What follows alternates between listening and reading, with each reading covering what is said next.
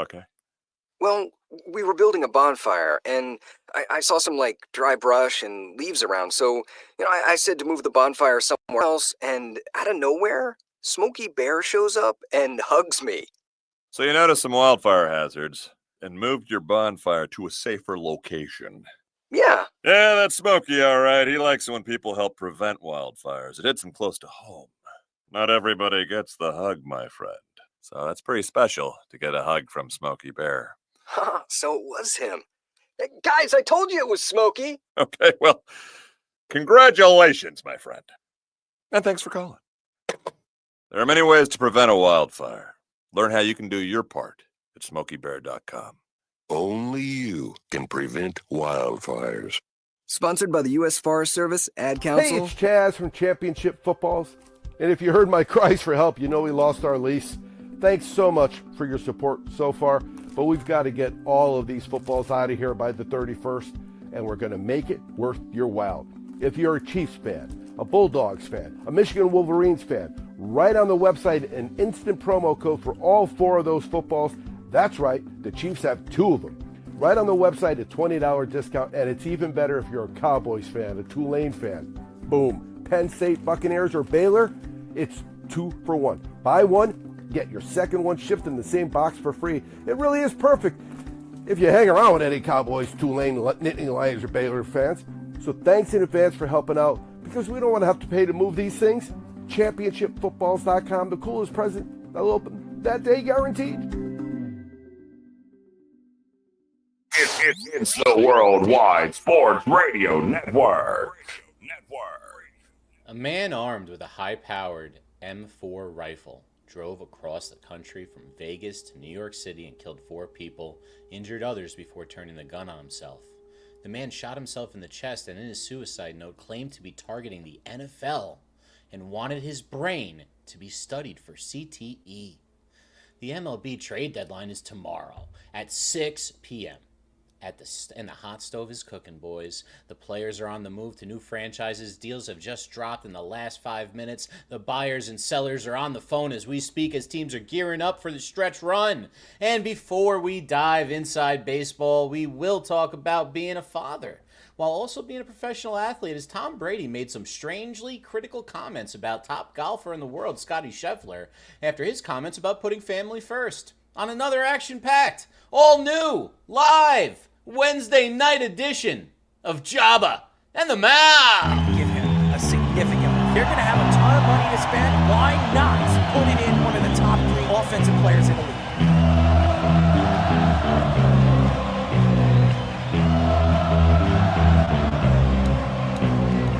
We're going to be looking at Aaron Judge and saying that he can't win the big game. Michael Jordan said, I played 82 games. You don't see LeBron doing that. This is a game where you got to go perform. I told you, Giant fans, and Saquon Barkley, at this point, I'm gonna fight them all. The 7-nation army couldn't hold me back. They're gonna rip it off. Take it down. Say whatever you want about Patrick Mahomes. He's the best quarterback in the NFL. Really? And I'm talking to myself at night because I can't forget.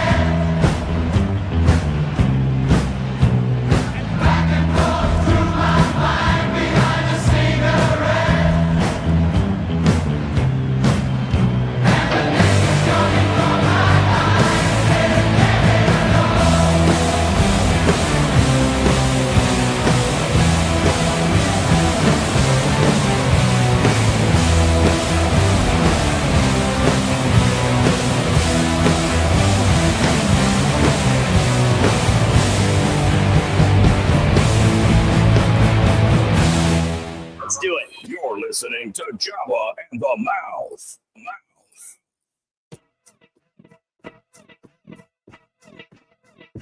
631-672-3108 is the number to call. Ladies and gentlemen, you're listening to a new episode of Jabba and the Mouth. I'm your host, Errol Marks. They call me the Mouth. My co-host, the one and only flamethrower or power or poet. I don't know what you call him.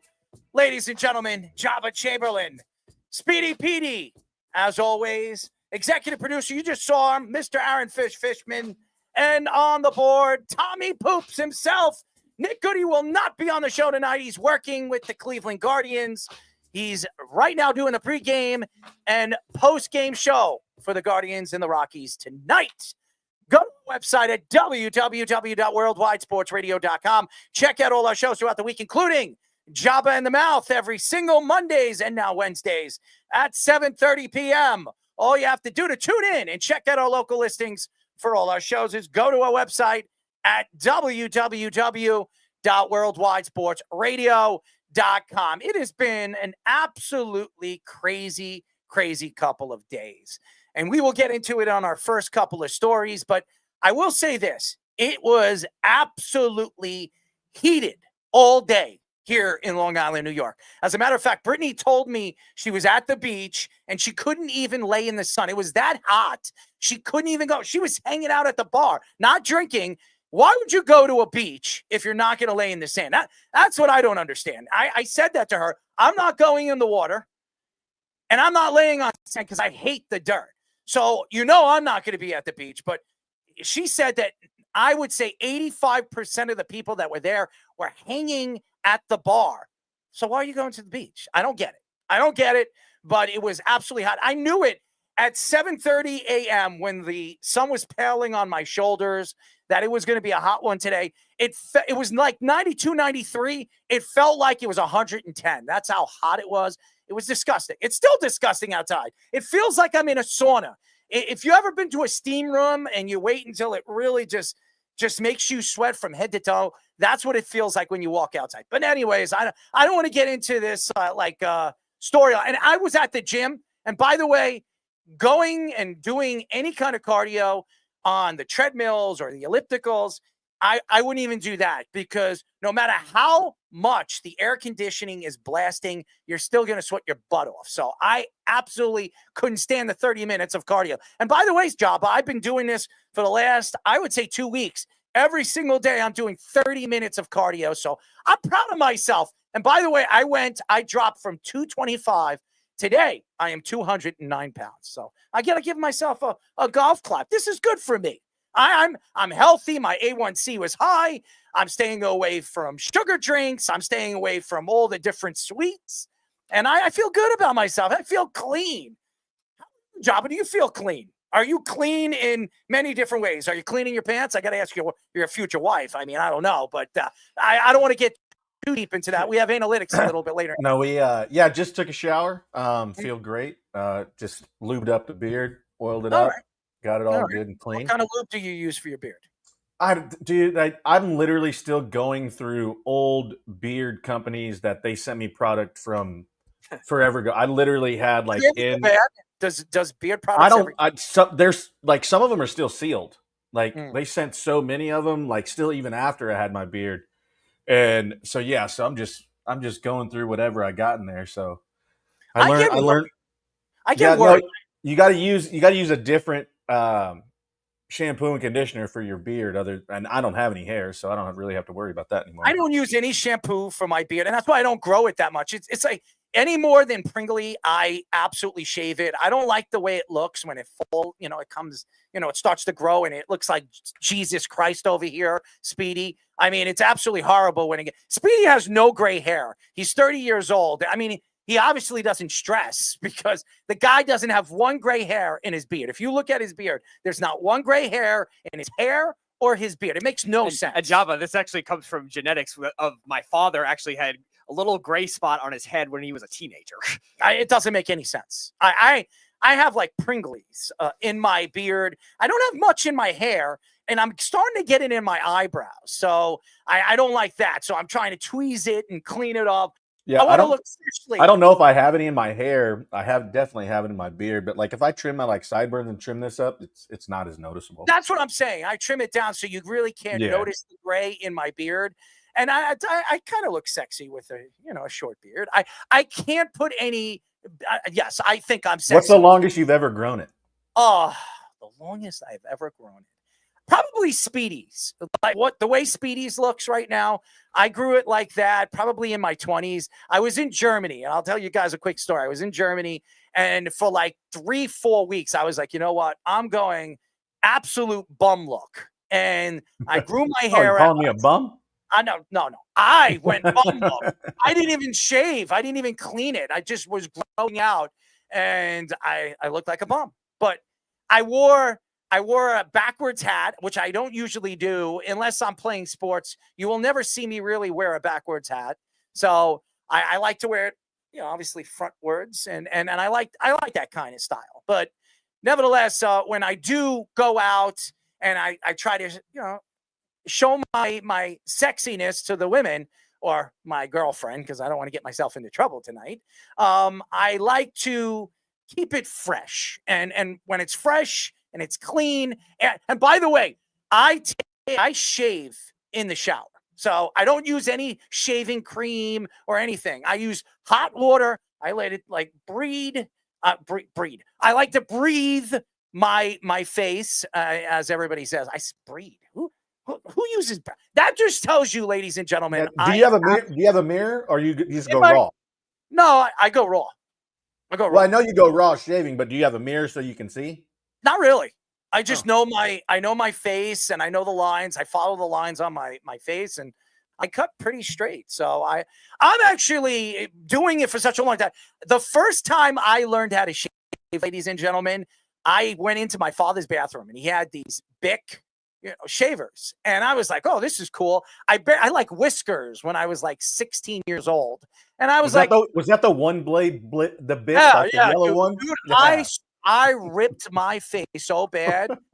I looked like I was in like a cat fight with somebody, and I never did that again. And I actually, usually your father teaches you how to use a razor. I had to learn the hard way. That's how I learned how to use a razor. So true story. The first time I actually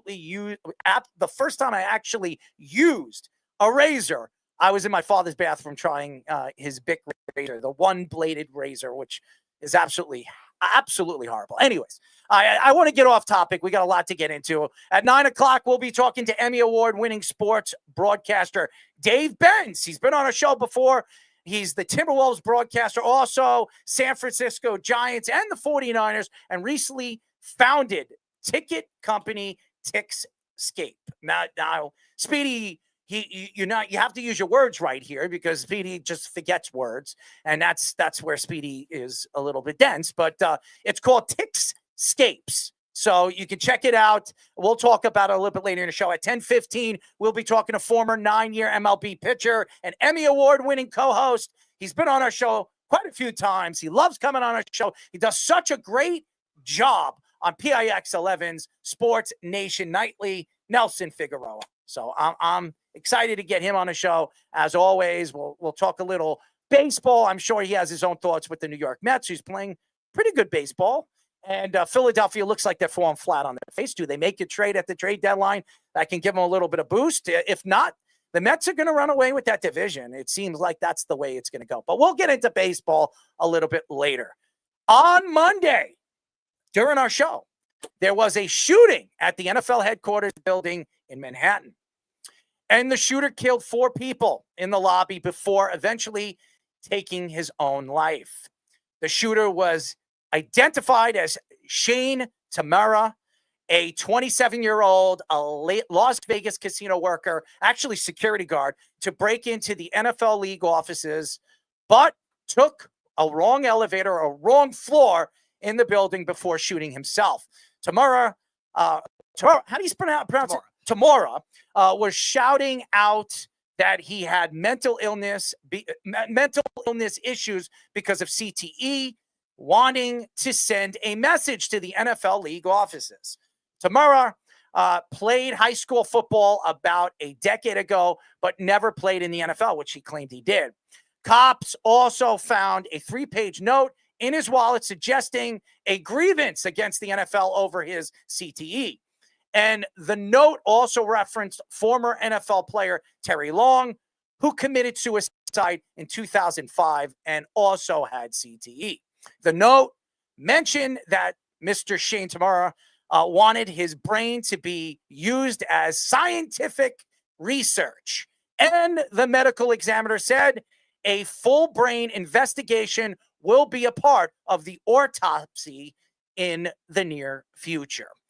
Now, I want to get into the CTE story because the CTE story is, to me, been as big of a story for the NFL over the last 20 years. But I want to get into this story because it's just absolutely horrific.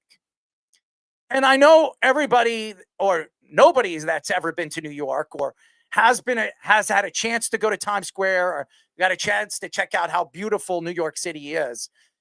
This is a place that obviously people are together, people support each other, and so many ethnic groups. You're talking about from all different parts of the world, genres of people from Haiti and obviously Israel and Germany and Australia. People are from all different parts of the world. They live over there. They raise their children over there. When you hear a story like this, and obviously I don't know anything about Tomorrow and who he is or what type of person he is with his family and how good of a football player he was, I could care less. When you hear a story of a guy traveling from Las Vegas as a security guard, by the way, who had mental illness issues. That's what the story is. And how he got an automatic gun makes no sense. How do you get obviously an opportunity to travel across the country with a gun? Now, you're going through tolls and all different places. You're going, honestly, 3,000 miles from Vegas to New York. And you think about how many cops, how many people he was passing all the way to New York.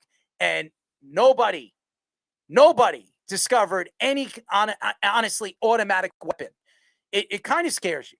How would you discover it, though, unless you, pulled him over? Well, that's what I'm saying. But think about it this way. You have tolls. You're going from one state to another. There's so many cops you're passing through. You're stopping.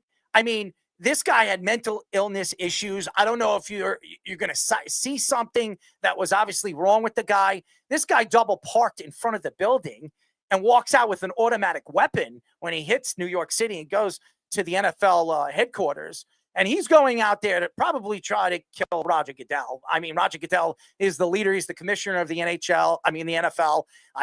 And honestly, with what the NFL has been dealing with over the last couple of years, obviously the $100 million agreement to pay off players with CTE and issues with obviously medical issues that these players have gone through over the last couple of years and decades and decades of football.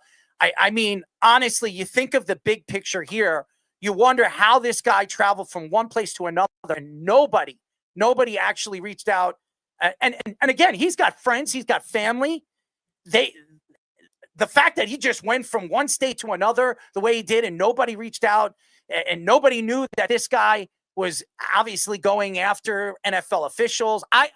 Somebody had to know. Now, obviously, they're going to investigate this. They're over there in Vegas right now talking to his family, his friends.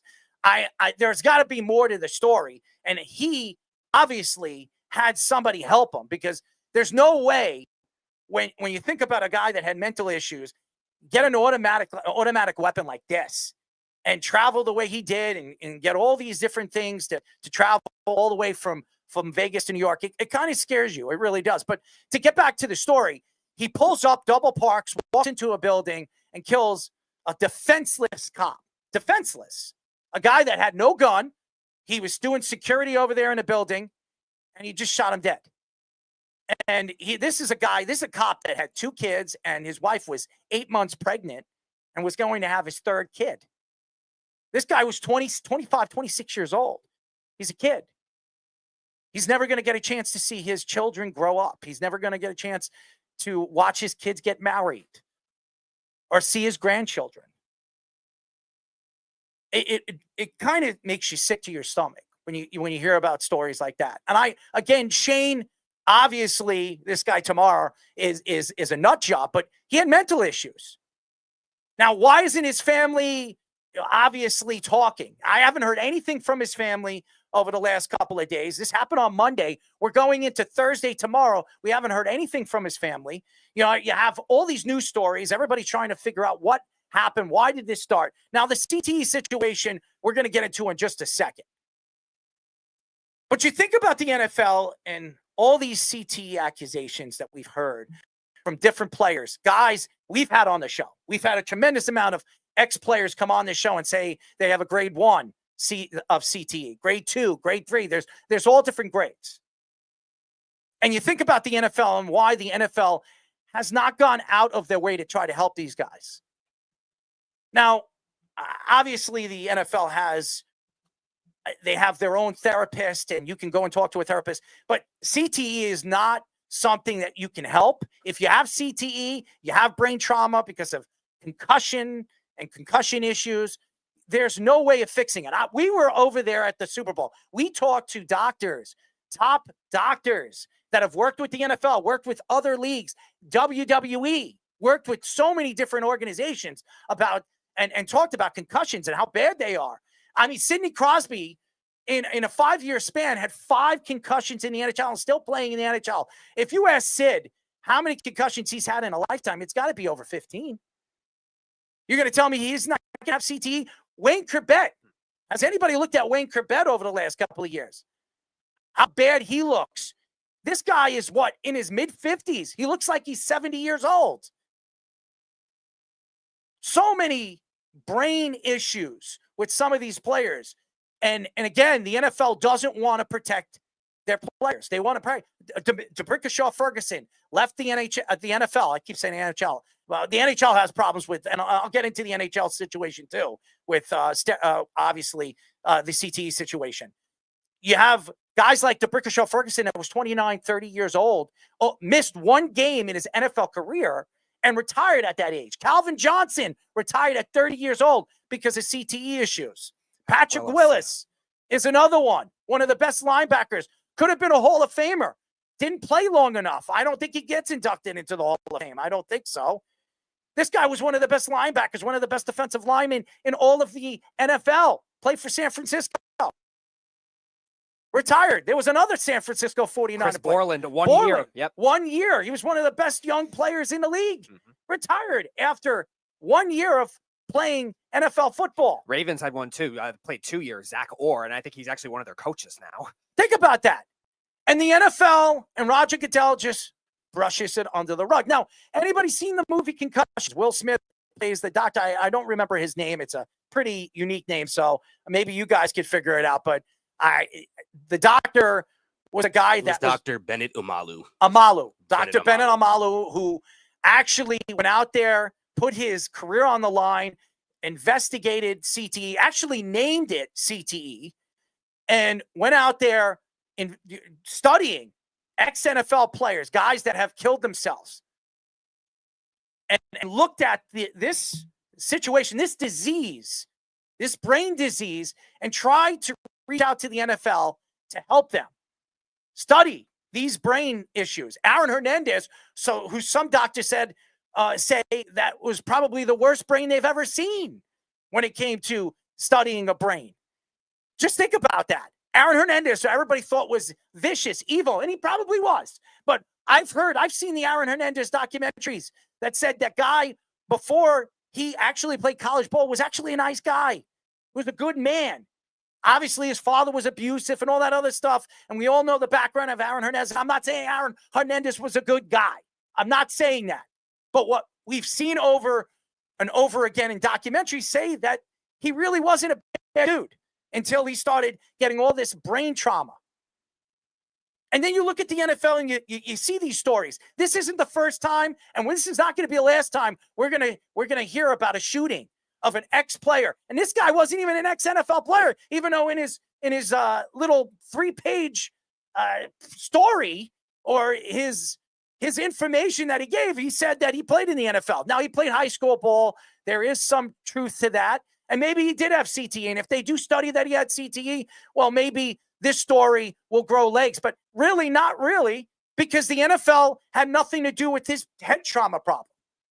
Now, but the NFL, when you think about these stories and Roger Goodell has not been really thorough and really stood high for this situation. He is kind of taking a step back and try to brush it under the rug and make it seem like, oh, we're going to fix it. We're going to fix some of the rules. We're going to fix the kickoffs and the punt returns. And they think that that's going to fix this concussion problem that they've had for many, many years. Now, you can't change football, and everybody doesn't want to see a flag football game because the game is an aggressive game. That's what you love about the sport. And a lot of parents are keeping their kids away from football. As a matter of fact, if you look at the numbers, more kids now are playing baseball and basketball than they are playing football. And one of the main reasons why is because of CTE, because of the concussion protocol that they're dealing with right now. The NFL is not protecting these players. It is a big, huge problem. And again, you're going to hear stories like this moving forward, and you're going to hear it from NFL players. NFL players have come out on this show and said that the league is not protecting their players. They're not looking out for their players. Calvin Johnson, and another guy that has been a spokesman for CTE and concussion protocol for the NFL, has come out and said that the NFL over the years have gotten better, but still not moving forward the way players and ex-players want them to protect now the future of youth and NFL football. It is a big problem, guys. And again, you can't change the game because you love it the way it is. We're young guys, or a lot of these young guys that are watching the game, they don't know anything about it. Jabba was an ex-baseball player. He knows a little bit about concussions, but baseball, you're not going to get concussions like you're playing football or hockey where you get slammed into a board that is not moving. Unless you're a catcher, that's about the only one. That's true, too, because you're getting run into by guys that are running from third base to home. And they're still doing foul balls straight to your mask. Foul balls, yep. And how about umpires getting concussion problems? Too? But it's a problem to me because the NFL knows, and Goodell knows, there should be more money invested into the research. And there are guys right now that have walked away from the game and are trying to obviously get help in those situations. And everybody keeps saying, well, there is help. There is therapy. We've had guys, Blood Powell has come on the show and told us that he's one of those guys that are talking to players and trying to help players out. If they need help, they're leading them to these therapists to help them, speak to them, and try to figure out how they can get more help. That's not going to help the situation for what has happened to them over the last 10 to 20 years. And there's no way of saying it. There's no drug that can help you. Obviously, they're studying it. They're trying to find ways that they can help it. Drainage. I talked to a couple of doctors where ex-players are trying to drain certain parts of their brain to loosen up some of the blood from those areas. I've seen that Joe Namath is another guy that's been working with concussion protocol, and also Curtis Martin investing money and time into trying to help concussion protocol for their organizations. Joe Namath has created with many different ex-athletes. I forget what it is. You go into this like I don't know what it's called, but you go into this like a lab, I think, right? Yeah, but it's not a lab. Like a bubble. It's like a bubble. You know when you go to a tanning salon, you go into one of those like beds. It's like a bed that you go into, and you sit into the bed for hours on end, and you got to do it numerous amount of times, and it helps certain concussion protocol, certain concussion issues that ex-players, but it's very expensive. So they're promoting something that is unaffordable for some of these players. And a lot of these players, when they walk away from the sport, they don't have benefits. They don't have it. The NFL takes it away after a certain amount of time. So now they're sitting there and they're saying, well, how can I get help? Should I go dig deep into my pockets? And everybody's going to say, well, they've made millions and millions of dollars. What are they complaining about? But when you're supporting a family and you're taking care of 3, 4 kids, and your wife obviously is got to get a job, or you got to get a job where it's going to help you get benefits to take care of your family, it starts to worry you. We've had Ovi Mohali on the show. We've talked about concussion protocol and where the NFL should be going in these situations. He believes that the NFL is not doing enough to help some of these ex-players. I just think that when you hear stories like this, and Roger Goodell is saying, well, there's a lot of great people and gracious people that have gone through these problems and have gone through it and have done the right thing to try to get help. Now you have a crazy man who's never played NFL football walk into an NFL building and shoots up people, innocent people. And he's trying to get to the floor of the NFL because he wants to just absolutely unload an automatic to kill everybody there. And Roger Goodell says, we're gonna add security. We're gonna add more cops around the building. Is that gonna really help the situation? This has been going on forever. Players are committing suicide because of these issues. And all you have to do is figure out a way to help these players. If they have CTE, concussion problems, or they have any problems when it comes to walking away from the game, the NFL should have some kind of benefits to these players to help their issues, their knee issues, their head trauma, their back issues. They shouldn't be saying, hey, after 2 or 3 years, after you walk away from the sport, well, you're on your own. You got to go take care of yourself. Go get your own insurance. To me, these guys have put their lives on their line, their families on the line to play a sport where you're putting yourself in harm's way, to entertain millions and millions of people so the NFL can become trillionaires. Just think about it.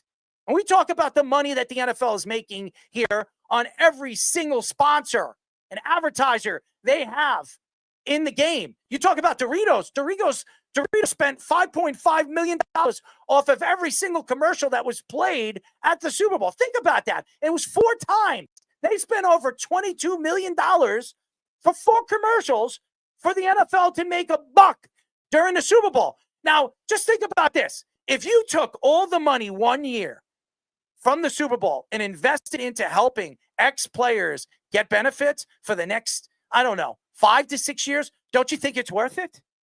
Don't you think it's worth it? They're making billions and billions of dollars off of 80,000 people showing up to football games to watch a crappy football team play.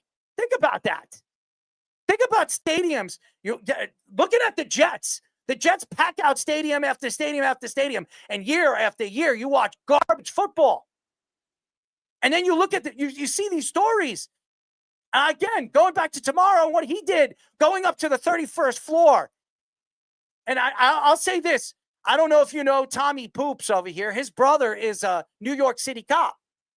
His partner was at the building after the fact, after the shooting happened. She was there when they were wrapping up the bodies and taking the bodies to the morgue. Wow. Think about that. Seeing something so terrible like that. And seeing a guy walk through the building and just unload with an automatic gun, killing an innocent cop and going to the wrong floor. Thank God he went to the wrong floor. And then you hear that the maid there, if she turned right, she would have walked right into the gunman. And then how about the person on the elevator that saw him off the elevator? She survived. So much to be grateful about. And this guy goes out, kills people, and then kills himself, shoots himself in the chest. Doesn't shoot himself in the head because he wants them to study his brain. Now, if he has CTE, maybe, and maybe that's where his mental issues are coming from. They state that supposedly his family says he had a ton of mental issues. When you have CTE, you're going to have mental issues. Think about all these ex-football players, ex-hockey players. Now, there are hockey players we've had on this show that have talked about some of the CTE problems a lot of these players have had. How about the goons? All these goon players that have gone out there, these guys were great players, and they're used to go out there to fight, to attract the crowd and get the fans to be into the hockey games. We've had at least 3 or 4 of those guys. Yeah, on this show, telling us that they were great hockey players and they couldn't play in the NHL unless they became a goon because they didn't need a superstar player. They had enough great players on a team. Either you're going to learn how to fight or you're going to go down to the minors and make not a penny more than you would expect to make if you were a professional. Just think about that. And that goes to the NFL and the way the NFL don't take care of their players. Roger Goodell has said nothing about former players that have stood high to make this the sport turn into the biggest sport worldwide. Besides soccer, what is bigger than the NFL? The NFL is trying to make foreign teams. They've played football games, professional football games in Germany, Brazil last year. You have them in London. Australia. And now you're talking about the NFL maybe building an English football team. They're growing so big, and the NFL still can't protect the players that have stood for the emblem, stood for the name, the National Football League. That, to me, is scary. And you hear a story like this, it's scary to think that the NFL, after this situation, all you hear Roger Goodell say is, thank God only one of our people were hurt. That's what he said. And we're going to add more security and police help moving forward. What about the innocent people that were outside of the building when this gunman walked, double parked, pulled out of his car, and could have shot innocent people? Because the NFL over the years have not gone out there to really help this situation. They really haven't. CTE has been here forever. Who is the center that played for the Steelers? Mike Webster. Mike Webster was a guy that a lot of people talk about, the CTE problem that he had. What did he do to himself? He didn't shoot himself. He electrocuted himself. Right. He electrocuted himself in his car. He was living in his car. Mental issues. Couldn't take care of himself. His family didn't know what was wrong with him. He didn't know where he was. But the NFL made it seem like, he had mental issues. He had problems. Why do you think one of the greatest centers, if not the greatest center to ever play an NFL football game, commits suicide? And obviously the issues that he had over the years before he killed himself. And the NFL did nothing to help him. There are players over the years that have written to the NFL crying for help, and the NFL just kind of like brushes it to the side. Roger Goodell doesn't really protect the players that stood strong for really all the years that the NFL has grown. He has been a commissioner for the NFL for how long? What is it, 12 years now? 06, more than that. That's almost 20 years. All right, so 20 years. Roger Goodell has been the commissioner of the NFL. How much money has Roger Goodell made over the last 20 years? At least $50 billion more than he deserves. $50 billion. Yeah. Think about it. He's making $50 million right now. Roger Goodell's made over $300 million. If you add the money that he has made over the 20 years, and I don't have the number here, but I know he just signed a $50 million a year contract. And by the way, his family was agreed upon to have a life insurance policy. And I'm talking about medical insurance for the rest of their lives, even if he stepped down as the commissioner of the NFL. Why can't the NFL do that for former players, taking care of the broadcasting, the emblem? They're going out there and promoting and sporting the sport and speaking for the sport and growing the sport after walking away from it. Drew Brees is one of those guys that really stand out to me since he's walked away from the sport. What has the NFL done for him? Honestly, what has the NFL done for Drew Brees? Now, I remember NBC hired him. Remember that? NBC hired him as a broadcaster. How long did that last? It didn't last long because he's not a broadcaster. Just a year, wasn't it? Yeah, it wasn't long. And Drew Brees now is trying to figure out what he wants to do with the next part of his life. And I don't know, but the NFL hasn't gone out of their way to try to help one of the greatest quarterbacks to ever play the game and go to him and say, listen, we're going to fill you in. We're going to give you a job over there at the NFL headquarters. We need somebody like you to help build our product to the new age of players. Help the young quarterbacks grow into the superstar player you became coming from Vanderbilt. Right? It was Vanderbilt? Or where did he play? Purdue. I'm sorry. Purdue. Why don't you think football does kind of like what baseball does? And I'm not saying it's a made up position, but how they bring back some of the legends that were on that team in a front office capacity, or, you look at like guys like Pujols and CeCe that go work for the commission to get, more cultural diversity into the game and spread the word. Like, I feel like there's not enough of that in football, where it's like the special assistant is kind of the made up term, right, for baseball, and bring those guys back to help mentor these young kids and to be a face to the organization, not just a front office, but to keep them involved. To your point, like, why don't they go to a guy like Drew Brees and be like, hey, what are you passionate about? Is there something that you see that we could do better in this game? And is it, getting guys ready for the next chapter of their life or whatever? I don't feel like they do a very good job of, when their players are done, it's just like, here you go. You're, now wash your hands clean. But you see so many of these guys in baseball. I don't know how much in basketball you see it a little bit, like Elton Brand, for example, is one. And guys go back and coach and do those things. So it doesn't make sense to me why you wouldn't want some of those names to be involved in some capacity of your organization. Or some of these guys are getting involved trying to help. Calvin Johnson is one of those guys. I mean, Jabicka Ferguson here in Long Island. He's from Long Island, Freeport, Long Island. He does all these different these seminars out here for some of these young kids, teaching them how to be tough football players, learn how to protect themselves and learn how to protect their heads when they're out there playing full contact football or full contact sports. There are a lot of guys out there trying to help their sport and help these young kids grow into guys and players where they understand the new technique or learn the technique to protect their heads. Over the years, the NFL didn't care about that. The NFL didn't care about technique. They just cared about how many times are you going to go out there? How many times are we going to get you to go out there, even if you're throwing up on the sidelines or you're throwing up on the football field? I mean, Curtis Martin told me his eyes were rolling in the back of his head in the huddle, and he would go out there and play 5-6 more plays before he's throwing up on the sidelines. And then finally the coach tells him to sit. I mean, this has been going on for years. There is no protection when it comes to these players. And we can go on and on and on about it. And again, this isn't the last time we're going to see this. Now, this kid had nothing to do with the NFL. The NFL, and that's what the NFL is going to say now. That's what they're going to say.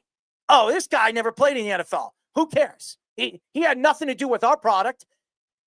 But if this guy's going to the NFL headquarters and trying to shoot up the NFL, obviously there's something he is reading and what people are telling him that the NFL isn't doing to help former players out with their concussion protocol and concussion problems, where this kid believes that the one thing he needs to do is go and shoot up and try to kill whoever he can from the NFL.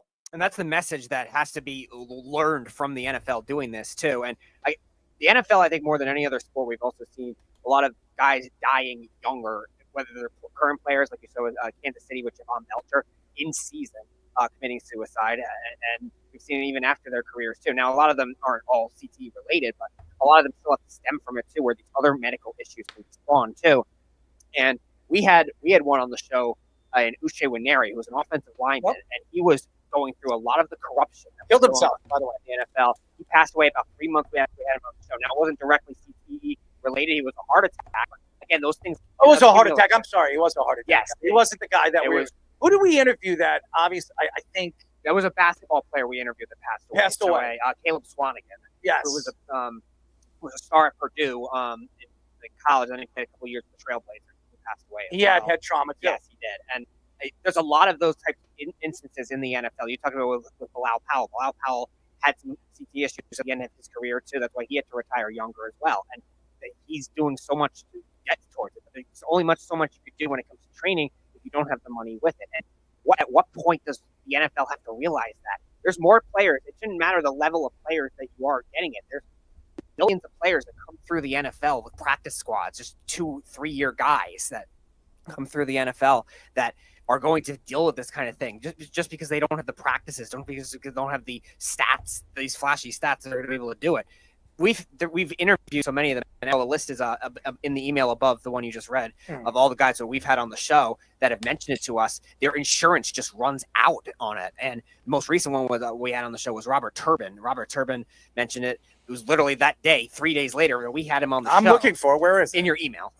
You want me to look in my email? Yeah. Try to look what you just read. Right there? Where? 7:15, the 7:15 one. He's been texting you to read your email the whole time. Well, guess what? I was in the shower. I've been dealing with my own crap all day. So there's a lot of those types of guys that are not going to be the stars that are going to be dealt with that. And that cannot happen for, like you're saying, you're getting all these Super Bowl commercials, all these revenue. There's enough to spread it out where these players get it more than just once. I remember when Robert Turbin was on the show, and I mentioned the concussion situation. He was back and forth trying to protect the league.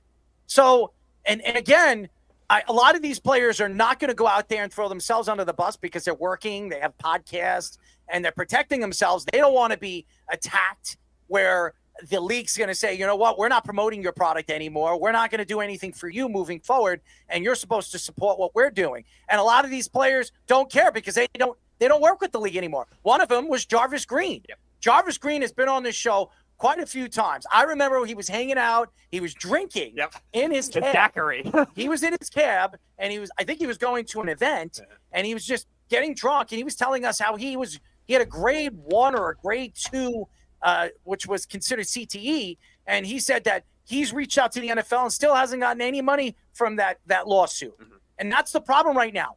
The NFL is giving money to these guys, but who's getting the money? And where's the money coming from? The money coming? It's only $100 million. $100 million goes fast. I mean, seriously, when you have guys that are making guys like, hey, we mentioned there's a guy on the New York Mets, Juan Soto, making $60 million a year. Just got a $675 million contract. And all the NFL can dish out is $100 million to help former players with their medical issues. That's a problem. And over time, too, it's not hard to re-up on that kind of thing. And if players are struggling like this, they should be able to reach out to the NFL and get some kind of support with that. And it should be an open thing. It shouldn't just be restricted after a certain time frame, too, because there are lingering effects. Like you said with Mike Webster. Mike Webster, it was a while after his career that it happened. I think it was in 2000 when he ended up dying. That's at least 15 years after he retires. These kinds of things can still happen that long. And it just depends on everyone. Every body is built differently too. It doesn't matter if you play 2 years in the NFL or you play 15. It can accumulate over time too, especially with positions like a linebacker position. We had a lot of linebackers on the show, running backs, like we talked about with Powell. There's a lot of them on the show. Christian Okoye, when he was on the show, was mentioning a lot of things with CTE, and they didn't research it as much back then when he was playing, and he was dealing with it a lot. It shouldn't matter how level of player you are and how many reps there are. The NFL should be able to go to these players and help them directly. The NFL was trying to sue the director that, or the organization that brought out that Will Smith movie, a concussion movie. After the movie came out, they were trying to sue. They were trying to get rid of the movie and completely banish the movie. And the NFL, remember, they're a multi-billion-dollar organization, so they've got so much power. And when it comes to money, as we see what's going on in the world right now, you can get away with murder, literally murder, by doing the things that you can do and waving your money around. And that's the problem right now with the NFL. They're so big, they're so powerful, and Roger Goodell has the owner's ears and the owner's mouth, voices, and he speaks up. And when he speaks up, nobody can attack Roger Goodell. Nobody can throw Roger Goodell under the bus, because if they do, you are going to be banished from the league. The NFL will banish you. And that's the problem right now. If you say anything to attack the NFL or say anything about what the NFL isn't doing to help former players or former people, players like Brett Favre, who has Parkinson's. We have a guy right now on a comment section right now, Sean Browning, who's saying, Brett Favre has Parkinson's. Well, he's been hit so many times in the head. How many concussions has Brett Favre had? So, and this is just going to keep on going and going and going. That's what's scary about this. And it's not just football. It's happening in other sports that are not full contact sports. The NBA, there's CTE going on. You have the NHL, soccer, with the head trauma that they have because of the headbutts and all the stuff and getting kicked in the head. All these sports have CTE problems, but CTE problems. But the one sport that everybody is talking about is the one sport that this guy, this idiot, this nut job went to the buildings, double parked, walked in with an automatic weapon, mental problems, and shoot up a building, innocent people, killing an innocent cop. It's just shameful. It's disgusting. And the NFL, I'm not blaming the NFL for this. You can't blame the NFL for this. This isn't the NFL's fault. But The NFL stands for something. And what Roger Goodell should be saying, instead of saying thankful that only one person from his organization got shot and thank God he's okay and saved a lot of people, and saying that there's going to be more security and more police now they're moving forward, he should have went out there and said, my heart goes out to the families. Now, he hasn't done anything, hasn't spoken as far as what I've seen. I haven't seen anything from Roger Goodell yet, but that's something that the NFL should have done right away, within hours from this situation, this awful situation that happened in New York City. No, but let me ask you guys a question. And as you guys are bringing up like insurance and stuff, so are you saying, obviously take care of these guys? I'm not disagreeing with that. Are you saying that if you spend one day in the NFL that you should be taken care of, or should there be a precedent? Because in baseball, you can't get insurance until you play 3 years, and then you can get it, and then 5, and then obviously full vested at 10. But we don't have insurance. We don't have insurance either. Like, we can keep our same insurance that we have, but we have to pay for it. Yeah, like there's probably a little service time that has to go into it, probably for what they're going to consider. But again, they still should be open to just directly reaching out to players that are even just playing and practicing and stuff, because these injuries can happen in practice over time too. And here's the thing: Roger Goodell did speak out. He spoke out a day ago, and to me, Roger Goodell should have went out there right away and said something to speak out for the NFL. He says this is an unthinkable act, Goodell wrote, but we stand together in grief and in support of one another. That's what Roger Goodell said. That was the spiel that Roger Goodell gave after this terrible act. And again, the NFL, this isn't the NFL's fault. I'm not blaming the NFL for this awful thing that happened, because this guy never played in the NFL. I blame the NFL because the NFL has not done enough to help this situation. That's what I blame the NFL with. So how does a kid, get CTE if he never played past high school? Is the question a lot of people are probably asking. And you don't realize a lot of kids and a lot of coaches, I'll start with the kids, just don't really have good form in high school. It's not even that they're not good athletes. Some of them are good athletes. A lot of them aren't. But a lot of them lead with their head. It's easy, right? You can bring someone down because the head could be used as a weapon, and it's just easier to tackle that way. When I was a kid, they told you to bite the ball in football. You were not coaching football that way to tackle anymore. It changed with Pete Carroll, actually. With the Legion of Boom teams, they implemented rugby tackling, which allows you to gang tackle without your head ever coming in contact. Basically, you just attack.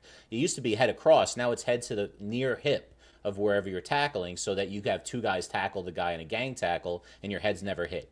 So it's a lot safer. Also, the guy can't knee you in the head. It's just better. And there's been a lot fewer concussions. I don't think that's Goodell doing anything. I do think that's Pete Carroll and some of the great minds of football actually just making the game safer, because that's what you need to do. But what happens in high school very often is that you either have coaches that are not really concerned with maybe guys further down on their roster and are not coaching them up. I know this guy probably had a good year or two. He probably wasn't a star guy. He had promise. The coach said, I didn't know where it went wrong. It sounds like a guy that probably fell through the cracks on a roster. I mean, Errol, you've told me stories, that you've had some issues when you were in high school, guys that, didn't, it made it hard for you to play on the roster. I mean, this kid, he's saying he has CTE. It could be very possible that he was just never coached well. He fell through and he just decided, I'm just going to work to get a spot and put his head down, and messed up his entire life. And again, and the NFL had nothing to do with what happened to this kid years before him going on this madness killing spree. Okay. The NFL had nothing to do with it, but there had to be something that set this guy off. There had to be something. And why would he go after the NFL? The NHL, they're another organization that has concussion and CTE problems. So does the NBA. So does every single other sport. But there's a lot closer places than New York from Vegas. Exactly. I mean, you could have gone anywhere, but the NFL, you go to the NFL building and you go and you're trying to kill off people from the NFL. It tells you one thing.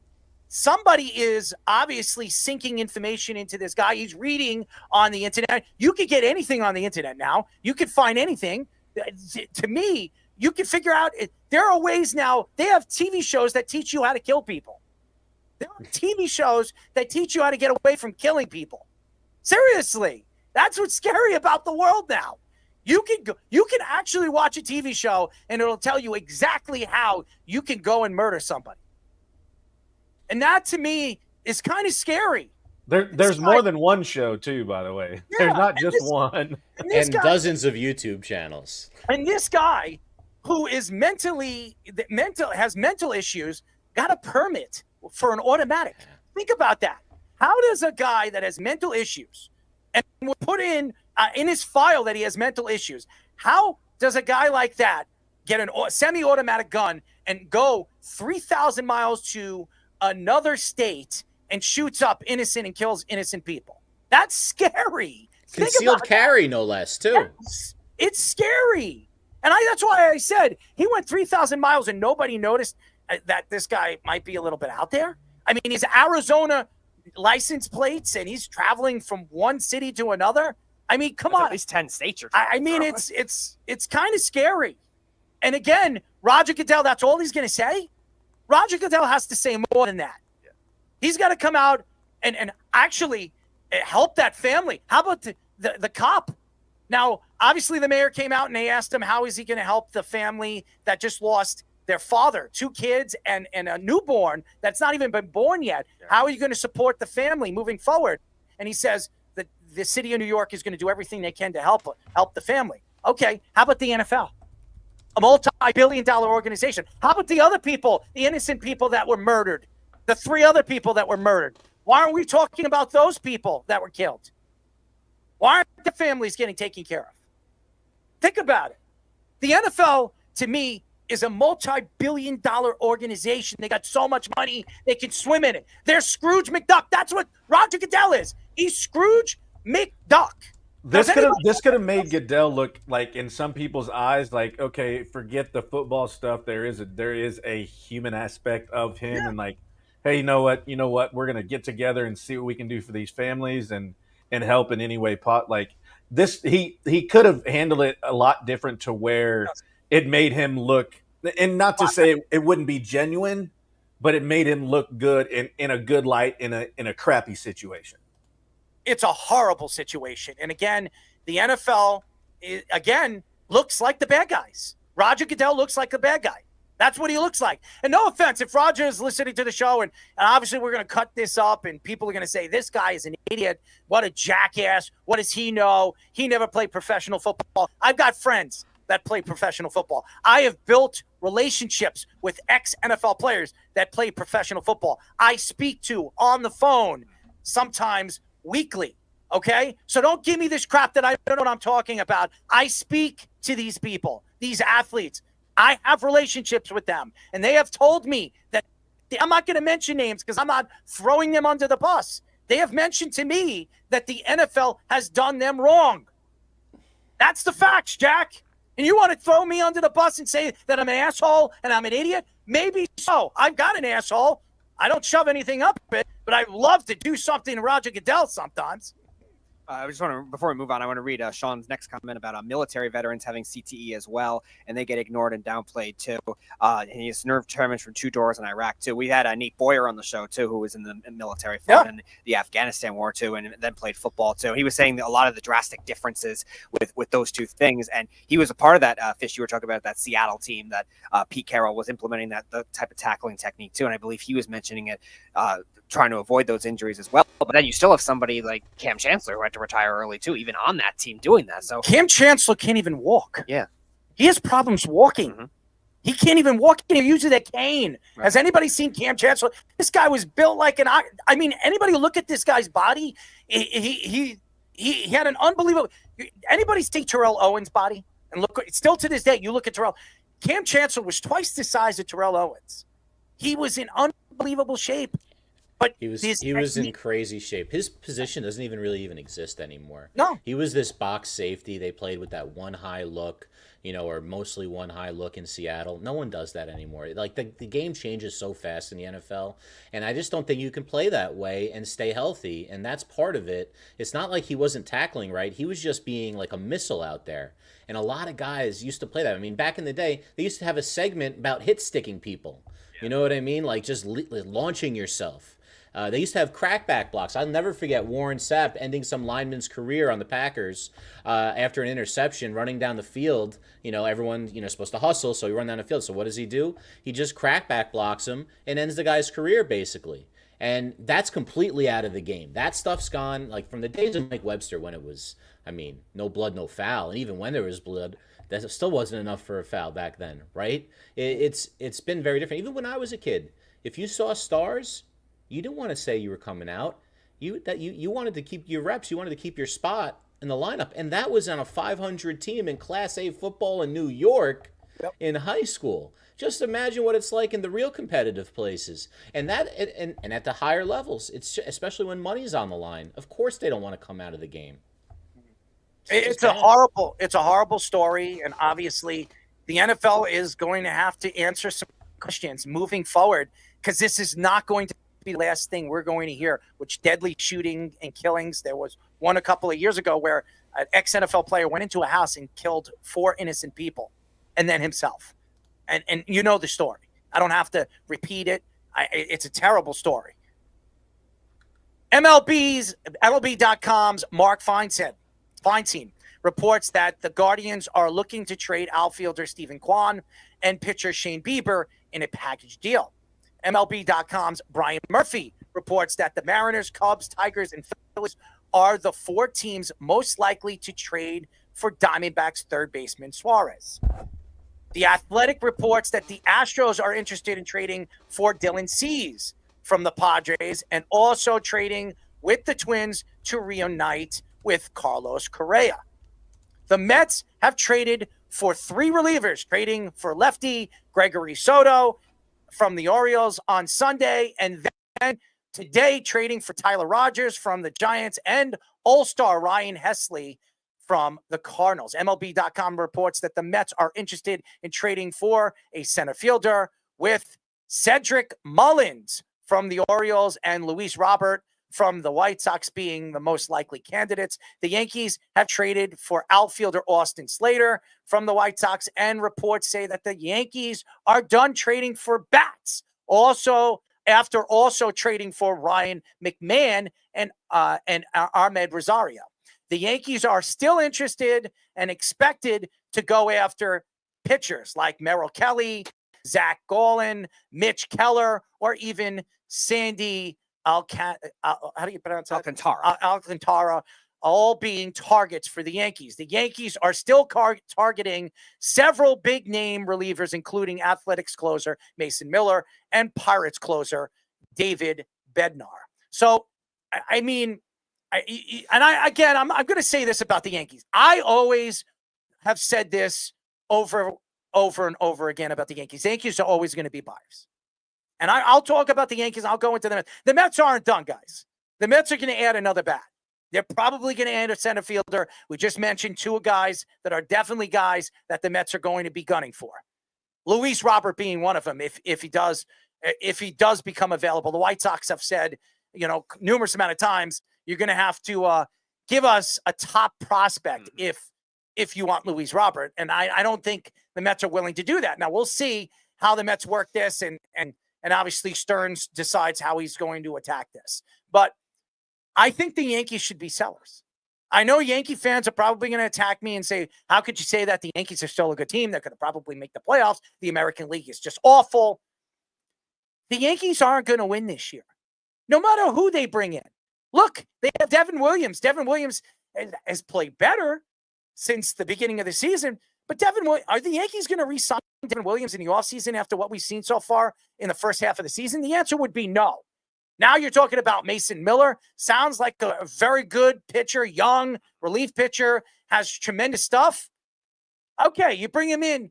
Is he going to be the only player that you're going to need to take that step forward. If the Yankees are coming out and saying they're not adding another bat, that's scary. Especially from the A's. You would think they would want to add a bat from them.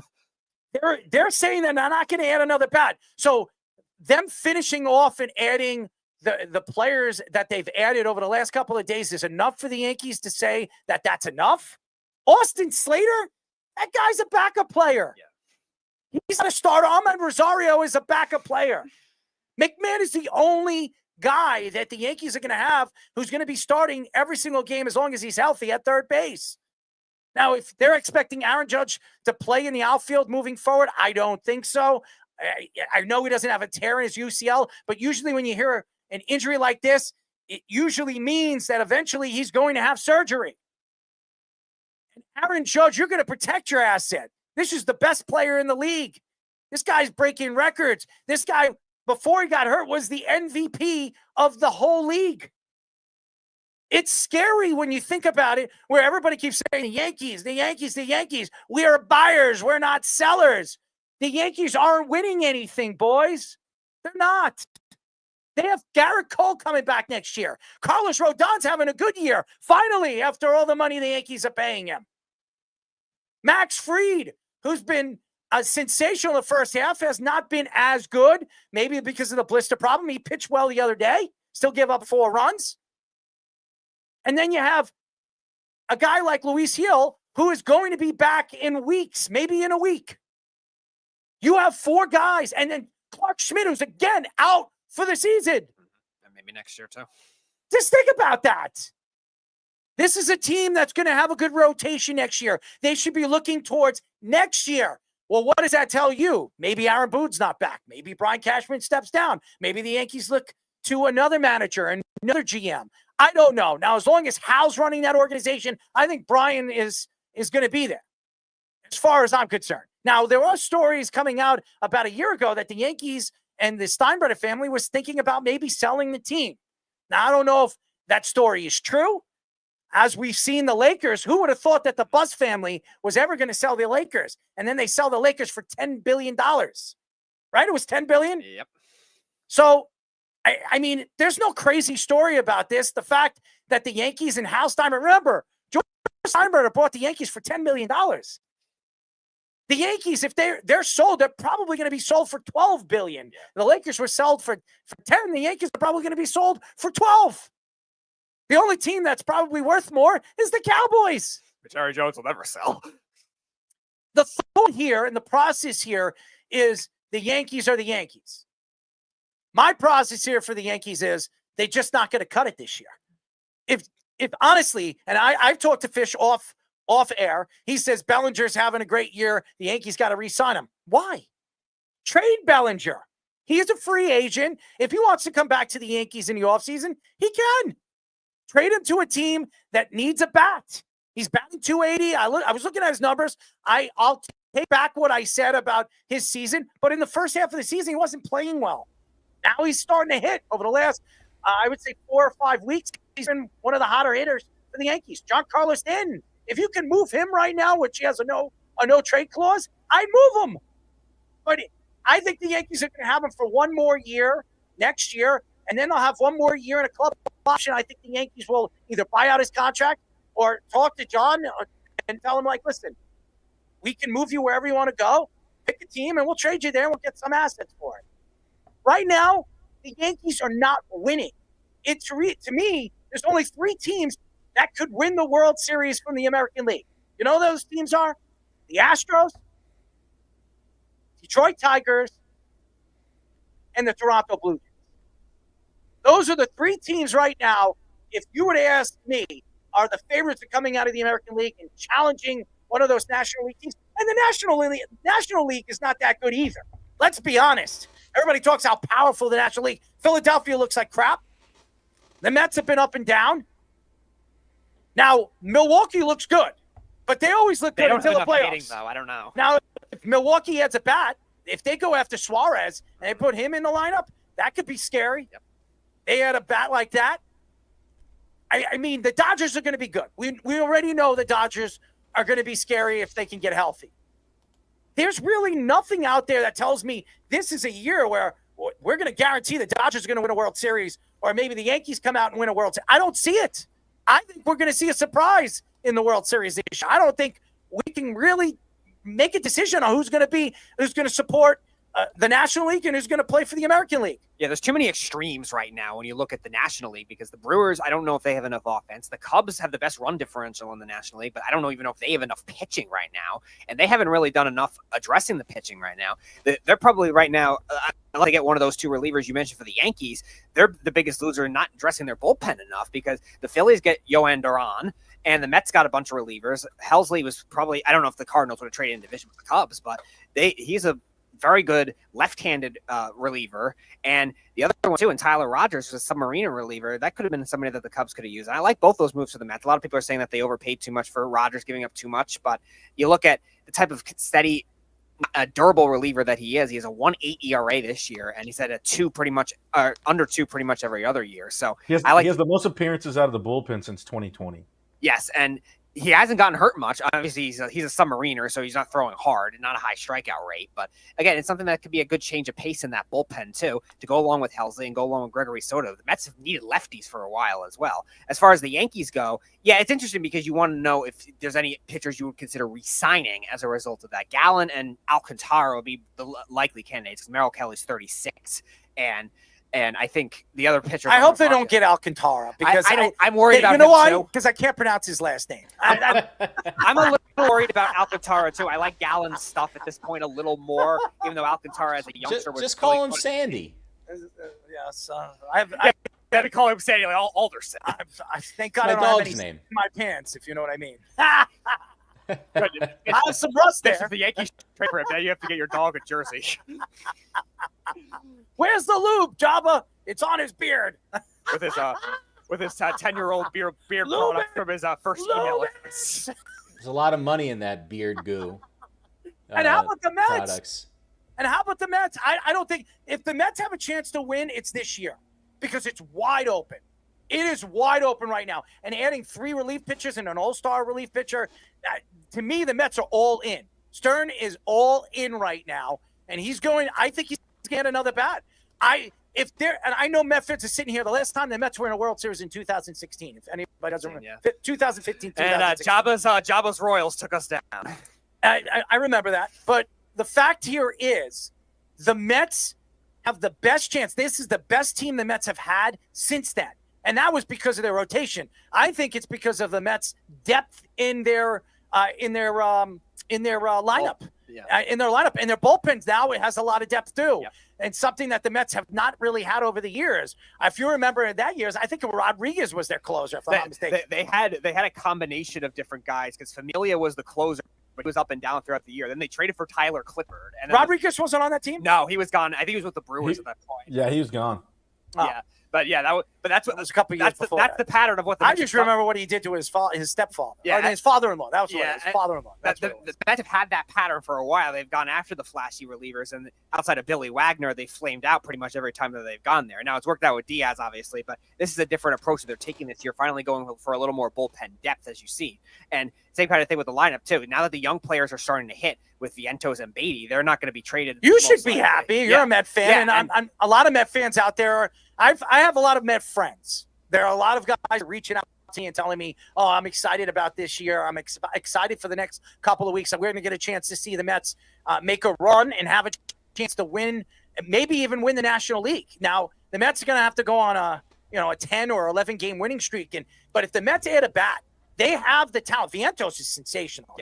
He can't play the field. He's a bona fide DH, and that's the problem with the Mets right now. If you give Pete Alonso a contract in the offseason, how many years does he have left to play in the field? Now, he's a bona fide DH in another 3 or 4 years. Same thing with Juan Soto. How many years does Juan Soto have before you put him as a bona fide DH? That's scary too. So Juan Soto's going to be a Met for life, because he's under contract for the next, 15, 20 years. I mean, the Mets giving those extensions that they give him. And now you have guys like Lindor and all these other guys. Lindor's getting up there in age. Lindor signed a long-term deal. So I think that obviously if the Mets have a chance to win, it's now. the next 2 or 3 years. And I do you remember what Uncle Stevie said when he took over this team? 5 years. He said 5 years. Where are we in right now? We're technically 5.5 because of COVID. 5.5. So if there's a time that the Mets can pull off a championship win, it's now. And then what has Uncle Stevie said? Maybe I was a year off, but hey, yeah, I'm not gonna dish it and swish it. I just spend the money. I'm a billionaire. I dish it and swish it. Who does that remind you of? Well, Clyde Frazier. Is he at the? I saw him at the basketball. If I'm not mistaken, he was at a basketball event recently over the weekend. I saw on television, and he has the ugliest suits, man. The ugliest suits. And my grandfather wouldn't wear this suit. But that's kind of what he's known for. Dude, this one is. I have to get the picture.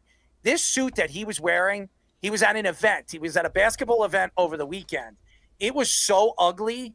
I mean, your great grandfather wouldn't wear it. That's how ugly it was. It looks like drapes on his body. That's what it looked like. It came out of the roaring It looked 20s. like drapes. I'm not lying to you. And he was wearing this instead of wearing a tie, he was wearing a scarf. And you guys got to see the scarf that he was wearing. It was like pinkish gray. It was the ugliest scarf. I'm like, and I've met Walt a couple of times, and when I met him, he was wearing jeans and a t-shirt. When he goes out to these events, I don't know who dresses him, but it is absolutely terrible. If it's his wife or his fiance or whoever I think he's still married. If it's his wife, she needs to get her eyes checked or something. It's horrible. It's horrible. Quickly before Java, you go. I just want to mention with the Luis Robert rumor too. They were very close 2 years ago even to trading him. I think the Mets were one of those teams in on it. The Phillies were very much in on it too. The White Sox are going to leverage it pretty high. And I remember I wanted Garrett Crochet last year because I always said the Mets should trade for a younger pitcher that they can sign eventually down the road. And they never did it for a while. Now, granted, they've hit some good gems with their pitching and they've made it work, but the White Sox apparently wanted Vientos in the deal, and now they're saying they're going to look at it to circle around Acuna. So it'll be interesting to see how that develops, but that should be the move that they do make. That's the power move they need to get over the top. Yeah, I mean, I love this time of year because it's all speculation. What do they need? Are they going to do it?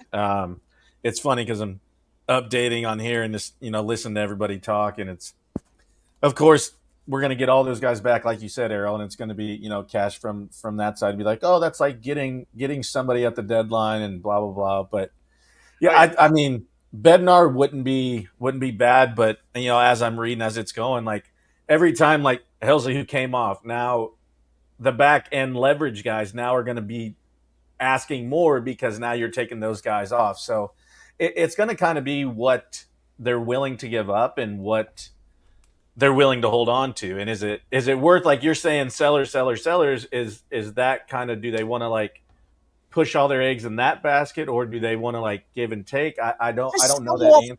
So sell off two players. Devin Williams, you're not bringing him back, and Bellinger. If Bellinger wants to come back next year, you re-sign him, let him go to another team and try to win a World Series and get prospects. Bellinger's having a good year. Teams would actually offer at least two decent prospects. The Yankees farm system is ranked 28th right now in baseball.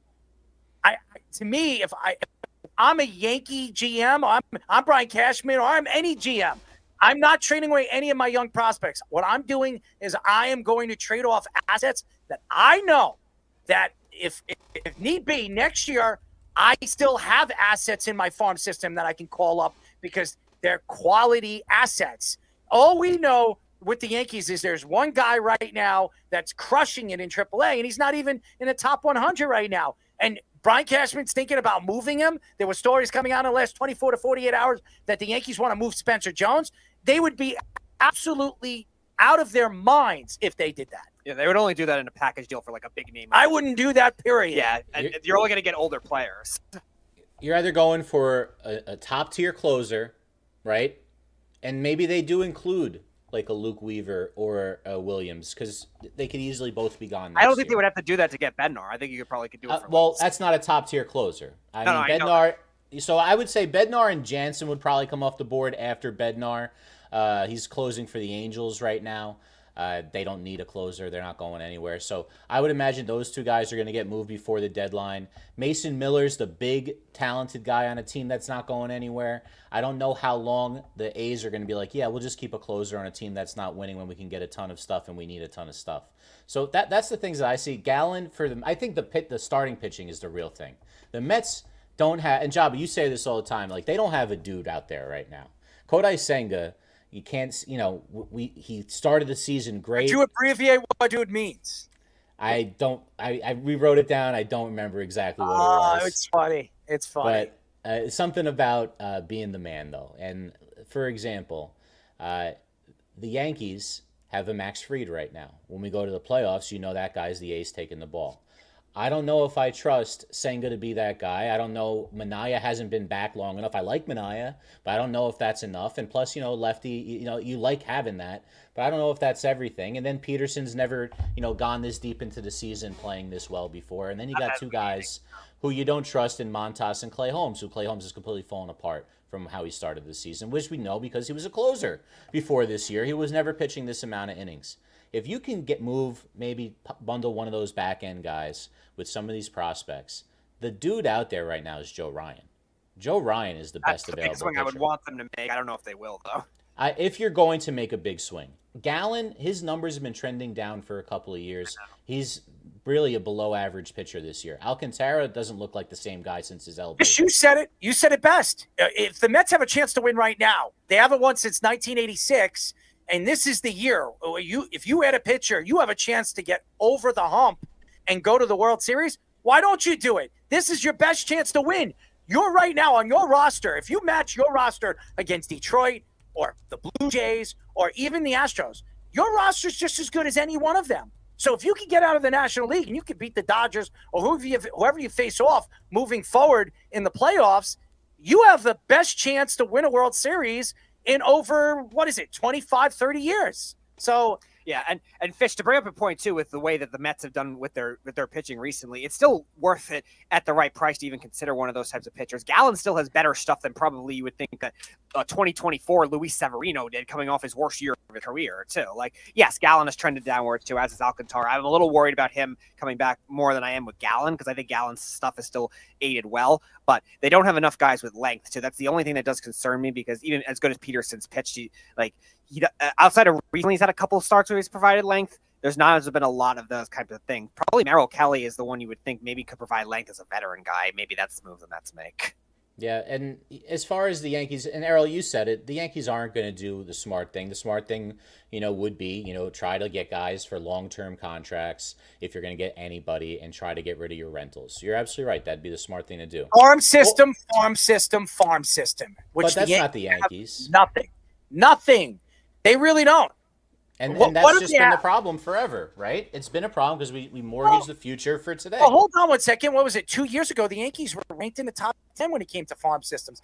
For years, the Yankees have been there. They just haven't drafted very well, and they've traded away pieces for older players because the Yankees thought they can make a run. And now some of those players don't pan out. And I know everybody says they're prospects. Jabba says it best all the time. Prospects are prospects. Players are players. Dudes are dudes, as he says. So to me, I think you can't – we don't know what Spencer Jones is going to be, but I do believe Spencer Jones is special. So what are the Yankees going to do? They're going to trade away a special player. And even though – I'll say this about the Yankees. They've had guys that we thought were going to be special. They traded away and they were garbage. Ask the Marlins. They've had a couple of those players. Nobody said they were the brightest either, though. I'm just saying. So they've had some ones go the other way, though, too. Yes. So 100%. I have a solution for the Yankees, though. The Yankees, if they're like, I think Bellinger's done well. I hope they try to re-sign him if they're going to keep him, which it looks like they're going to do. I'm sure he'll get plenty of money, Boris guy. But they'll have the Yankees over a barrel. They should move Dominguez. To me, that's the guy who's a little overhyped. His defense is not good enough to play left field at Yankee Stadium. I think he's going to be a good player. But if you have a bunch of issues with left field. If Judge can't play in the outfield, you got to put Stanton somewhere, right? You're going to have to do something about left field, and you need a shortstop. I'm sorry, but Volpe is a problem. I got a question for you. You sign Bellinger, right? You bring back. Do you move him to first base, and then you go after Kyle Tucker? Because you need You need bats in this lineup. I think that's the luxury of having him. It's like you can go hunt for Kyle Tucker. If it pans out, move Bellinger to first. If it doesn't, keep him in the outfield. They don't have enough prospects to say, hey, you know what? We could bring this guy up. I mean, obviously Spencer Jones, and maybe they move Spencer Jones to first base in the long run because some people say, hey, he's a decent outfielder, but he'd be better in the infield because of his size and his ability to take up space. I do believe you move if you're going to bring Bellinger back and you think that he's going to be there for a while, and you think he's 29 years old, he's got a lot of baseball left, move him to first base. Goldschmidt, you don't bring back next year. And then you go after Kyle Tucker. Because, again, if you think Spencer Jones is not going to be ready next year or won't be ready till the second half of the season, they cannot go into the season, even with this pitching staff, as good as it seems to be, go into with this roster. Jazz Chisholm, okay? And you have Volpe as your shortstop. And that's another thing the Yankees got to figure out in the offseason. What are they doing with that shortstop position? Because I don't want to see Pereza. I don't want to see Volpe there next year. Who's the other kid? Jabba, you say Lombard? What's this guy? George Lombard Jr. Lombard. Yeah. So he's a guy that could play multiple positions on the infield. Maybe you bring him up and see what he has. But I don't know if you bring up I don't think you bring up a young player and put him in that position where he could fail. What you need to do is bring in a veteran defensive player that can give you decent at bats, because the Yankees, let's be honest, look at the Yankees roster right now. Who's hitting? You got Chisholm. He's been pretty good. Bellinger and Judge is out. Giancarlo, everybody else. Austin Wells up and down. Goldschmidt up and down. They get no offense from the shortstop position. What are they getting from center field? Up and down with Dominguez. I mean, there's not enough. This is the Bronx Bombers, and they're not getting enough offense. Scary. Think about this. The Yankees have always been known for their power and their offense. This year, not really. Spencer Jones is back. Yeah, Spencer Jones is back from back spasms. He went 2 for 4 in his first game, and he's 1 for 3 right now. Dude, move Dominguez and make room for Spencer Jones. Right now they play the same position. I don't hate that. What do you have to lose? I mean, yeah, Dominguez can run a little bit better, but you're not going to lose anything in the outfield. You're going to gain a little bit of juice by just pure luck and what he does. I don't hate that at all. You might get a lot for Dominguez and Volpe in a deal. You might get a really good player and an arm for the team. You know, like at least a bullpen arm. I think that there's something there. Volpe might just need a change of scenery, and Dominguez, I think you cash in on the overhyped guy that's clogging up possibly a better player. You know what's funny? Kevin says, "How do we get Abrams?" Good luck. And, I mean, the Nationals are a stupid organization, so they trade away all different kind of players. As we all know, Trey Turner was a part of that organization, who was their star shortstop. And what did they do to him? They traded him away. So the GM gets fired, so now they give an interim guy. So I guess you could test him out, but it's unlikely they trade a younger player. No, I don't see it. The Nationals have a good young roster. They have a great young player in James Wood. I think they have a chance to be really, really good in the long run. They got to figure out that pitching staff and that bullpen. Yeah. I mean, they've got some players. They got dudes in their farm system. We got to see what they're going to turn out to be. I just worry when you think about trying to add players, spin the wheel, make the deal. Oh, the Yankees could get this guy, and the Yankees could put a little sugar on this and a little salt on this, and they could turn this into $1 million. I just don't know if the Yankees have that cliche anymore. I know everybody loves the fact that the pinstripes in the Yankees organization has always stood out for baseball. But the cliche of making money and going to play in the Bronx, do you really want to deal with the pressure? I mean, how many players have gone there and failed? I mean, there are not many Derek Jeters out there, Alex Rodriguez's, okay, or even Aaron Judge's. But Aaron Judge hasn't done well in the playoffs. So I don't know if he could take the pressure. We know Carlos Rodon's up and down. Garrett Cole's been pretty good in the playoffs. It's a hit or miss with these guys. And then you got guys like Carl Pavano and stuff like guys like that. I mean, that's scary to think about that. And the Yankees overpaid him too. So, and then there's guys like Josh Beckett that was just unbelievable in the playoffs and just absolutely dominant. So to me, what's scary about where the Yankees are at is nobody in the right mind will put themselves in a position to say, hey, I want to go to play for the Yankees because I want to win World Series, because the Yankees haven't won one in almost 16 years. So it's not like, remember, the Yankees have never gone in a drought this long. It usually is 10 years. This is the longest drought. The longest since the 70s, Yankees, 80s, yeah. This is the longest drought the Yankees have ever been in. The longest. Just think about that. And we're going on and on. And this is another year that the Yankees are going to fall short. And I'm sorry, Yankee fans, that's what's going to happen. They're going to fall short. And where do they go in the offseason? Do they overpay for Kyle Tucker? Do they give Bellinger the contract to move him to first base? They're going to have to do something. You can't go into next season with the same roster you have. And the Mets, I love what the Mets are doing right now. I'm not a Met fan. I root for the Mets because the Mets are the little baby child of the New York Yankees. So if the Mets win a World Series this year and bring a championship home to New York, I'm not going to scream about it. I'm not going to cry about it. I know Fish is not going to like it because as he is a Jet hater, he's a Met hater. So I don't know if he wants to see the Mets win a World Series and the Met fans go saying, "Where are the Mets?" What we really need to stick it to is Matty Caps, who for 5 years since he was on the network, called him the garbage from Queens. A lot of hot ladies. All right, boys. Enough of the criticism. My rear end is burning. We got our guest waiting, Errol. Java takes it up the ass. All right. When we come back, ladies and gentlemen, we're going to have a very special guest. He's been on the show before. What? I'm sorry? You got the deuce, my friend. The deuce? What's the deuce? What did I do? One that we do of the day. Oh, I'm gonna come back with that.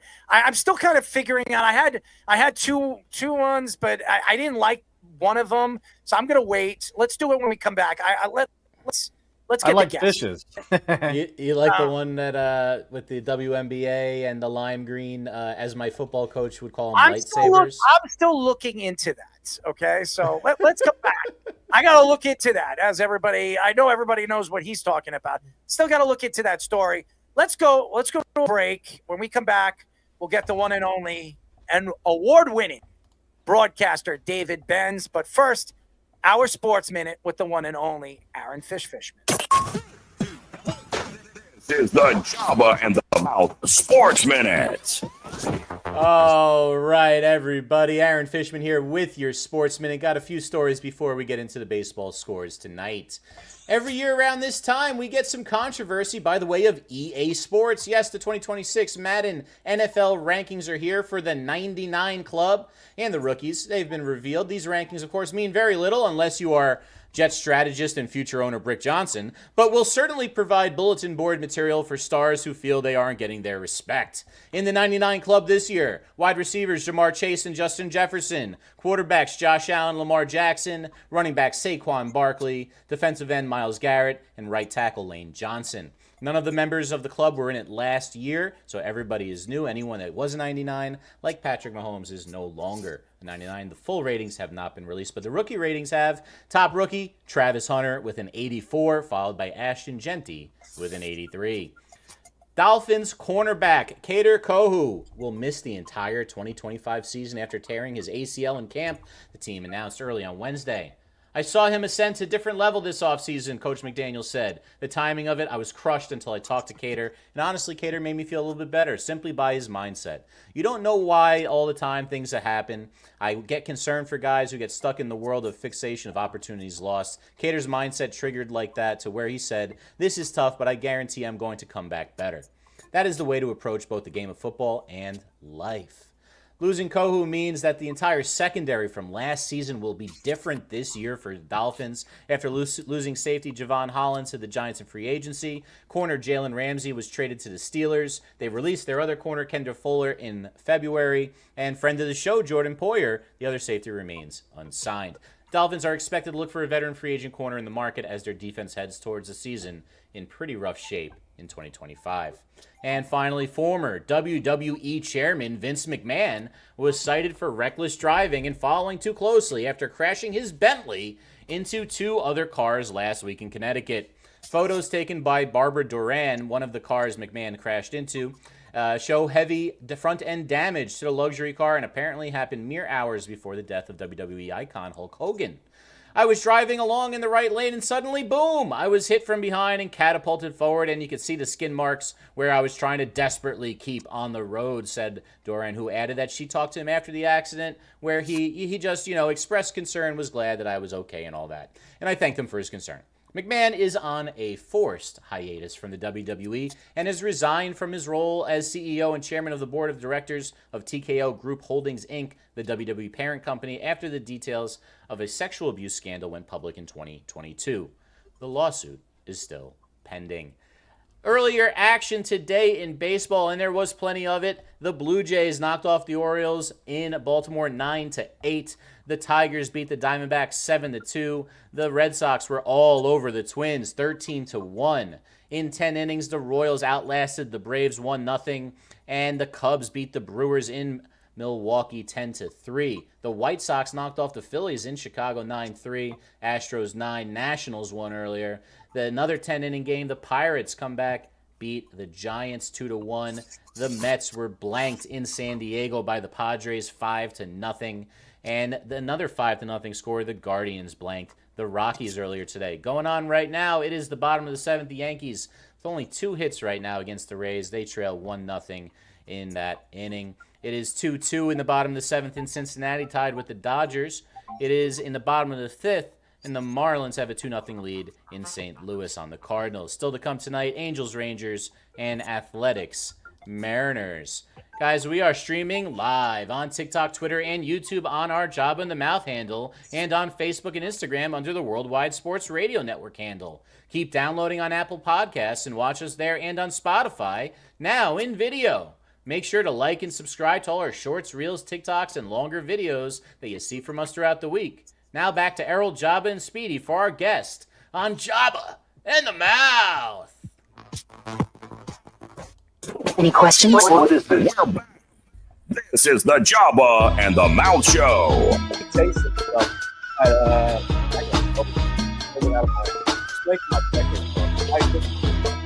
I gave up food. Jabba in the dirt. 631-672-3108 is the number to call. You're listening to one and only Jabba in the Mouth. I'm your host, Errol Marks, as I'm called the Mouth.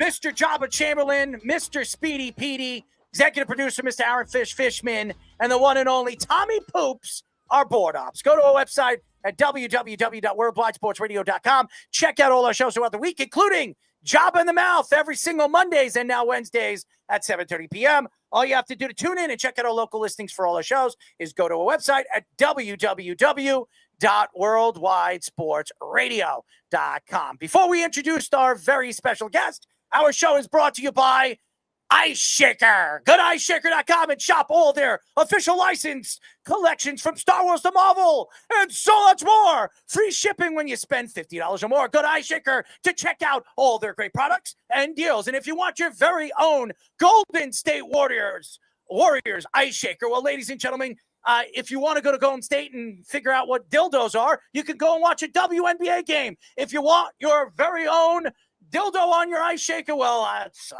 good luck. Anyways, go to iceshaker.com and get your very own. If you're a 49ers fan, or if you're a one and only Dave Benz, wonderful Ice Shaker, or award-winning Ice Shaker, you can get David Benz's name on the back of it and his wonderful face on the front of it. They can custom make anything you want. Go to iceshaker.com and get your very own Ice Shaker. And now, ladies and gentlemen, he's been on our show. He's a very busy guy, award-winning. He's doing so many different things. If I'm not mistaken, he was doing something with the Olympics a while ago, and too. he was doing some pickleball. I do. It was pickleball, too. That was the last time. It pops into my brain because we interview so many people. We're now talking to Emmy Award-winning sports broadcaster David Benz. David, what's up, bud? Hey, fellas, great to be on. Oh, look at that. Look at that. You guys got the Tickscape logo up. I love it. That's amazing. And You're a sexy man. You're a sexy work man. on all the photos. Loving it. You're a sexy man. I don't know. I don't know who your wife is, and she probably knows you're a sexy man. You got some good looks over there, and you make some interesting faces when you're on the broadcast. So we love that about you, man. You're a great person. I appreciate it, man. It's a lot of fun. Yeah, The Olympics were a while ago. That was 2016. But I remember you telling us that. Yeah, but the pickleball keeps coming, man. I'm doing, and it's amazing to me.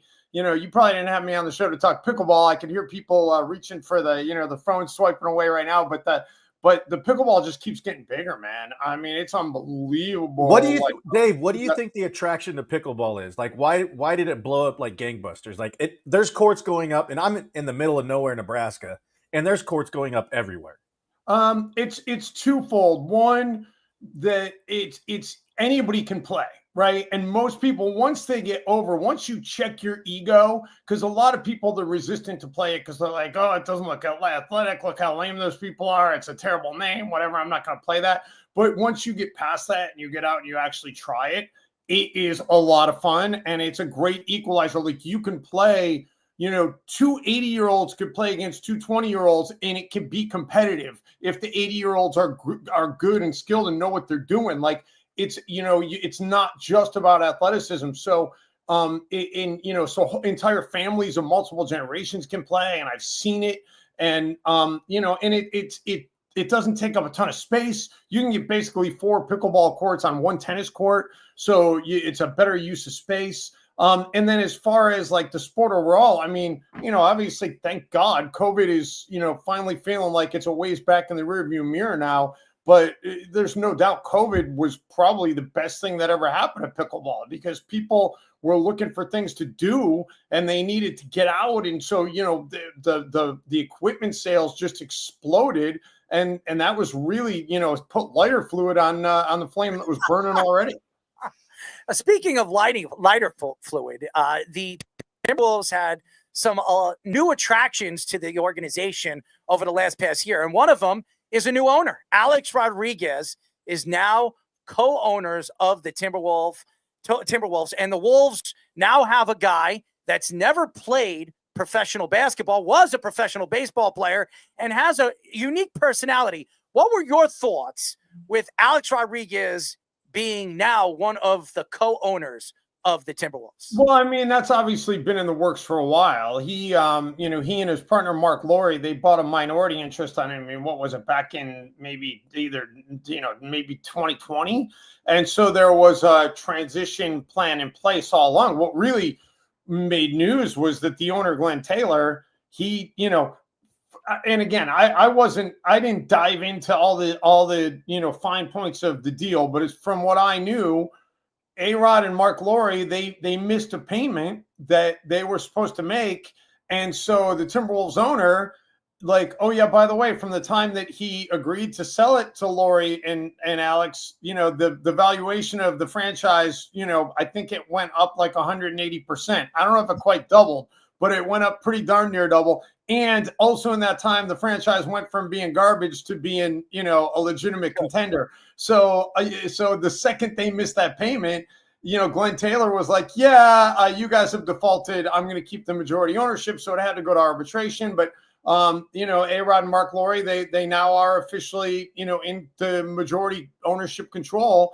And, I think it's probably long-term a good thing for the city of Minnesota, because they have at least publicly expressed a commitment to keeping it there. The question in my mind that it really affects that franchise is, can they get a new arena? Because guys, like Target Center, I'm not 100% sure if it is the oldest NBA arena, but if it's not the oldest, I can't really think of any older off the top of my head.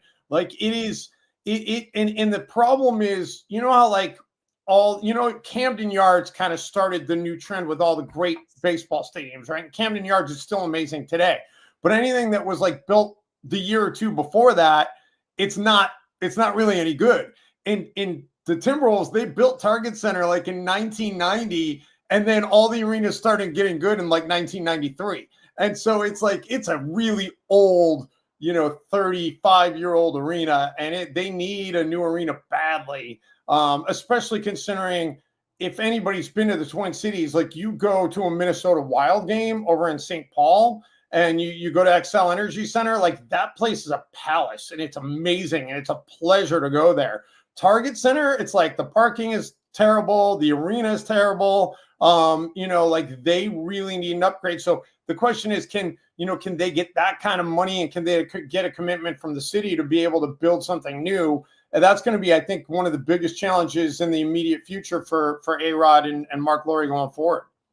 So Anthony Edwards, very outspoken during the playoffs. Obviously had a very good series against the Golden State Warriors, but was complaining he only took 13 shots and said a bunch of other things throughout the playoffs. We had Tim Roy, the Warriors play-by-play broadcaster. He said even as an opposing broadcaster, he didn't have a problem with it. What are your thoughts to Anthony Edwards, both on and off the courts? I think that, listen, I feel like there's times that I watch Anthony Edwards and I feel like he is, he does things that look like Jordan, right? But he's still lacking that total killer instinct for 48 minutes. And he also, I don't love the complaining, man. I mean, I get it. You're looking at that. I mean, that's just ridiculous that he can get up and do those kind of things without even batting an eye. But, if you're really going to be a leader, man, I mean, you got to be able to keep that in check, and you can't be getting teased all the time. And you can say what you want to the media afterwards. That's fine. I got no problem with him being outspoken, but I feel like you gotta figure out a way to keep it in check on the floor, man. And let your play do the talking, which he does a lot of the time, but he doesn't do it 100% of the time. And if you're really gonna be in that stratosphere of great players, it's got to be 100% of the time, man. It's not just about whether you can get up and dunk. It's about whether or not you can carry your team. And, I think, listen, he's still, what is he? He's 23, 24 He's a baby. He's a baby. He's still got, he hasn't even come close to reaching the zenith yet. So, but you said it best. The guy doesn't shut his mouth. He was on that Netflix gold medal, run. And he said it right in front of the former president of the United States. And he asked Joel Embiid, what do you think about Anthony Edwards? And he says, he's all right. And then you hear Anthony Edwards come up, I'm the truth. And then, right. That's what he said. He called himself the truth. And then all of a sudden, when people were asking him, quote unquote, are you the face of United States basketball? He couldn't answer that. He says, I don't want to be considered the face of United States basketball. When you're trying to be the next, or comparing yourself to Michael Jordan-esque, you can't go out there and say, hey, I don't want to be the face of United States basketball. It makes them look really, really bad, Alex.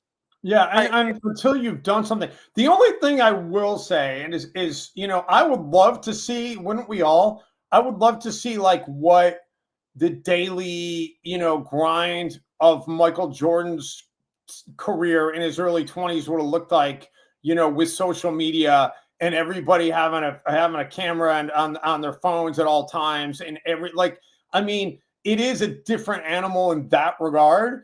And but I suspect Jordan would have kept it together, and that's and I'm not saying the wheels have completely come off with Edwards. I feel like he just needs to, he still has some maturation process to go through to get to that level, and I do think he's capable of doing it. But he is still young, but it's got to start to happen sooner rather than later. Yeah, I'm going to piggyback on that. Like, and you obviously see him more. We see him from afar. You kind of get an in-depth and up close and personal aspect of who he is. And he said, couldn't answer being the face. Like, you seeing him and his mannerisms, we see it, from afar. Do you think he has that in him to be one, not necessarily the face, but one of the faces moving forward, being his age and the athletic ability that, like you said, he does it he'd probably do it in his sleep, honestly. Yeah, I think he does, but again, it's all about, and I guess he's got good people in his corner, right? Because I know he's got a good relationship with LeBron, and love or hate LeBron, there's no question LeBron has figured out how to navigate those waters, right? I mean, sure, his name comes up in controversial stuff every now and again and whatever, but for the most part, he's pretty much been on the right path. And I know that, Anthony Edwards has a good relationship with LeBron. So I think that's a good thing, and, kind of take some pages out of that book. And I do think he is getting better. And to answer your question, I do think it's there, and I think it will happen. But, the thing is, I don't know how many people know this about Edwards, his upbringing, but like he definitely, he is freakishly athletic, but he's worked his butt off, man. When he was in high school, like he went to a prep school that was like 2.5 hours from his house in Atlanta. And he had to leave his house every morning at like 4:35 in the morning to get to school in time to go get shots up before class. And I mean, that's a level of dedication when you're talking about being, 15, 16 years old. So if he's got that level of dedication, I'm sure he can apply that to doing this. But, he also, you come into the league and you're young and a lot of things are thrown at you. And, a friend of mine, Chris Hine, who does a great job covering the Timberwolves for the Minneapolis Star-Tribune, he just put out a book. In fact, I you know what? Give me 1 second to go off camera here because I'm going to give Chris a plug because he deserves it. So, we know Chris. We know Chris. Yeah. Okay. Yeah. So Chris, I don't know if you guys have had him on yet, but he just put out his book, and you can get it you get it on Amazon. And I literally just got it like 2 days ago, so I have not read it yet, which I'm dying to read it. But I have heard from some of my friends who have read it that there's a great story in it about when Anthony Edwards, Gerson Rosas, who of course now is with the Knicks, which by the way, that was the whole Coldplay thing. I don't know if you guys have talked about that, but Gerson went through that himself back when he was in Minnesota. But there's a story in the Ant book that when Gerson first called Anthony Edwards, when they had the number 1 pick, and he called Anthony Edwards to tell him that, they were going to probably take him with the number 1 pick. Like the call was set up and Anthony Edwards answered the call from his bed with no shirt on. And, and Gerson told him, he's like, have you lost your mind? Like, we're thinking about taking you as the number 1 overall pick in the NBA draft. And like, you don't even have the courtesy to like get out of your bed and put a shirt on. Like, but then again, he got picked anyway. So I mean, it's like, what's the lesson learned there? And that's the problem right now. To me, Anthony Edwards, and by the way, we are talking to Emmy Award-winning sports broadcaster David Benz, Timberwolves broadcaster, also San Francisco Giants, the 49ers recently founded ticket company, Tickscape. We'll talk about that in just a few moments. But, Anthony Edwards is a unique personality. We all know what he is and the talent that he brings to the basketball court. The problem with Anthony Edwards really stands for what he does off the court, how he responds to certain things in the media after the basketball games. And he throws his teammates under the bus. He's not a team leader. It's been proven he doesn't know how to lead a team. Karl Anthony Towns, now I don't know what his relationship with Karl Anthony Towns when he was there. I don't know Karl Anthony Towns. He was traded to the Knicks. He was upset that the Timberwolves traded him to the Knicks, and they thought, obviously, he thought at the time they didn't really get anything. And then he started to take shots at the players that they traded for. And then everything started to turn around in the second half of the season, and he zippered his lip. And look what he did in the playoffs. And he's thrown coaches under the bus. The problem with Anthony Edwards is controlling his lips. That has been his problem. And when you have players like that, like Kyrie Irving, who doesn't shut his damn mouth, and he opens up his mouth in bad situations, as his flat ass and his flat brain has said the earth is flat. The problem is when you have talented players of that magnitude and you go out there and throw your team under the bus, it makes you look stupid. Now, Dave, we've seen this many, many times with different players, and we talk about Michael Jordan, how special Michael Jordan is. When you look at guys like Anthony Edwards, and you're trying to compare him to guys like Michael Jordan, could you really compare him to Michael Jordan? Michael Jordan was an assassin. When he went on the court, he wanted to completely cut your head off. This guy goes on the court. If he misses a shot, he sits there on the sidelines, whining and whimpering to the coach. Get me back out there, coach. I only got 10 shots in the whole game or in the fourth quarter. To me, that's a problem when you don't know how to control yourself. And the other thing is Jordan would have went and got shots, right? Like, I mean, go get yourself some shots, man. Like get yourself open. And there's a difference between getting shots and being a ball hog, but like make yourself available, man. Beat your defender to the point where they got to give you the ball, but again, I think it will happen, man. I mean, we're talking about a guy with a ton of talent, and I don't know that there's 3 other guys in the league that I would trade him for right now. I really don't. The list is short.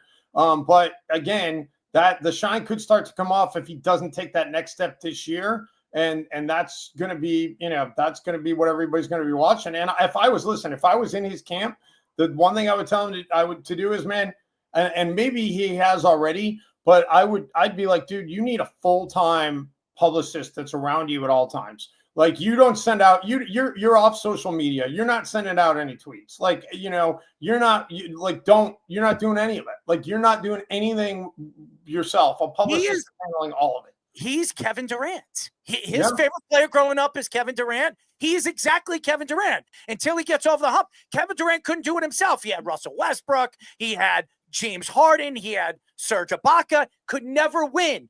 And now you have Anthony Edwards. He had Karl Anthony Towns. He had Rudy Gobert. He's had all these guys and still can't get over the hump. And he's making excuses, just like Kevin Durant, his favorite player. That, to me, is a problem. Speaking of teams that you obviously broadcast for, the 49ers. And I had to get into this and transition into this because there's something about their coach that I don't like. And Kyle Shanahan, who everybody thinks is one of the masterminds of the offense in the NFL, has never won anything. He's been to 2 Super Bowls and has fallen flat on his ass. He was an offensive coordinator, and then he fall flat on his ass in the fourth quarter when he played the Patriots because he stopped running the ball. What is it about this guy? And what is the love fest for 49er fans? And do you think if they don't make the playoffs this year and make a run, is he going to get fired? Well, I think that if they don't make the playoffs this year, he should get fired. I would say that. I mean, it's a what have you done for me lately business. And I know they were in the Super Bowl the year before last, but that doesn't really get you very much at the end of the day. I mean, look what the Nuggets did with Mike Malone, right? I mean, it's like nobody saw that coming. So, and I think some of the shine has come off a little bit with Kyle. Most 49er fans that I talk to are kind of, they feel like Kyle's a good coach. I don't know that anybody feels like he's a great coach. I do think that he, has a really diverse way of, being able to run an offense.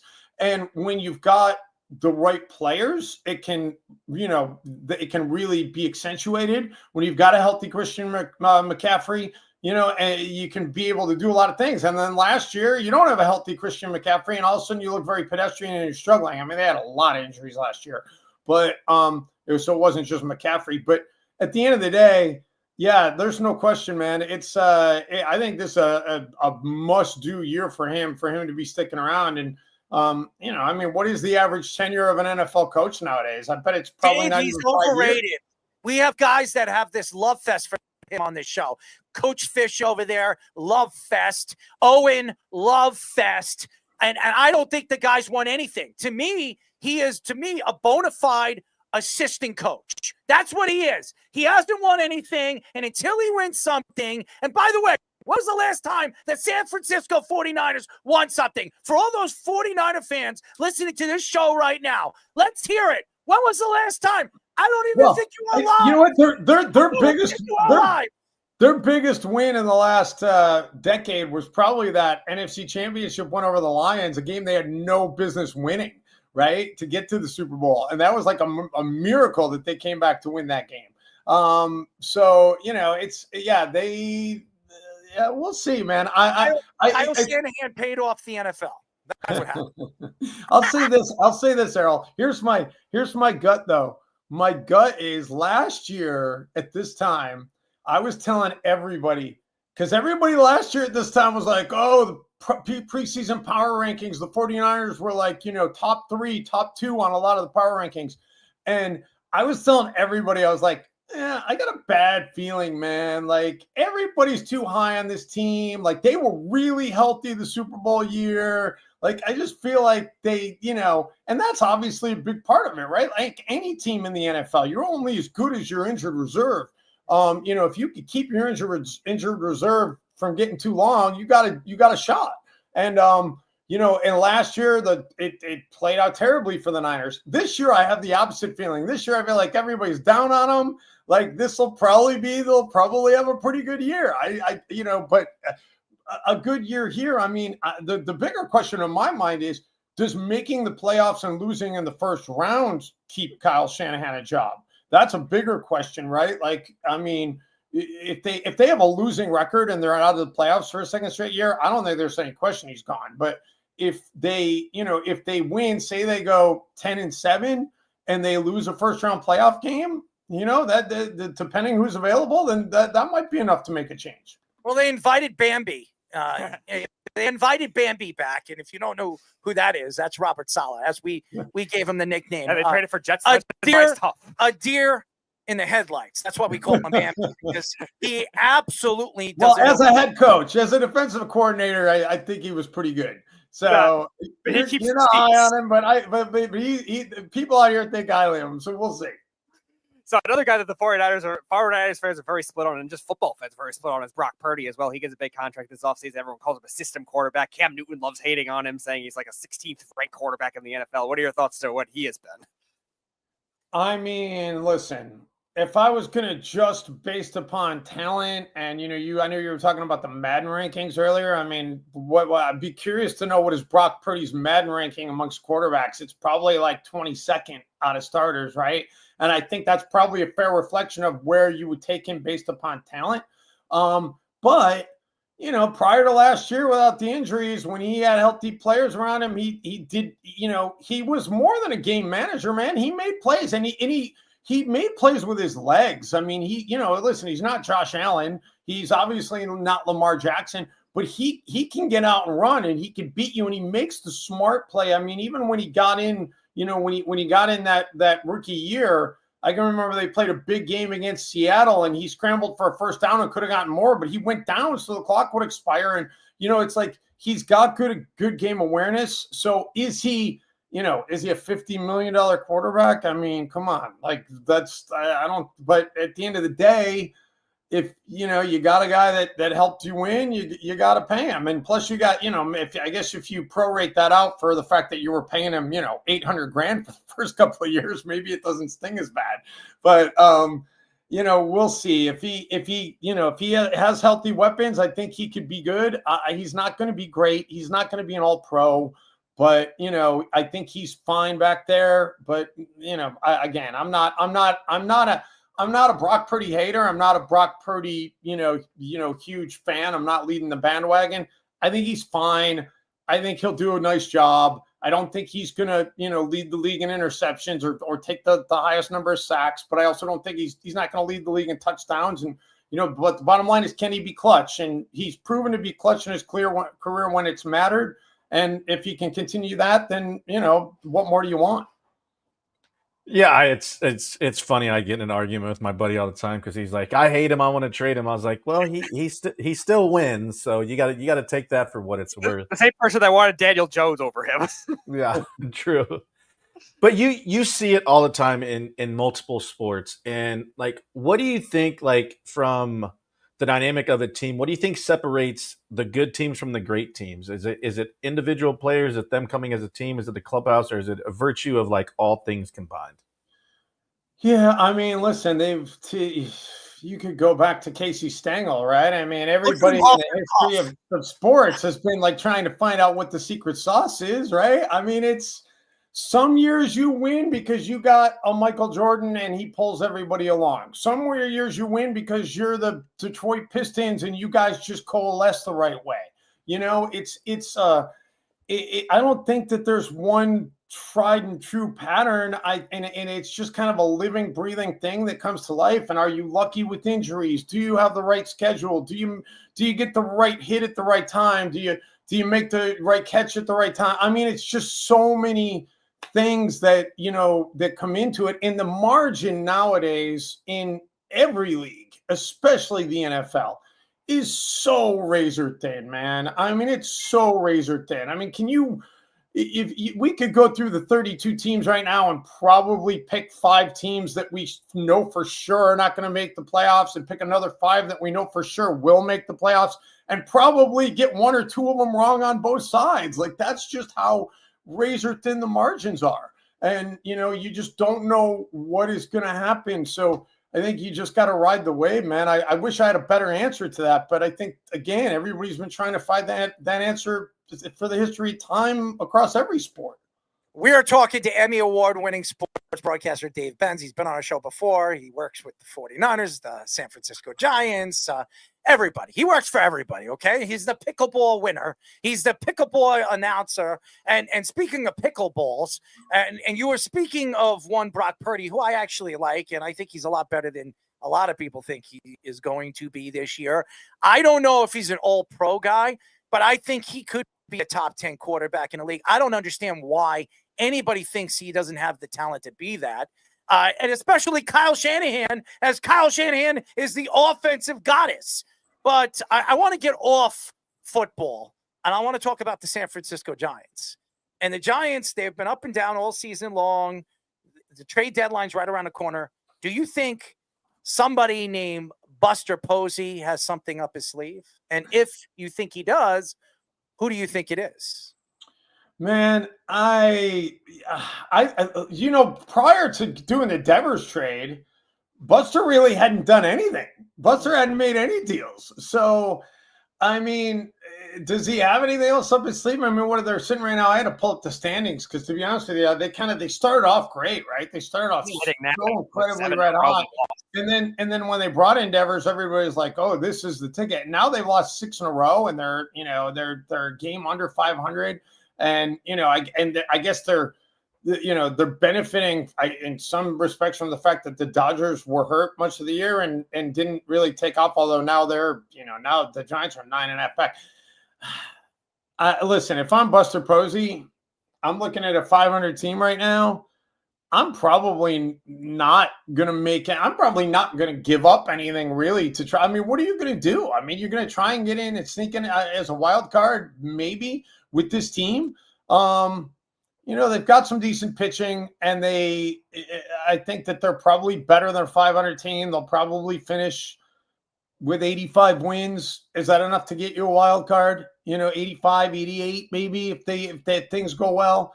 But I don't think that they're a championship contender. And Buster knows what it's like to win championships. So I think you really kind of got to just cool the jets a little bit. You already made your big deal in getting Devers, and you try maybe you catch lightning in a bottle with the guys you got. Maybe you get somebody off the waiver wire later, but I wouldn't really make any huge moves.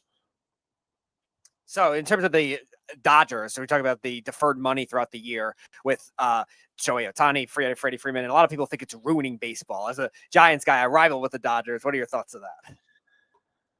I mean, it's easy to hate the Dodgers when you're sitting in orange and black, right? But at the same time, you got to tip your cap to them, man. I mean, they're playing within the rules that are set up in baseball. And Rob Manfred, I know over All-Star Weekend, he talked about, that they have to find a way to be able to level the playing field a little bit. But, the rules are what they are right now. And if you've got the money to spend, and the Dodgers haven't only done it by bringing in free agents. I mean, obviously, they've brought in some pretty damn impressive ones. But, it's a credit to them with what they've done and being able to just kind of keep the machine going and being able to, to tread the injury. And that lineup is just ridiculous, man. And Errol, I heard you before I came on talking about the Yankees and, being down on them. And it's like, I mean, that's just, think about the Dodgers almost made the Yankees look silly last October. And It's like, and the Yankees were a really good ball club, man. But it's like the Dodgers are just so much better. It's like everybody else is a AAA team. So, I mean, I as a fan of baseball, I hate it because I feel like, you're giving all the good players to one team, but it's a spectacle to watch, man. I mean, occasionally I'll put on a Dodger game and you look at that lineup who's of who's coming up. It's like boom, boom, boom, Ohtani and Betts and Freeman, and it's just like where's the weak spot, Yeah, there's not much. Ohtani in Jabba's beard, There's no patches. There's no patches in this bad it's boy. the loop in his beard, ladies and gentlemen. As he said on the show in the beginning of the show, there it is. Why does he have to kiss me? I don't get that. That doesn't even look like me. And why is my head like, looks like my head's off the body? I mean, I like the hair. AI. I don't have a receded hairline either. What the hell is that all about? I don't know what that's all about. And I didn't see you at a Coldplay show, but maybe you guys stayed off camera. What an idiot that guy was. Yeah. Well. Yeah. I mean, listen, I got a lot of thoughts on that, but everybody shared a lot of thoughts on that. So I think it's time to move on. Let's turn the page on that, dude. All right. Tickscapes. Tell us a little bit about your company. Okay. So 2 years ago, I came up with this idea. And I've been working on it like ridiculously, and it's taken a long time, but we just officially put it into the market last week, and it's Tickscape, Tixscape. You can get it on Android, iOS app, or on the web. By the way, if you're on Android, like, wait 24 hours before you download it, unless you have a phone that's within the last 2 years. Because I found out the hard way that any Android phones that are more than 2 years old are having some issues, and it will be straightened out in the next 24 hours. But you can go ahead and use the web. But if you're on iOS, you're good to go. And basically, if you want to go to a Yankee game, you can go on Tickscape and like see all the tickets for the Yankee game, like all the providers. I mean, we partnered with everybody. So Ticketmaster, StubHub, SeatGeek, Vivid Seats, Ticket Network, Ticket Liquidator. We got 13 retailers that we partnered with. So you'll see the tickets from every retailer, and then you can, on the app, like click the price button, and it will actually open up a window where you could go through, and every single retailer, you can access their stuff without having to open a bunch of tabs and have to bounce around. All the tickets are bought on the official retailer's website or platform. So you're not giving us money. We're not taking any data. You can use this completely anonymously, completely free. You're going to save time. You're going to save money. But the other thing, the one feature that we have added in addition to kind of putting this all together, which it's so think of it like Google Flights or Travelocity, right? But for tickets. And we've got everything. We've got sports, concerts, theater.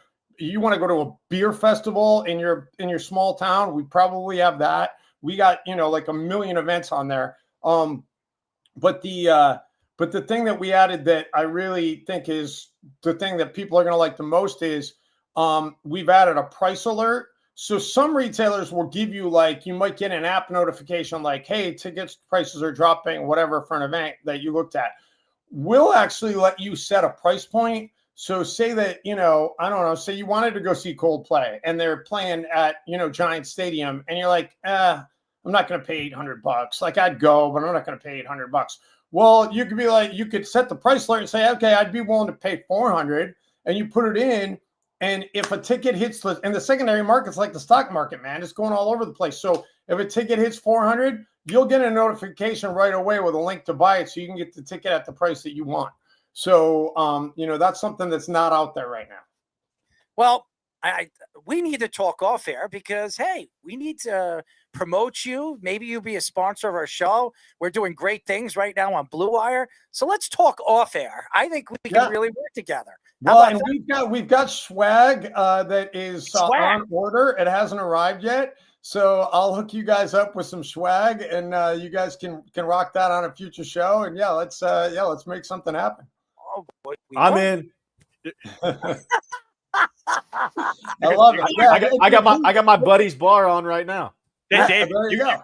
And please, guys, check it out. Hit me up, man. Let me know what you think. Like, if we're kind of right now in the beta phase, right? Because I did put it out on my social, but we haven't really launched a real marketing campaign yet because we're still trying to find out where the ghosts are in the machine. But it is ready. It is ready to. It does work. Go out. Use it. Let me know what you think. Check it out.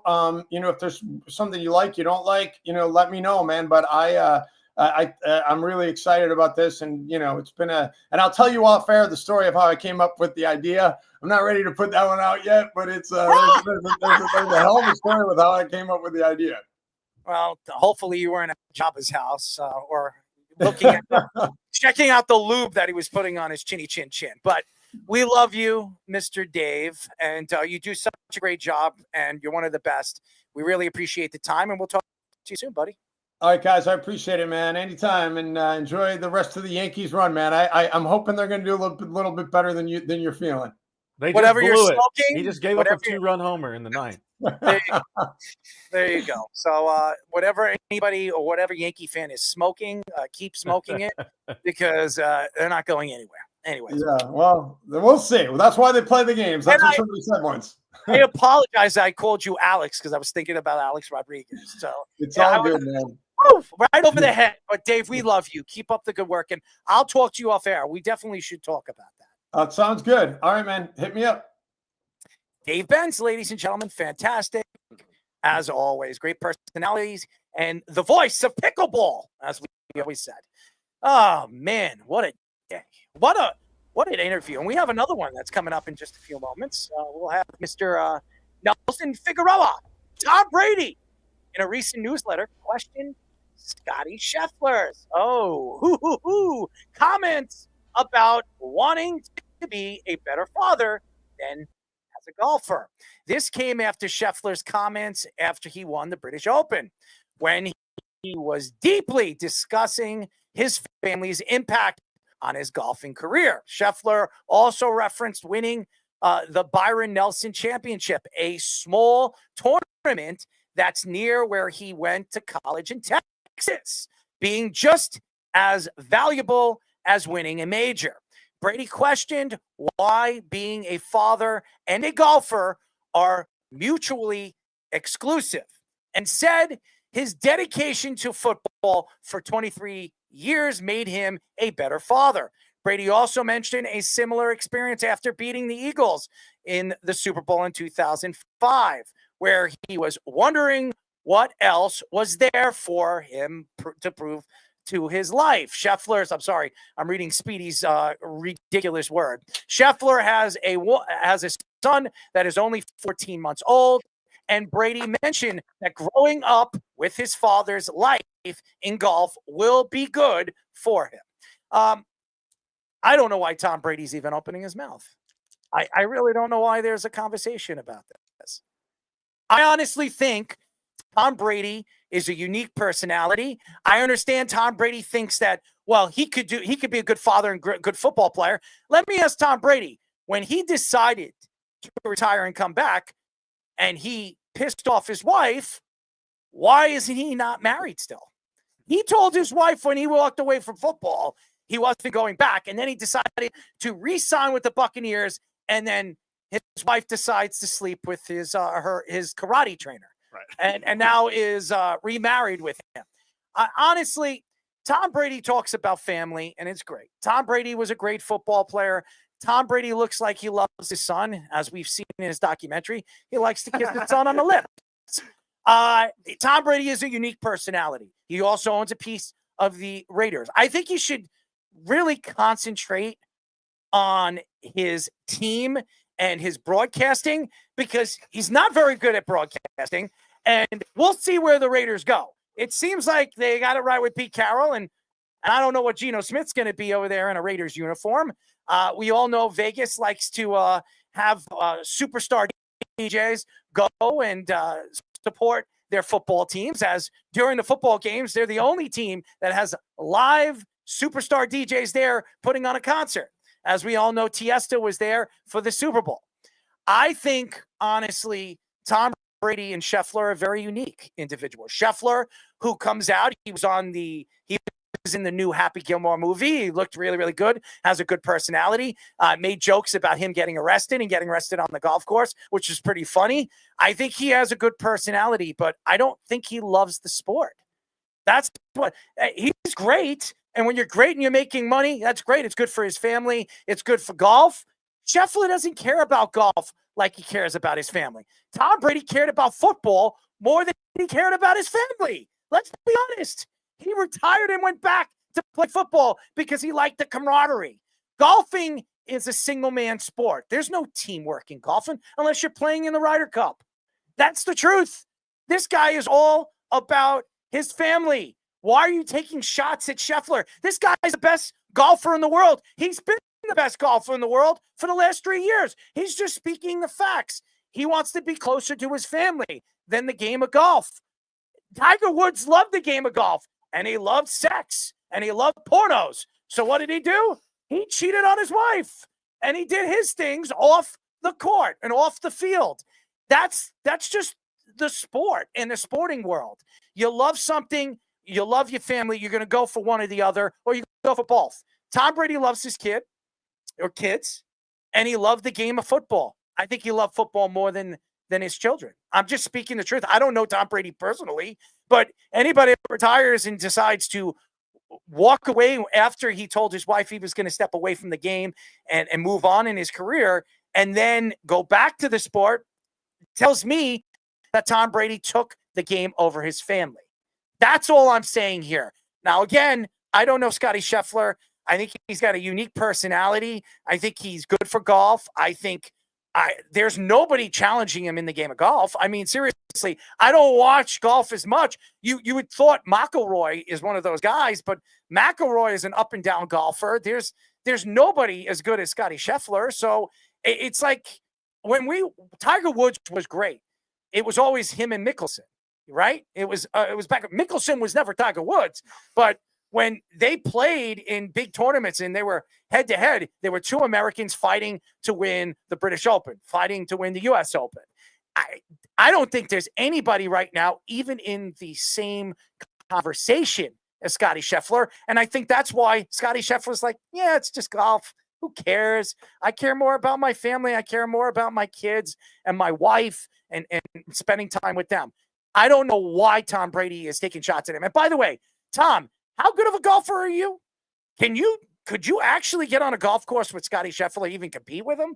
And Scotty Scheffler's not taking shots at you on what you did, deciding to walk away and then come back and then lose a wife. Nobody, you didn't hear Scotty Scheffler attack you from that. So why are you attacking him? That's what I want to know. Tom Brady should not be opening his mouth. He should be concentrating for the football season, making his, $35 million a year sitting there and talking his rubbish? I mean, seriously, he's not Tony Romo, homo, or anything.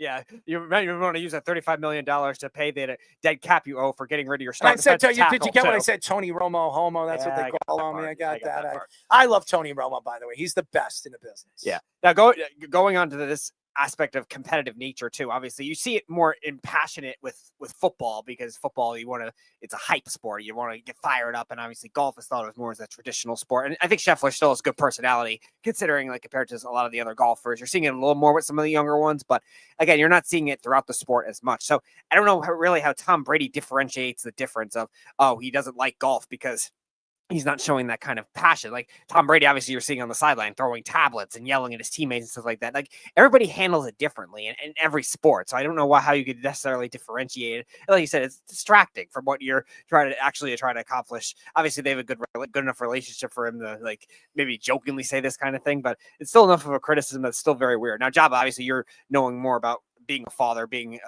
and playing golf a lot more than I do to know that too. But at the same time, I don't know, how do you judge passionate for golf, passionate for football? I don't think Tom Brady can decipher that. No, you know what? It's one of those things where there's no right or wrong way to parent. There's no book on how to do it. And I don't like this. First of all, I think it's inappropriate as one father to another to tell him, what your opinion is. Yeah. We all parent different. I jumped on a trampoline and blasted my ankle in half. Kurt Schilling told me I was a terrible dad for playing with my son. If I was playing wiffle ball and he hit me in the eye, am I still a terrible dad? So there's no way. And the way he feels about his sport is completely different than the way. And it's just, I don't like it. It really, for me, there's no place for it, because really, you just don't like what he said. And that's okay. You don't have to like what he said. He just values certain things different than you do. And that's okay. But you can't bag on a dude and be like, oh, you can't play golf and be a dad. Relax, bro. Yes, you're a great football player, but when it comes to a dad, that there's lines we don't cross. And as parents, you can do whatever you want, but don't talk like that. And Scotty's not one of those dudes to do this, but I remember I called Kurt Schilling. I go, tell me I'm a bad dad in my face for playing with my son. Tell me. Never called me back, never did anything. Put his tail between his legs and went on. But it You just could shove his blood sock up his ass. worse That's than what why. Brady did. Wow, that's crazy. Mm-hmm. yeah, literally I was like, "Hey, can I get his number?" And I was like, "Hey man, like he literally buried me when he was on Sunday Night Baseball and said he's a terrible dad for doing this. He risked his career." I'm like, jumping on a trampoline with my son. Like and we were the only two people in there. It wasn't like it was packed. It was just me and my son.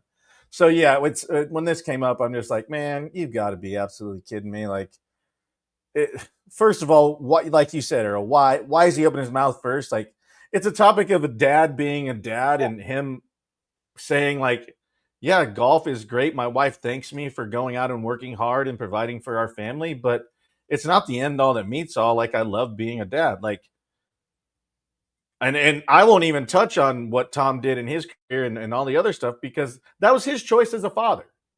Yeah. And it is not my right to say what is good and bad for his family. And that's why I don't like it. Just keep your mouth shut when it comes to being a parent. If you don't like his golf game, say his swing sucks, whatever. Like, that's cool. But when it comes to being a parent and how he feels about certain things, man, just shut up.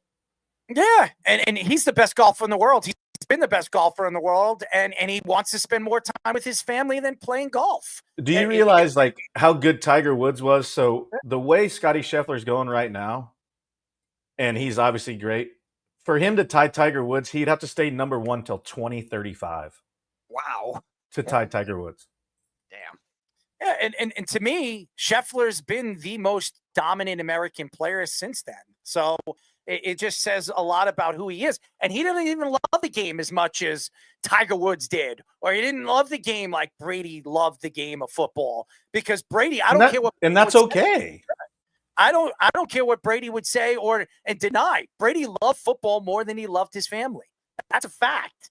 Anybody that says to his wife, I'm never playing football again, I'm retiring, and then a couple of weeks later saying, I'm coming out of retirement after you promised your wife you're stepping away because you want to spend more time with your kids, tells me football came first over his family. Greatness came first over his family. That's the fact. Scheffler doesn't believe that. I like that Scotty Scheffler said what he said and did it in a professional way. And he's never shied away from that point of view of what he said. Like he said that from like it's his faith in his family. Like that's what he said from day one. Like this isn't something new.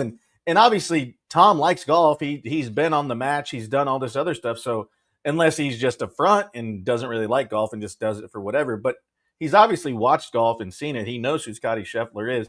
It's not like this came out of the blue and he just threw something to the wind, but like, no, I don't care. Like, no, he said that from Jump Street. Like, faith and family is like my two most important things. Yeah, I play golf and I'm good at it and I work hard, but really at the end of the day, it's really not what it's about for me.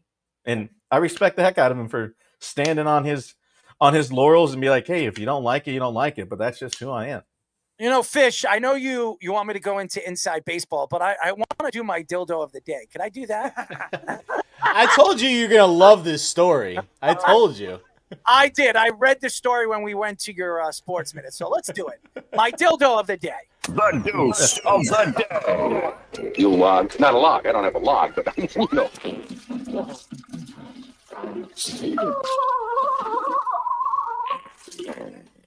This has got to be one of the craziest stories I read, and that's why I have to mention it. With less than a minute left of a WNBA game in Golden State and Atlanta Dream on Tuesday, a lime green object flew onto the court during play. Yes, stopping play with 52 seconds left of the game. Police officer inspected it as he picked it up and removed it. Nobody's picking up this object yet.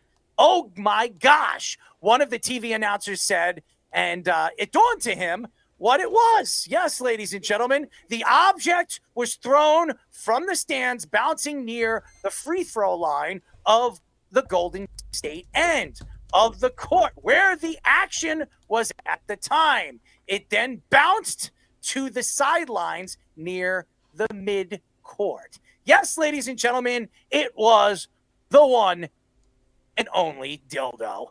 Now, here's the question that everybody has.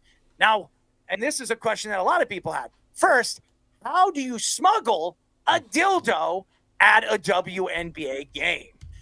And the answer would be, Probably pretty easy. Idea.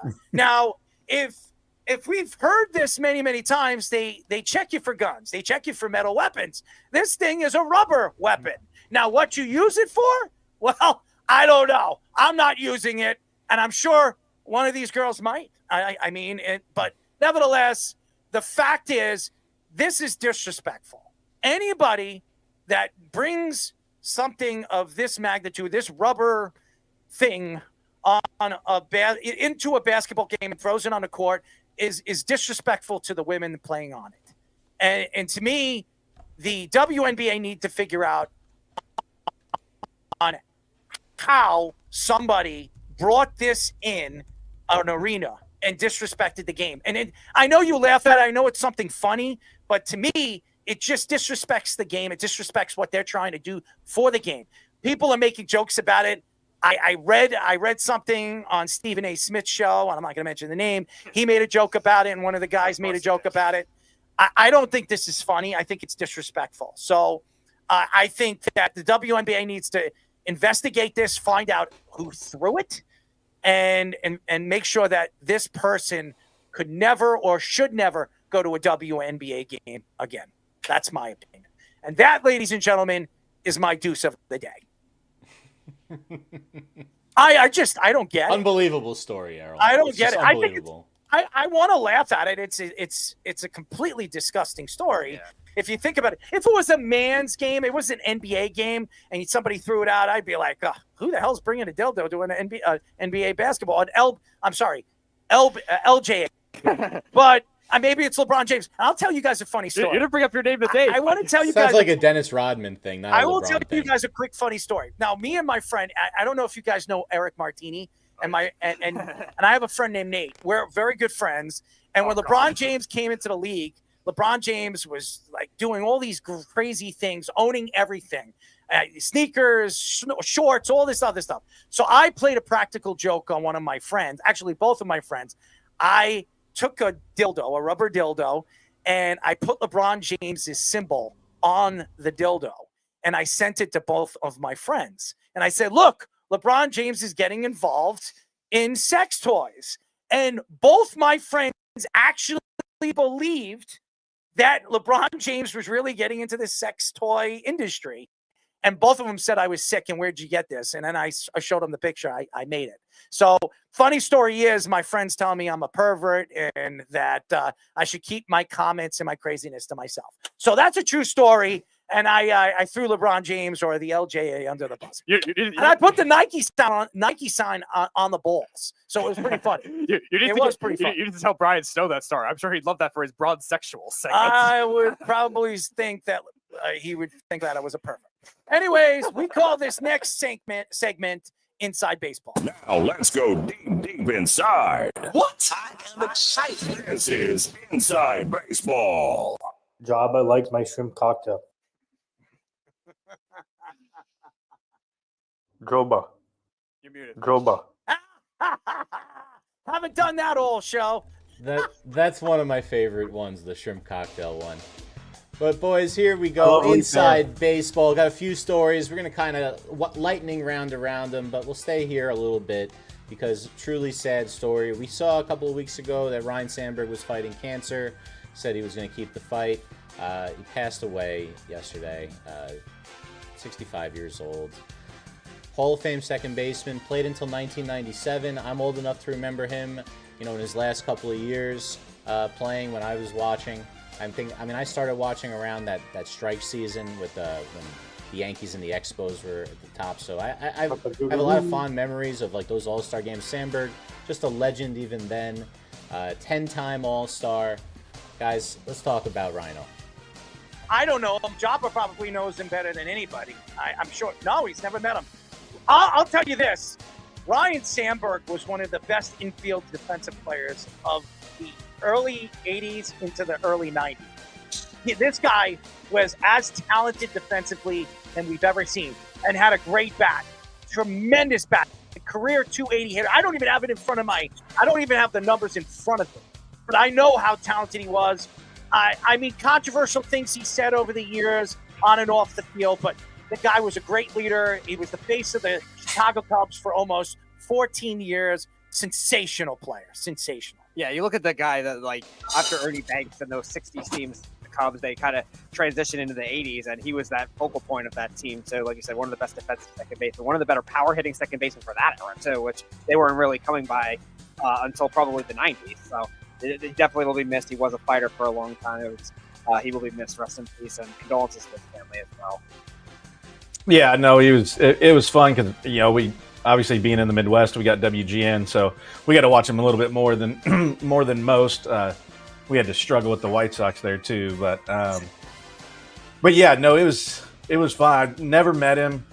Heard great stories from guys that played with him and against him, and you know, just we're losing these guys too early, man. And it's you know, it's sad to see, and you know, it's just you look and you know, he just had the Hall of Fame introduction, and then we just lose one, and so it's just tough to see. And thoughts and prayers to his family, and you know, just keep losing the fraternity of men that played this game, that paved the way for all these young men and kids that are looking up to guys. And he definitely played the game hard and the right way, and it's a tough one.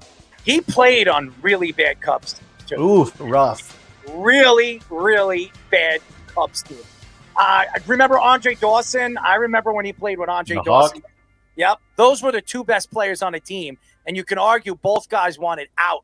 But Ryan Sandberg stayed there practically his whole career. Hey, and then his up the middle mate, Sean Dunston, was kind of the one, the first to have the flashy chains and stuff. Yes. Yep. I just think Ryan Sandberg, the loss of Ryan Sandberg, just says one thing about baseball.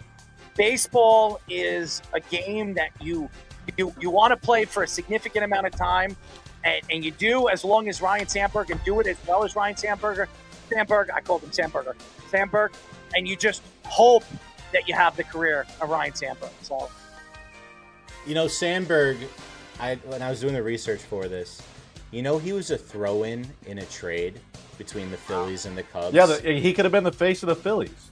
He could have been the face of the Phillies. He was a throw-in the trade along with a former Phillies coach, Larry Boa. He was my Boa third was the base shortstop, right? And Boa was the shortstop. They thought he was going to play third. As we know, came second baseman. Boa wasn't, let's just say, the main guy in that deal after all. So when we think about the trade deadline days like this, but the throw-ins in the deal, sometimes those throw-ins turn out to be Hall of Famers, as we saw. Let's get the term right. It's the players to be named later. Players to be named later, contract to be, expired. like Jabba says, you don't know what a prospect is going to turn out to be. You never know. Well, we know about Juan Soto, and Juan Soto makes a lot of money, boys.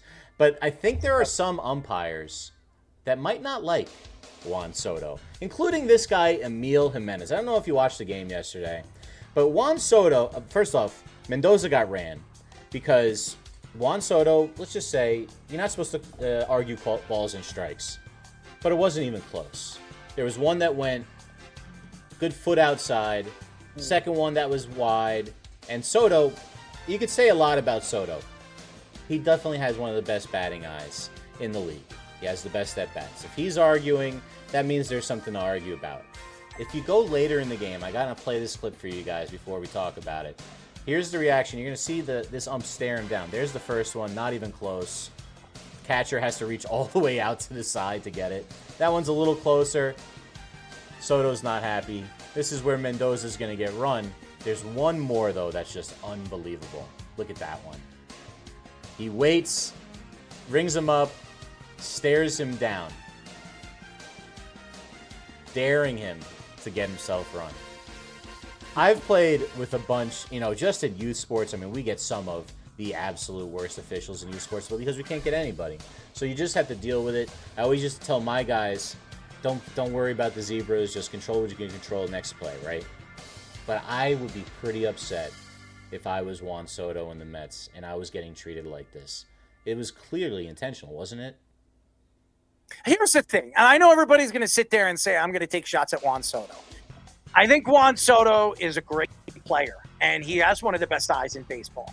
But when Juan Soto comes out and says the things that he says over the last couple of weeks about money this and money that, these umpires are going to listen, and they're not going to like it. There are a lot of players over the years. Did anybody like Alex Rodriguez? How many times did we see Alex Rodriguez get called out on strikes, and it wasn't even close to the strike zone? And then Derek Jeter would go up and get pitched the same way and walk to first base. If you open your mouth and you say things, it comes back and it haunts you. Sometimes you just got to shut your mouth and just play the damn game. I think Juan Soto, he likes to dance and prance. Remember what he did with the Yankees? He was in the ALCS against Cleveland, doing what he was doing and winking and all that stuff at the plate. And then he hits a home run, a bomb, and takes the Yankees all the way to the World Series. People don't like that. Did anybody like Bryce Harper when he threw the bat? How many times have we seen people complain about Bryce Harper's antics at the plate? When you do things like that, umpires remember it. I'm not saying it was right, but maybe Juan Soto needs to learn his lesson. That's what I'm going to say. You're always going to get that more with modern players anyway, with the personalities, the eccentricness. Now, obviously, people were calling Juan Soto boring for the first month of the season, then all of a sudden he's but what are you, flexing or something? Getting that personality going. But again, this is a case where No, I'm stretching. Like you were saying, Fish, this is a guy that has had the best on-base percentage in baseball since he's come into the league, too. So it's tough to argue with the 1 and the 3 pitches there that those were definitely balls. You could tell the catcher was really trying hard to frame those ones. It bugs me, too. Like, I get they're not going to be perfect. Obviously, there's only been a few perfect games called. But, like, when you just stare at them, you're just asking, like, and umpires' egos are sometimes, if not most of the time, bigger than the players because they don't have to be held accountable. They could suck and still have their job. Like, they don't really, truly, genuinely care. Some do. I'm not saying all, but some just like, I'm here for a paycheck. You can't fire me. If I'm terrible, I don't have to answer any of your questions anyway. So who cares? But when you sit there and just stare at me, you're just asking me to say something. Like, why are you staring at me? Like, grow up. Like, I can ask you to, hey, would you go look at that? Because they all get discs after the game of their calls. Yeah. But they're not studying film. They're not going to look at it because they don't have to, because their job is safe. Unless they do something crazy, bet on baseball, get caught with a drug test. Like, you really have to do something to get out of that union, and they'll protect you because that's just what they do. Soto's a crybaby. Jabba, he's a crybaby. But I don't care. Those are balls. Yeah, that's fine. Shut your mouth. Why? They're balls. All right, they're balls. I got balls in my pants. What does that matter? Yeah, that has nothing to do with what we're talking about. Obviously, it doesn't. But if Juan Soto's going to go out there and open his damn mouth, as he's done over and over and over again, I've seen. Okay, but why punish? Why you're punishing me because you don't like him as a person? Call the game the way the game should be called. That's why we have umpires. That's why they're trying to bring in, what do they call it? Electric. ABS. Yeah. Well, that's what they're trying to do. A little bit of tap in the head, and it would have been all figured out, right? Yeah, I mean, you don't have to like me. That's exactly the same thing as all these like votes, and you even said it. Like, when do you take away from the writers or whatever? You're gonna take it away from the umpires. Like, yeah, and even Jake said this when we interviewed him on Monday. If you rub the media guy the wrong way, he's not voting for you. It doesn't matter whether you deserve it or not. That's just a human element. You just answered your question. I think that's probably it. It's a lot. Sometimes it's not what you say, but how you say it, Like a genie in a bottle, baby.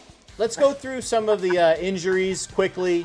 So, Acuna apparently was playing through a calf injury. And guess what happened? I don't know if he was wearing Nikes, Errol, but I do know that the Achilles went bad. They haven't said anything definitive. They're just saying a strain. They haven't jumped to like it's torn or anything like that. But Ronald Acuna Jr. is going to be out for a little while. Byron Buxton having the best year he's had, but the old Buxton IL trip has finally happened. Ribs for him. And Churio was legging out a triple, pulled up his hamstring. He's going to be okay, it looks like. Ian Happ had another thing with his foot. They didn't think he was going to play. He hit a home run today. So not a lot of injuries. That's up there. And the one guy that I want to talk about coming back is Luis Gil. Luis Gil returns on Sunday. Last year's Rookie of the Year for the American League. Luis Gil is going to come back for the Yankees rotation that desperately needs a shot in the arm. I will say this about Acuna. That was the one that really stuck out to me. Acuna was having a sensational year. He's coming back from a bad injury, and then he goes down again. He'll never be healthy. That's the problem with Ronald Acuna. This guy is one of the best 5-tool players we've ever seen, and the Braves have ever had. Just think about this. And every time this guy is starting to play well and show he's back, he goes down again. And I think this is more significant than they're saying it is. They just want to cover it up. To me, I just feel bad for the kid. He's a great baseball player. I don't know if he'll ever become the player that we thought he was going to become because he can't stay healthy. That's Byron Buxton, too. Yeah, Buxton, too, is another was one. the number one prospect in baseball. Yeah, but I think Acuna is a guy that I'm just like shocked he's hurt again. Hearing a guy that just had major surgery and said that he's never going to be a 5-tool player. We don't even know if he's going to be the same outfielder. And then he comes back and he's playing as well as he is. It's pretty fun to watch. And now we're watching, and the Braves are not a good team right now. They're just not playing well. But you get a chance to watch Ronald Acuna every single day. What are you watching now? What are you looking forward to watching when it comes to the Atlanta Braves?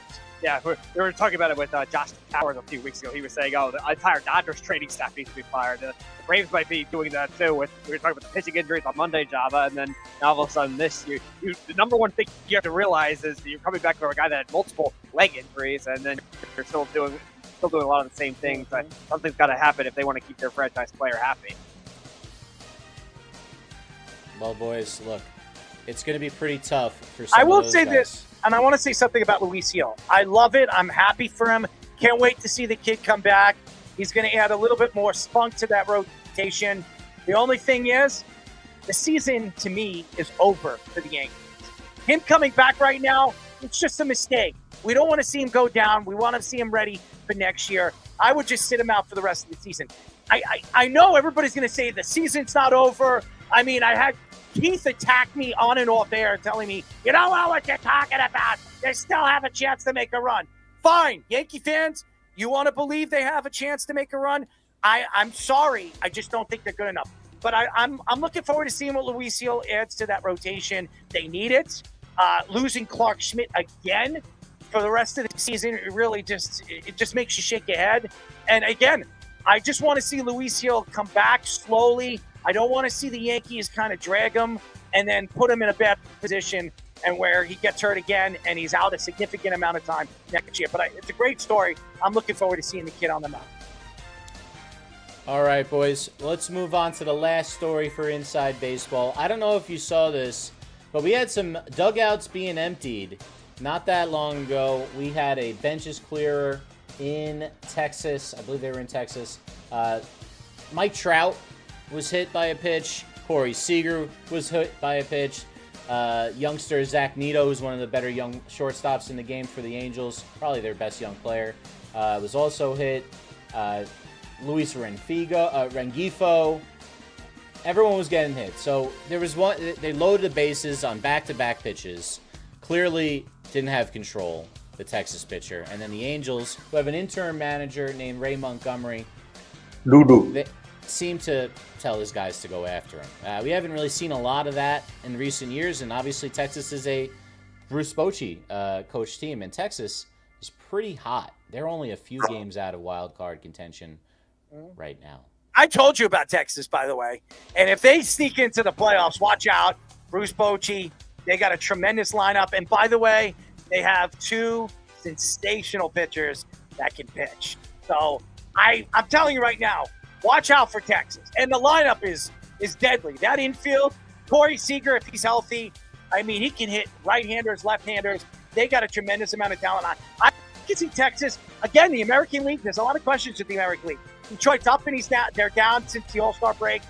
The Blue Jays have been the hottest team right now in the American League, but are they going to be able to sustain that? And I don't know if I trust the Blue Jays pitching staff more than I trust the Texas Rangers pitching staff, especially with Jacob deGrom and the one and only Speedy. Jacob deGrom? Yeah. Yes, that's right. But you know the other pitcher. Who's the other pitcher? Play for the Yankees. Play for the Red Sox. Oh, Nathan Eovaldi. There you go. All right. I lead him to, where the hell is this kid? Is he lost in translation? His brain's in another world.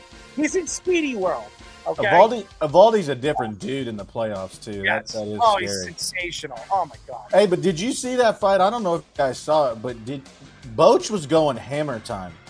Yes. And Boach don't move fast, but there was some Hammer assertiveness time. in that little hitch in his giddy up, and he was going in, and he was right in the business.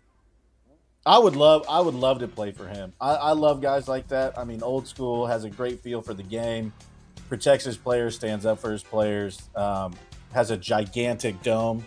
Yeah, I think it's huge. It's like an 8 1/8 or something. It's monstrous.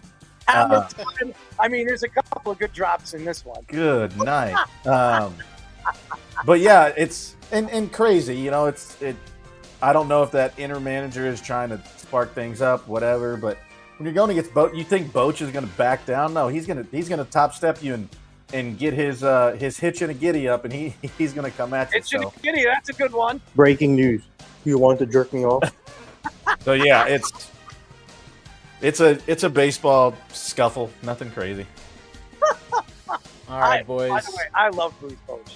Oh, I love Great. it. Hall of Fame.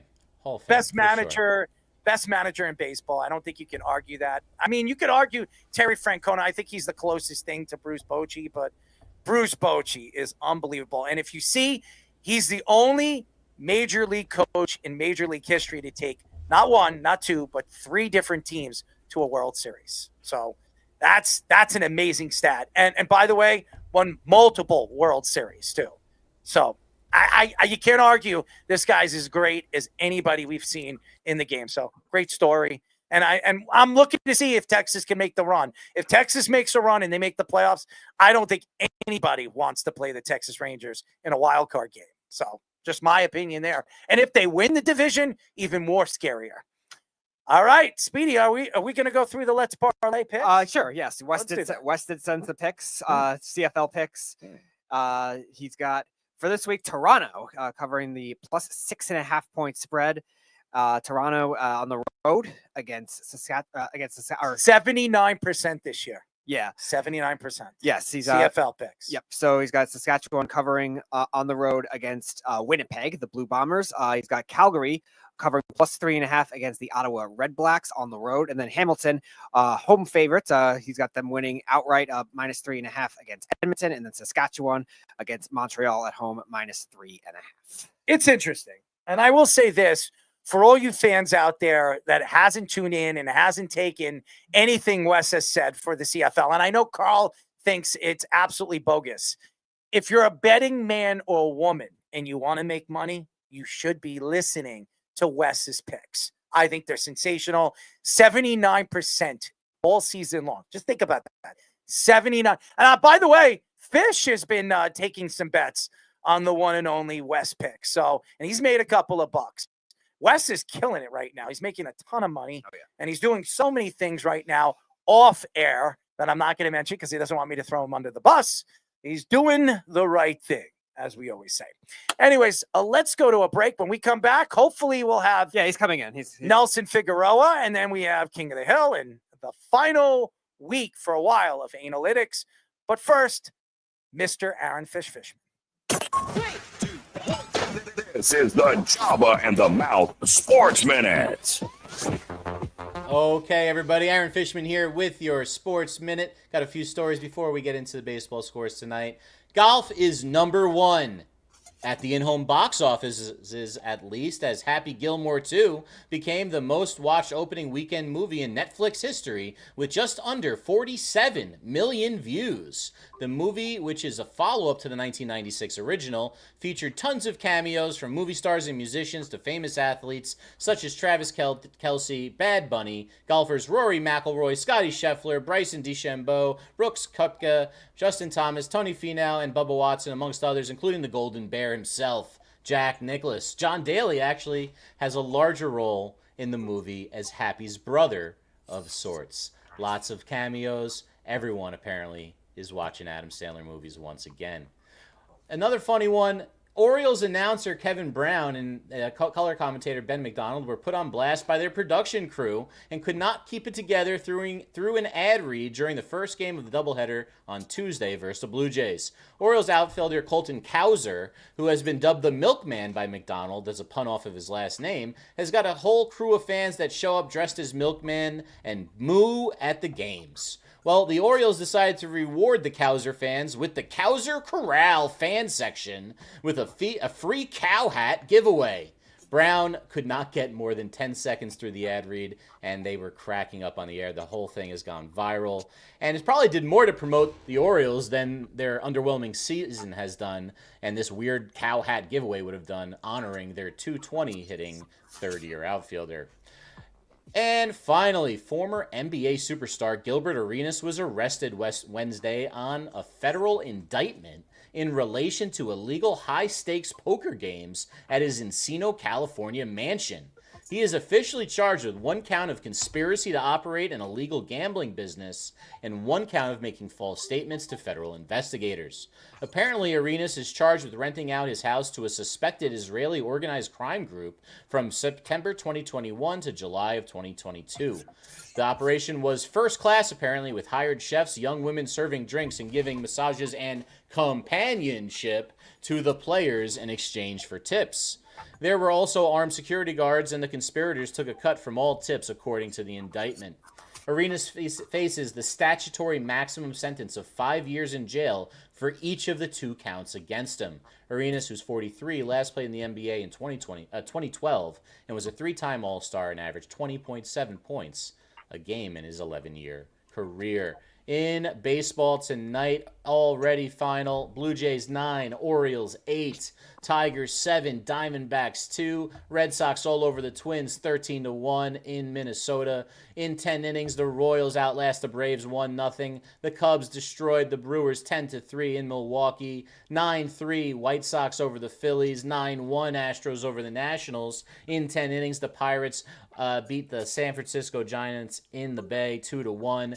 5-0 shutout by the Padres in San Diego against the Mets. Yu Darvish, the first win of the season for him in that one. Guardians 5, Rockies 0, Reds 5, Dodgers 2, and the Marlins 2, Cardinals 0.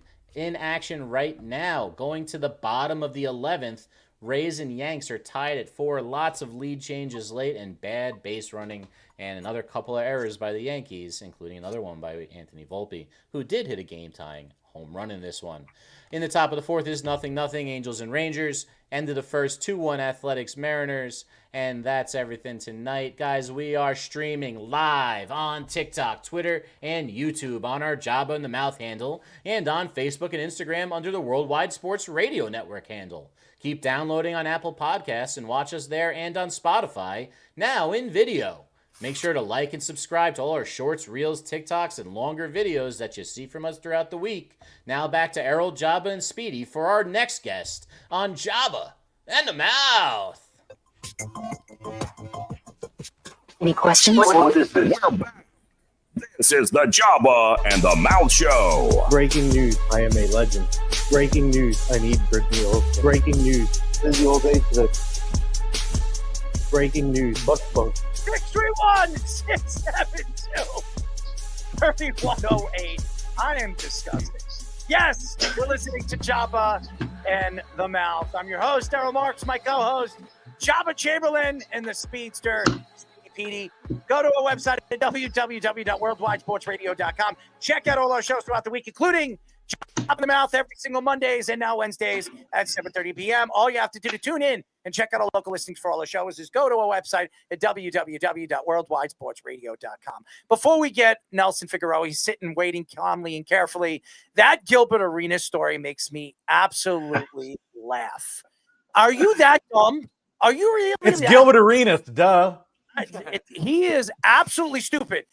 30 for 30. They just put it on Netflix. He just admitted that he did wrong. He was going across, different places all over the country and moving guns from one place to another. And then really is the reason why somebody got thrown into jail because of the way he picked on people in a locker room, and he was a clown in a locker room. And then this story comes out and he's doing something illegal again. Not surprised for the one and only Gilbert friggin' Arenas. What an idiot. Honestly, and he's going to get away with it because he's got mucho dinero.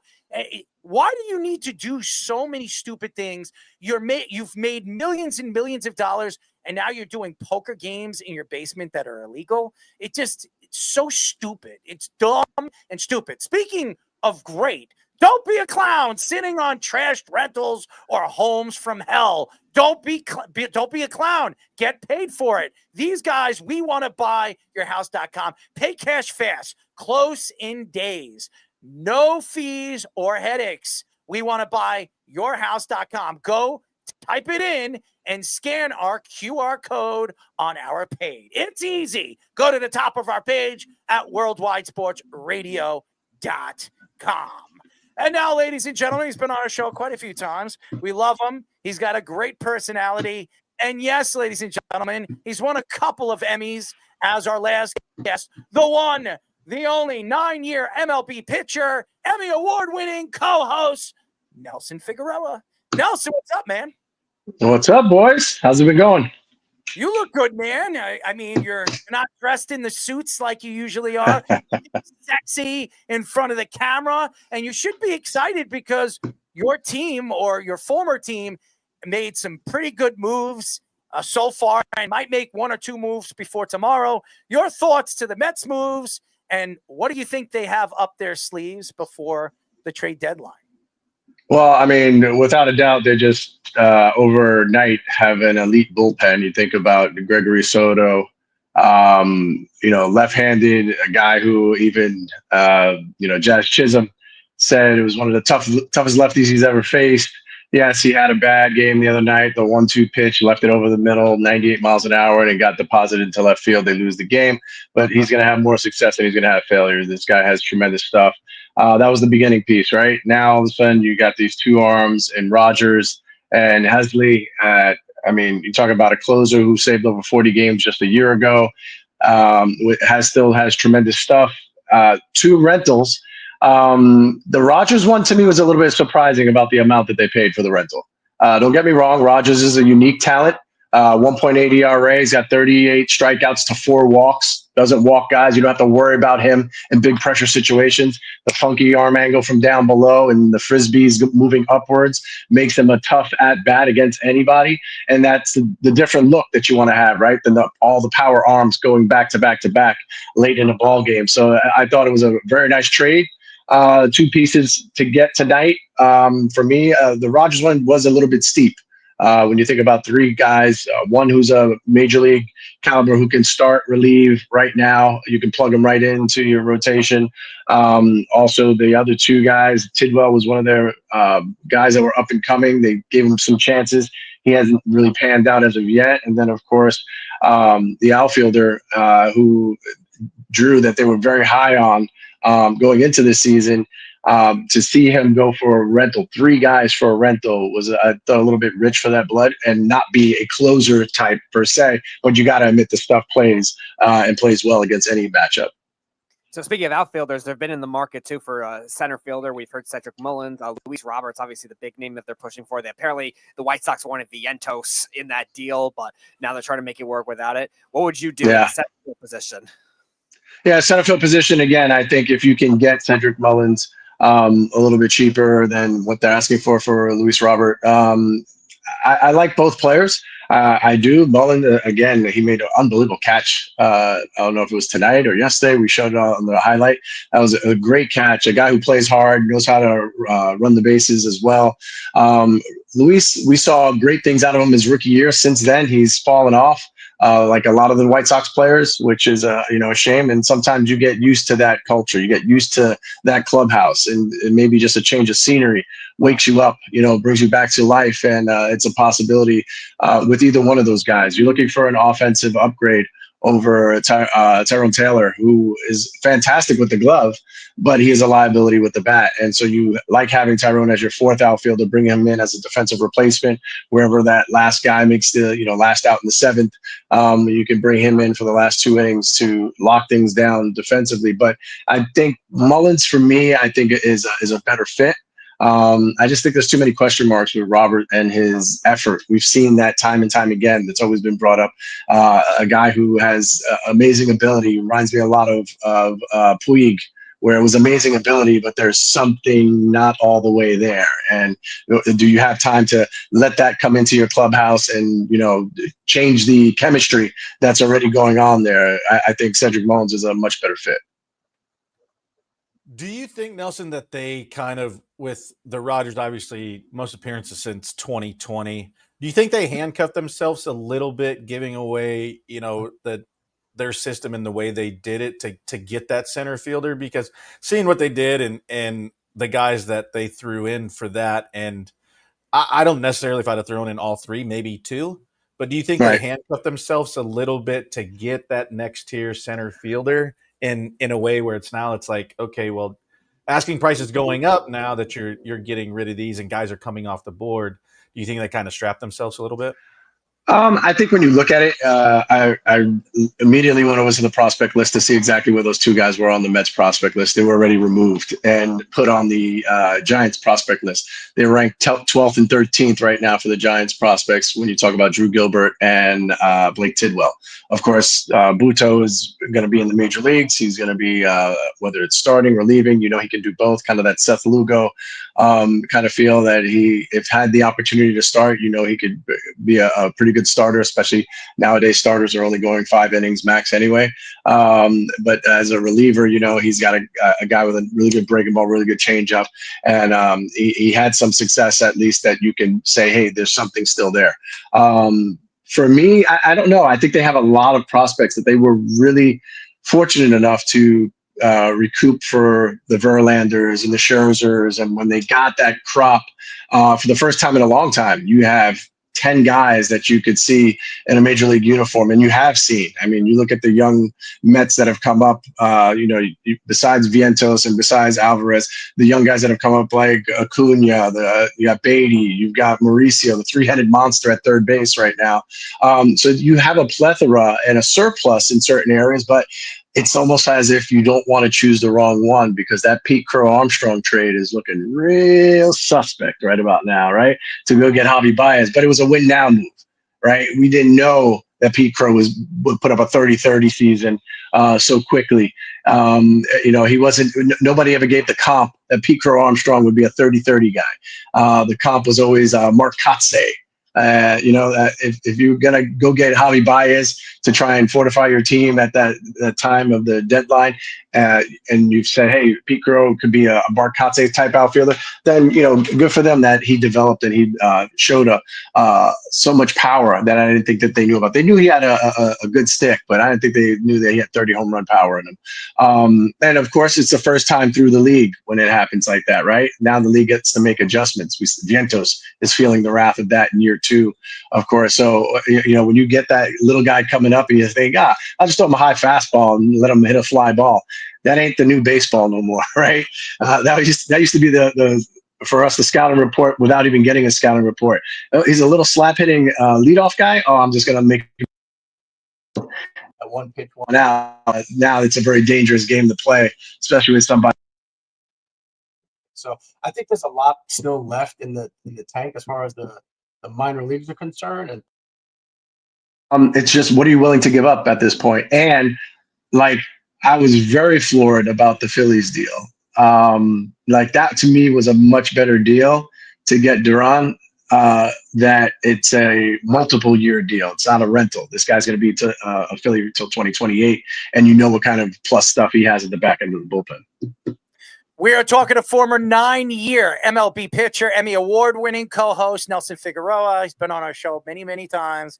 We love him. Great personality. Speaking of no love here in New York, especially for the Yankee fans, is Juan Soto.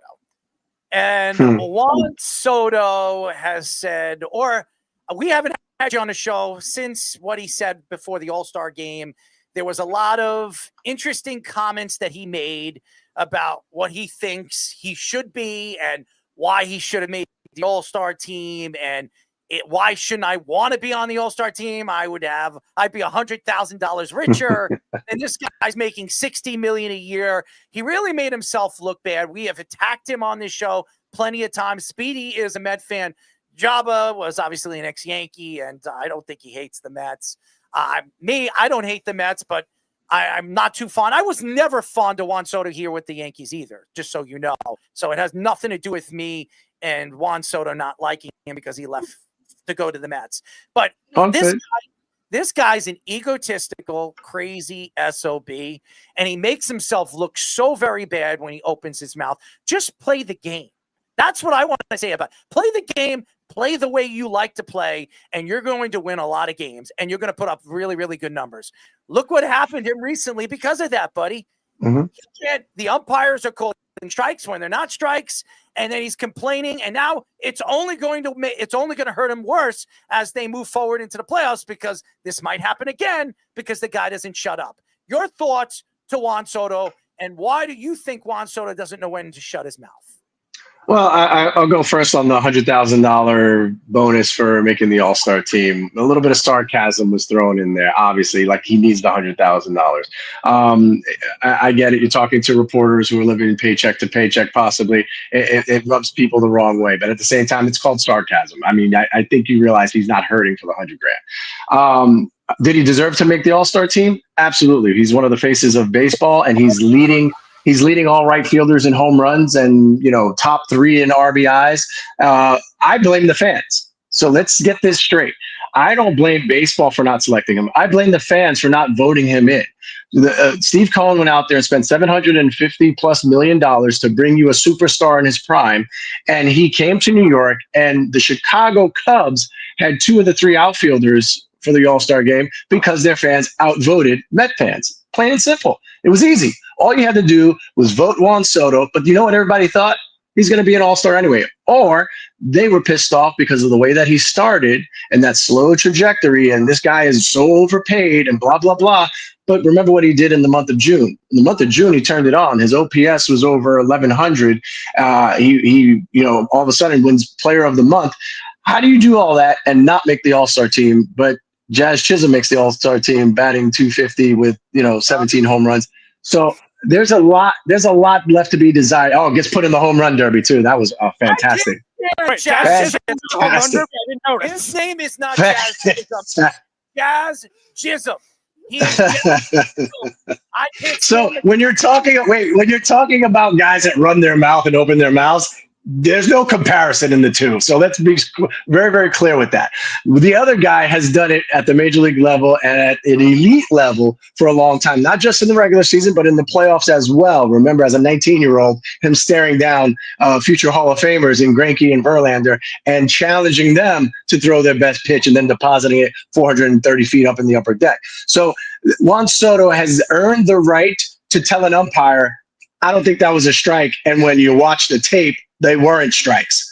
Okay. So let's be clear. So as the person who has the best eye in baseball, the guy who controls the at bat better than anybody, who knows the strike zone, does he push the envelope? Yeah. Brandon Nimmo used to do the same thing all the time. He 3-2, he just start walking off thinking, oh, I know the strike zone better than the umpire. And there are umpires that take onus to that. When you're talking about having the ability to say something, he was respectful about it the first time. Let him know, because it happened to Lindor. It happened to Nimmo right after that. And then the one that really got everybody's goose was the fastball elevated about neck high that he calls strike 3 and then stares him down, waiting for him to say something so he could toss him out the game. That's where you have a problem with the umpires. Listen, if an umpire is going to be bad, and he's bad both ways, then he's just bad. But it's the inconsistency of a guy throwing at the top of the zone, calls it a strike one time, then all of a sudden a breaking ball comes in at the top of the zone, and now he's going to call that one a strike. The other one was a ball. It just doesn't. It's a bad feel for the team, and someone's going to stand up for it. Whether Lindor had a little bit to say, I think every batter you saw, even for the Padres. Listen, I'm not saying this guy was only going out for Soto and the Mets, but I mean, you know what? Soto's in a slump. The top of the lineup's in a slump. They got to do something to wake it up. Mendoza went out there, bit the bullet, got tossed, got his argument in. At the end of the day, Juan Soto is about one thing, and it's about trying to be the best Juan Soto that there will ever be, and about winning. We've seen him do it at almost at every front, right? Got to the playoffs with every team he's been to, has a World Series ring, very early in his career. So he's been there and done that in a way that no other person can obviously say. I mean, Albert Pujols is a guy that comes to mind of where he ranked, what the numbers that he was putting up. He doesn't have the power numbers of a Pujols as of yet, but this is a kid who's only 26 years old that is learning how to hit the home run ball all over the field. And that's a dangerous thing when he can be so patient and so quiet and able to hit that ball when it gets deeper and deeper into the zone. He's going to be a problem for a decade to come. Now, Nelson, just to put it in perspective, Errol would probably much rather take Juan Soto on his team under his mouth than Jazz Chisholm. No, what I really want to know is where that umpire got his haircut, because Supercuts had to be. That is one of the ugliest haircuts I've ever seen. Maybe it's where Mark Davis gets his haircut. All right, quickly back to the Mets starting rotation now. We've seen they're having some issues with length, especially when Senga was going down to. Obviously, Peterson's not very good with efficiency-wise, getting the ground balls, especially. He's getting a little the length of sides that's been kind of questionable. Do you think it could be a deadline move for them? Do you think it's an approach that the pitching has to take with Jeremy Hefner? What are your thoughts with the Mets starting rotation right now? I have loved the experiment of Clay Holmes. I think it's been a win thus far, but you're starting to see the effects of it, right? It's the most innings he's ever pitched at the major league level as a pitcher, let alone a starter.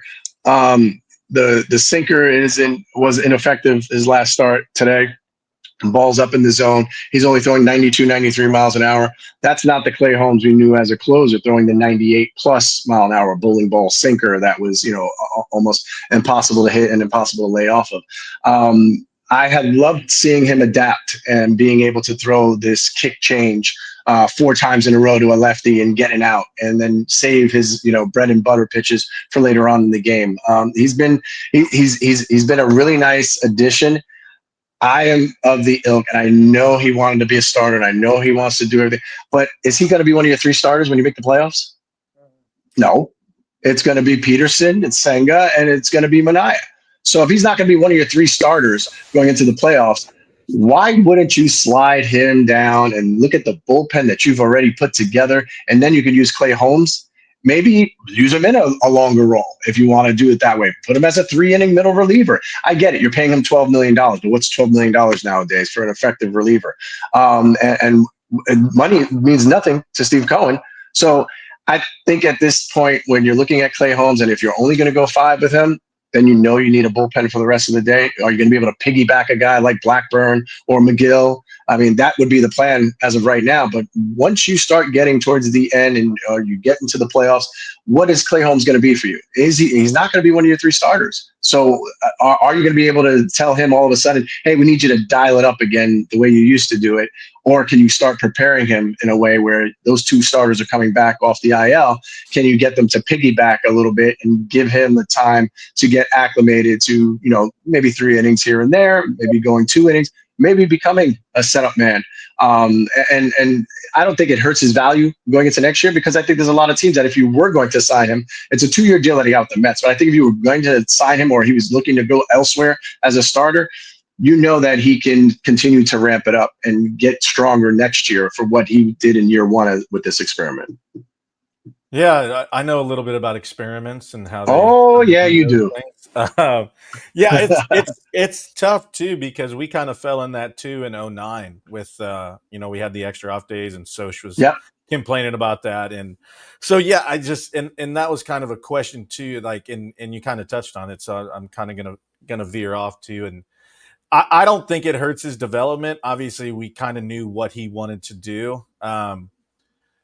Do you think it will hurt him or hurt the team in the long run where he's going to feel like, all right, I'm not going to be one of those 3 guys. I have to go do this. And it's a different mindset. And when you get locked in, and especially when you get into the postseason, it's a completely different animal too.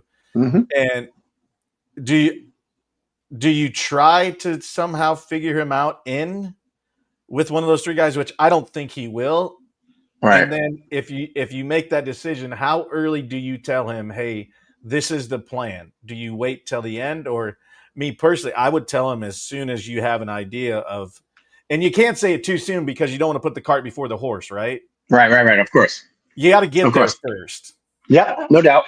But I do think after this trade deadline is over and you know what you have, you kind of reshuffle the deck on everything, right? If you say you do get another starter, say some reason they blow the Royals out of the water with a deal and they get Seth Lugo in there. You bring back Seth Lugo, and now Seth Lugo is your number 2 starter, number 3 starter, wherever you want to put him. He's undoubtedly Seth just signed. I know he did. He signed an extension. Yeah. That just means you got to pony up a little bit more, right? Right. So while he signed the extension, that's great, but he didn't sign with a no trade clause to it. So I feel like if that only makes it a bigger deal now. You got to give up bigger prospects. You got to give up more. The Mets have 2 prospects that they are very high on in Tong, who's in AA, and the kid in AAA, Sproat, and McLean. So they got 3 guys that they're really high on, that if you're the Royals and you're talking about cost effective and under control for the next 5-6 years, maybe you get 1 or 2 of those guys, right? Maybe you get 1 or 2 of those guys and 1 of the third baseman. And then you see where you're at. If you're the Royals, and we know the Royals have done that before.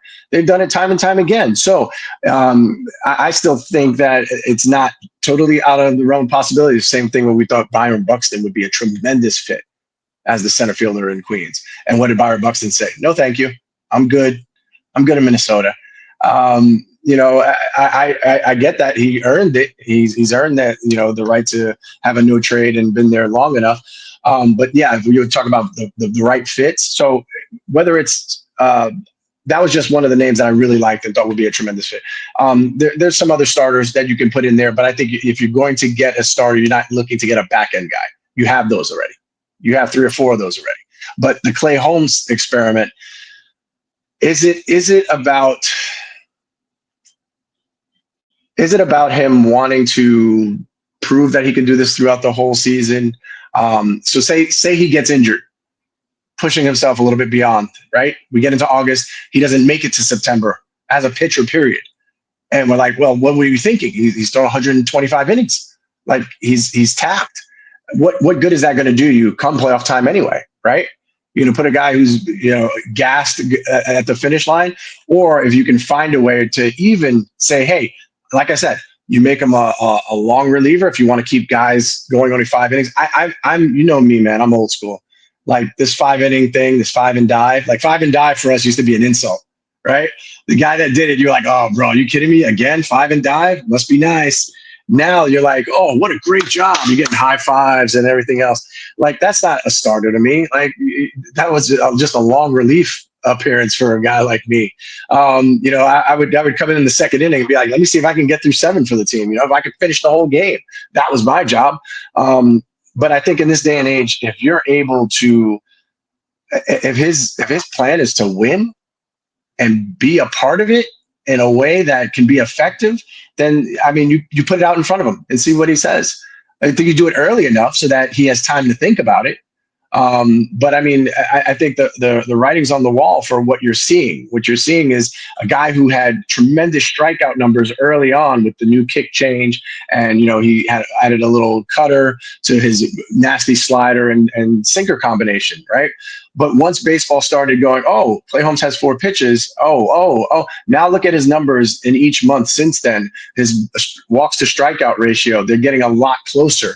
They're a lot closer in the month of July than they were in the month of April. The month of April, I want to say it was something like 34-8 or something like that. He was 4-1 at least in strikeouts to walk ratio, and now you look and he's barely 1-1, and that's a concern because you're talking about a guy who's used to having swing and miss stuff. Yes, he has a good sinker and can pitch to contact, but I still think that it's more of the stuff isn't as sharp as it was in the beginning of the season.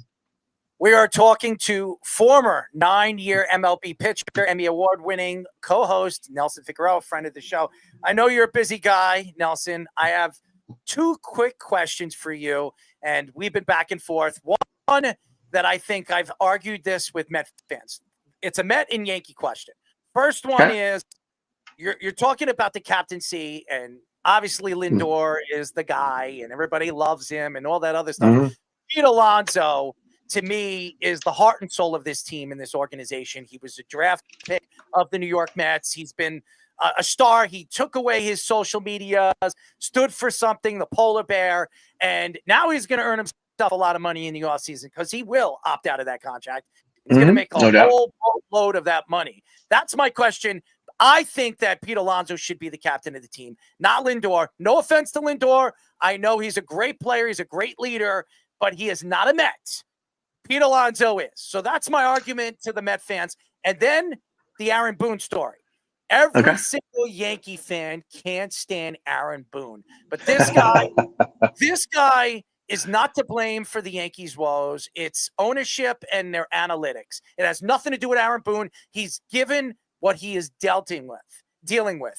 He's he's dealing with the situation and he's doing what he has to do as a manager. He still has a winning record and he's still considered a top 5 Yankee manager of all time.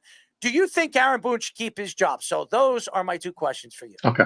Back to the first one, right? What was the gist of the first one? Captain, who do you think Gotcha. Of the New York? I couldn't disagree with you more, and here's the problem.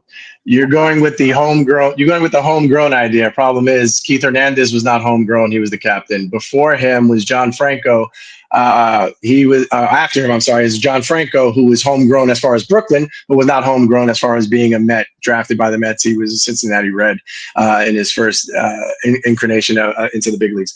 When you look at what it means to be a captain and who has going to be here longer, how can you give the captainship to Pete if he's not going to be here next year? Hello? How are you going to do that? First of all, and you want to hello me? We know Pete Alonso is going to be back next year because Stern is not going to let him go now. Hold on. Stern was ready to let him go last year. Stern actually bought him a ticket to Toronto and said, go ahead, sign with Toronto.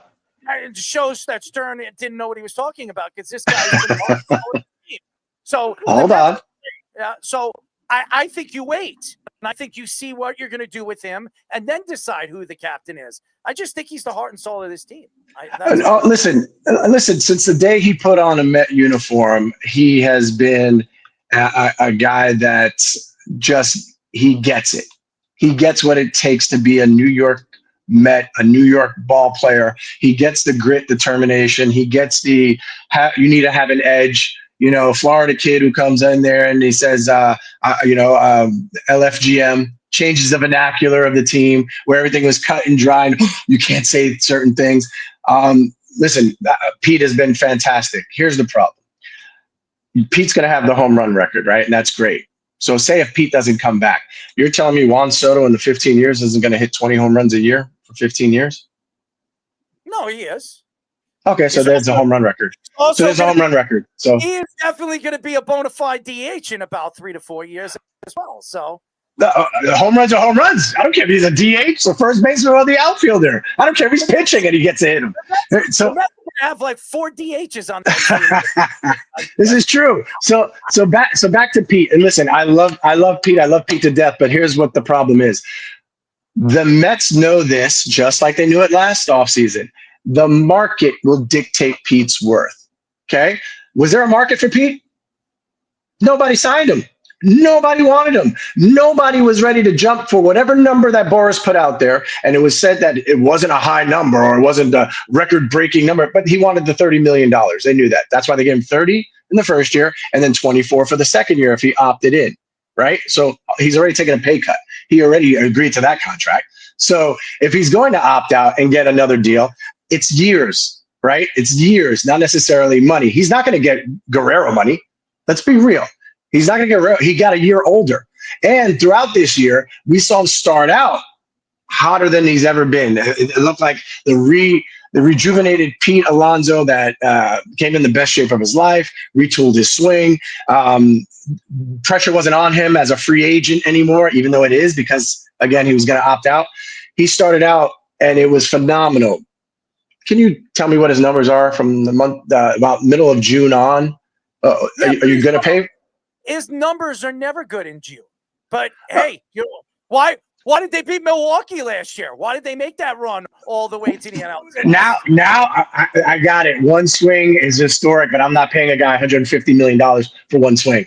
I got it. Don't get me wrong. I listen. I love him. I love him as a player. I think he's great. I think he gets it. He's a Met through and through. New York or nowhere. He's wearing the shirt everywhere he goes. He lost all leverage when he started doing all that. And at the end of the day, what matters is the market is dictated by what is available, supply and demand, right? If you look at the first baseman market, why wouldn't you move over Mark Vientos to first base? If you got a guy that you feel that, and you have all these other third basemen, you could do that. And why are you going to pay $30 million a year for Pete Alonso? Pete Alonso is better than Vientos when it comes to defense, because Vientos can't field for crowd. Whoa. Oh, hold on a second. When Pete Alonso first came up to the big leagues, what did everybody say? Defensive liability. He sucks. He's this. He's that. And if you look it over, please look up how many errors he has made. He's really good at his scoops. He's first or second in baseball in scoops. Rizzo used to be number one, and then he was number two. When you talk about comparing Vladimir Guerrero and Pete Alonso, it's not comparable. You talk about a guy who bats nearly 300 and able to give you 35, 40 home run power. I love the prolific home run power. I love RBIs. I'm a big fan of all that. But what we see is that he does go through these big periods of turning invisible. So do you have the money to do it? Absolutely. Do you have the money to do and get some other pieces that you may need? Absolutely. So I think if Pete wants to take that $24 million and say, let's go $24 million for the next 4 years after that, and it's a 5-year deal on the back end of that at $100 million or $125 million, whatever it is, I think maybe the Mets succumb to that. But if you think he's going to get anywhere near Guerrero money from who? The White Sox? Who's going to pay him that? The Yankees? Will the Yankees pay him that? Because the Yankees had a chance to. The Yankees had a chance to pair him up with Aaron Judge. Why did they do it? Nelson Figueroa has a love fest for Mr. Lindor. Ladies and gentlemen, now you heard it. That's easy. He's here till 2030 some odd. And he's here to 2030 some odd. Undoubtedly the leader of the team. He was as clutch as they could be. He's only been chosen as an all-star once, but yet he's the number one in WAR since he became a Met of all shortstops in baseball. And nobody, and it just happens to be like he has a bad first 2 months, and then the rest of the season, who cares? By the end of the year, he's a guy who gets close to 30 and 100. He's able to steal you 20 bags. The defense is undeniable. He's a Gold Glove finalist every year, even though with the Mets he hasn't won one. It's very odd. Not an all-star. That doesn't win a Gold Glove. He finally gets to the all-star game. Gentlemen, yeah, right. That's exactly how it is. But I think for me, listen, it's gonna be Lindor if you're gonna name a captain. I love Pete, and I thought Pete before Lindor.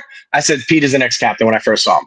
I said Pete gets it. This guy is great. This guy is a fantastic player. Breaks the rookie home run record, LFGM, the whole 9 yards. Put the team on his back. Said this is what I want. He wanted all the smoke with the Yankees and Aaron Judge and breaking his record. He wanted all of it, right? He said, I'm a blue and orange. I bleed blue and orange. And everybody loved it. I said back then he was the captain. Then you got Lindor in a Mets uniform and gave him a 10-year deal. And it was like, if this guy is the real deal like he has been, you want to find it for me and see who's been better than Lindor since he's been a Met? All right, stop. Now let's hear you. I got it. I got the point. You got Lindor. You love him. What was your other question? Oh yeah, Booney. Should Booney be fired? Yankees don't have the balls to fire him. They don't have the balls to fire him because you're going to bring somebody in to captain a ship. Powell doesn't have the balls. He's never had to fire anybody. You're very right, and you know how it is for them, right? It's that once you're in, you're in. Like you've got to be done with your contract, and you got to be the one to walk away. I don't see them firing Aaron Boone because, again, is it Boone's fault that the players are playing the way they are? Is it Boone's fault that Volpe in year 3 is deciding to see if he can break a record of errors? Is it Boone's fault that the team is constructed in a way that if Aaron Judge is out for any considerable amount of time, that they have a tough time finding ways to win. And you start thinking, man, is it even possible? You're starting to question, will they make the playoffs? Will they secure a wild card? There's a lot of people who feel that way. I mean, we know that Aaron Judge has the flexor strain. You know what they said about his toe 2 years ago? It was just bruised. And then 10 days later, when he wasn't on the field, they're like, well, actually, it's a torn ligament. Sorry about that. He's going to be out for 60 days. Hey, Nelson, I got a question. I got a quick question for you. And this is honest to God truth. Who does Anthony Volpe remind you of that played for the Yankees? From a Gold Glove winner in his first year, and now he can't even throw to first base. There was an ex-Yankee that couldn't do that, and he was a Gold Glove winner. Easy. Oh, yeah. Knobloch. That's right. And this is the best part, Nelson. Knobloch Jr. Now he gets to learn great defense from their recent trade deadline acquisition of Ed Rosario. Yeah, no, and you know that's one of the things that to me the trade acquisitions were going to tell you exactly what they thought was or how long Aaron Judge would be out, right? I mean, you brought in some pieces, but did you really do anything that has moved the needle for you? McMahon is a better defensive third baseman than what we've seen thus far. He was batting .225 compared to the other two guys who are batting $170. It's funny. Like, I can't believe how many guys are in the major leagues. Java, correct me if I'm wrong. How many 213 hitters did you see playing in your days? Not very many. Like, and that's the crazy part. I've been going through, like, you know, as you see stats come up and you're looking stuff up, like 300 is like obsolete anymore. Oh, and it's no shot. I'm like, and you're looking at it, you're like, man, there was, if you saw like a 250 in the lineup back when we played, you'd be like, that was the soft spot. Yeah, you're like, all right, good, perfect. This is great. Like, I get a break in the lineup. But yeah, now it's like if you're unless it was Adam Lynn. Yeah, unless it was Adam Lynn, because I couldn't throw him anything. I think. Oh, here we go. Yeah, we all got that guy, bro. We all got that guy. But yeah, it's just interesting how it's changed and what they value so much more than they used to. Like, great at bats. Yeah, you know, some people that are still old school, like I mean, I hated it as a pitcher, and so did you. Either strike out, get out, but I don't want to throw you 12, 14, 15 pitches. Like, correct. We would talk 3 pitches or less. Yeah, where like dudes took like solace in like, I'm that guy. Like, I may hit 260, but I'm gonna average 4.8 pitches in at bat. Dustin Pedroia, no doubt. Stupid. Other one that I hated facing was Placido Polanco. Like, I think that guy was tough. I think I threw a changeup like one time, and I was like, I've thrown everything else like 6 times. Like, I don't know. It sucks, but let's see if it happens. He popped out the second, so yeah. At that point, I grabbed the rosin bag and leave the ball on the mound and try to see if I could trick him with the rosin bag. I mean, honestly. So I listen. I think one of the things about the Yankees, like I said, they made some trades, and it was Slater. Is that got you screaming championship? Rosario.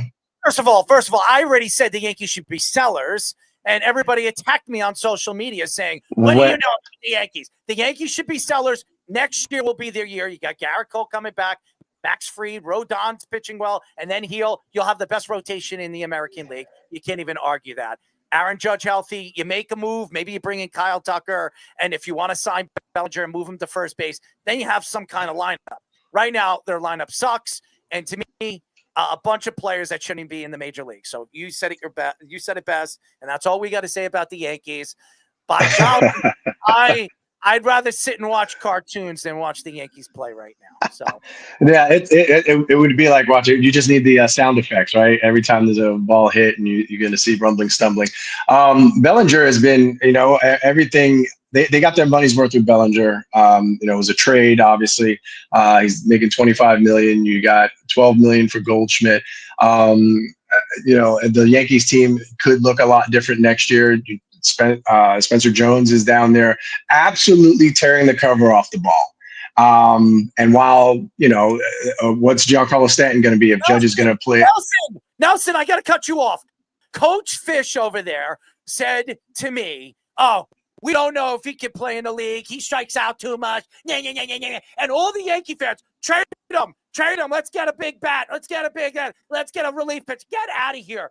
Yeah, you keep Spencer Jones. He could be the future of this organization moving forward. Yankee fans, you're idiots. All of you. Stupid. Dumb. Spencer Jones. Listen, there aren't a lot of guys who've come up through the system that you can hang your hat on. And I'll go the last 10 years, just the last 10 years. Want to give me a name? Anybody? Any guy? There hasn't been, right? I mean, I name one Yankee player in the last 10 years. So one of the things that I said the other night, that the Mets, yes, they lost to the Padres, whatever.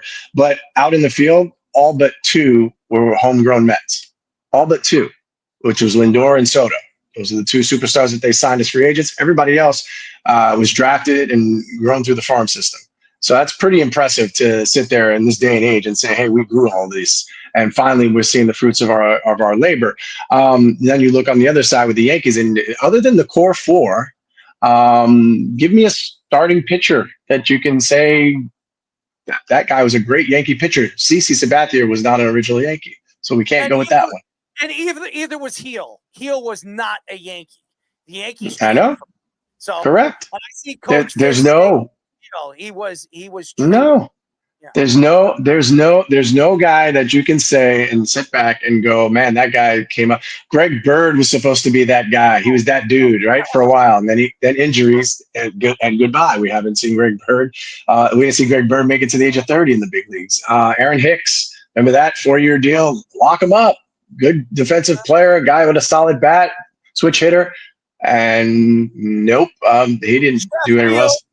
Sheffield, Luke Voigt. Well, Voigt wasn't. Justice? Are you talking about Justice Sheffield? Yes. Sheffield was a guy the Yankees drafted. Saw Clint Frazier. They made a trade. He was from the Yankees organ. Yeah. I mean, we could go on and on and on. All failures. Tyler Wade, I think, was one. So failures. Yeah. Tyler Wade would just get failures and a good defensive player. But all the Yankee fans. I think. So I think in this day and age of what we're seeing, and we're talking about the trade deadline and what where the Yankees at in all of this. Brett Gardner was good. He was a good Yankee from the farm system. Brett Gardner was good. Listen, solid guy, solid player. All-star? No. A guy that you're putting in your top 10 of anything? No. If you're a Yankee fan, is Brett Gardner making your roster the top 20 of Yankees? No. He's not making my top. All time? Yeah, all time, of course not, because the Yankees have had, the best of the best. I mean, you look at the starting nine, or nobody that was, your grandfather watched those guys play. The starting nine, there's no way other than Judge. I'd rather scratch my balls. That's what I would. And I wonder why you're the mouth. Now the real question: where's Jazz Chisholm in Errol's top 300? Nowhere. No. Jazz Chisholm is one of the most overrated Yankees that the Yankees have ever had, and Yankee fans love this guy. The guy doesn't shut up. He opens his mouth. He embarrassed himself at the home run derby. That was probably the worst I've ever seen a Yankee hit at a home run derby. And he sits there after the game and after the whole thing, and says, "Hey, we're still a great defensive team. We're the best team in the American League. Get the hell out of here." What are you smoking? Let me give you where Jazz Chisholm lost me. It was very, very early, and it was when the Yankees were winning. When the Yankees blew Milwaukee out of the water to start the season, and he said the unthinkable. You know how the baseball gods are, right, Jabba? It was. He literally said, "Oh, it's like playing wiffle ball in the backyard." What, my man? If that was my day, and this guy just said after they put up a 16 spot on us, it's like playing wiffle ball out there. Do you know how many times he would have been hit? No shot. No shot. He was not going to get drilled at least twice in the next game. And one might have been by me, and I only threw 90. The next one was going to be by our guy who threw the hardest. Wiffle ball, my man? It's the big leagues, bro. Don't disrespect a game like that. Like, that's ridiculous to make that statement. Errol would pay the Yankees for a one-day contract just to hit Jazz Chisholm. I would pay the Yankees whatever they want to get a chance to throw the ball at Jazz Chisholm. I can't stand him. I don't like anything about him. Jabba stuck up for him quite a few times. I just don't like his mouth. I don't like his personality. He tries so hard, but nobody cares. I do not want to hear this guy. What has he won? What has he done? I don't care. I don't want to hear it. He was the cover athlete for MLB The Show, bro. Come on. Goldschmidt won the MVP, but this guy was the cover athlete for MLB The Show. Explain it to me if you can, because he batted 250 with 14 home runs. I don't get it. And that's why personality. Yeah, it's all the drip. It was all the drip, all my chains and all my shoes. No, stop. The game. The game needs a reset in a way where I like watching guys, and it was funny because I just got a USB drive of some old video, and I got to watch Scott Rowland in his prime hit a home run and run the bases, and there was nothing better than seeing that guy just calmly sprint around the bases so he could get back in the dugout and let the next guy get to hacking. Just doing his work, lunch pail style. The guy would make highlight plays. It was it was a Tuesday. That's what that play was. It wasn't an ESPN highlight where he needed to talk about it and pop his collar and wear colors that aren't the Yankee color. That gives me such a agita about these guys wearing lime green in Yankee uniforms. You know what it was? Navy blue. You're wearing navy blue and everybody's wearing Adidas. Right? Why? Because I said so. Jeter had the Jordan contract, of course, but there was a uniformity to being a Yankee. He goes out with his hat backwards. You're not Ken Griffey Jr. You've proven that. Home Run Derby should have proven that beyond the doubt. You're not Ken Griffey Jr. Put your hat on the right way. Wearing the green spikes and the green belt and you were there when, what was it? One chain you were allowed to wear. When I was in the minor leagues with the Yankees, I tried to rock 2 fighting necklaces one time. They were like, whoa. I'm like, they're not even gold or silver, bro. These are like supposed to be beneficial for, ionic properties or whatever the hell it was. I'm just trying to, stay in shape and be ready to pitch. And they were like, oh, you can't wear both of those. I popped one off and I threw it in the stands. I'm like, this is ridiculous. Meanwhile, I got to watch this guy have 4 chains on with a charm that's bigger than his chest. That's what we're doing? He's probably renting it because he can't afford it. I mean, it's probably fake too. It's probably like I don't know, aluminum or something. I mean, yeah, the guy. Aluminum. He's just an absolute joke. I just don't like. I don't like looking at him. I don't like talking about him, and that's why I gave him the name Jazz Jism. Okay, because I've heard that somewhere before. Keith Hernandez does it all the time. It's hilarious. That's why I like Keith. That's why me and Keith are buddies. I should reach out to Keith and tell him, hey, you know what? I'll give you my Jazz Jism if you really want it. Good Lord. Good Lord. Anyways, we love you, man. You've done so many great things. You've done a great job on PIX 11. Thank you. And you're rocking it. You do owe us, a game to go to for the New York Knicks. We are doing that. Oh, no doubt that's happening.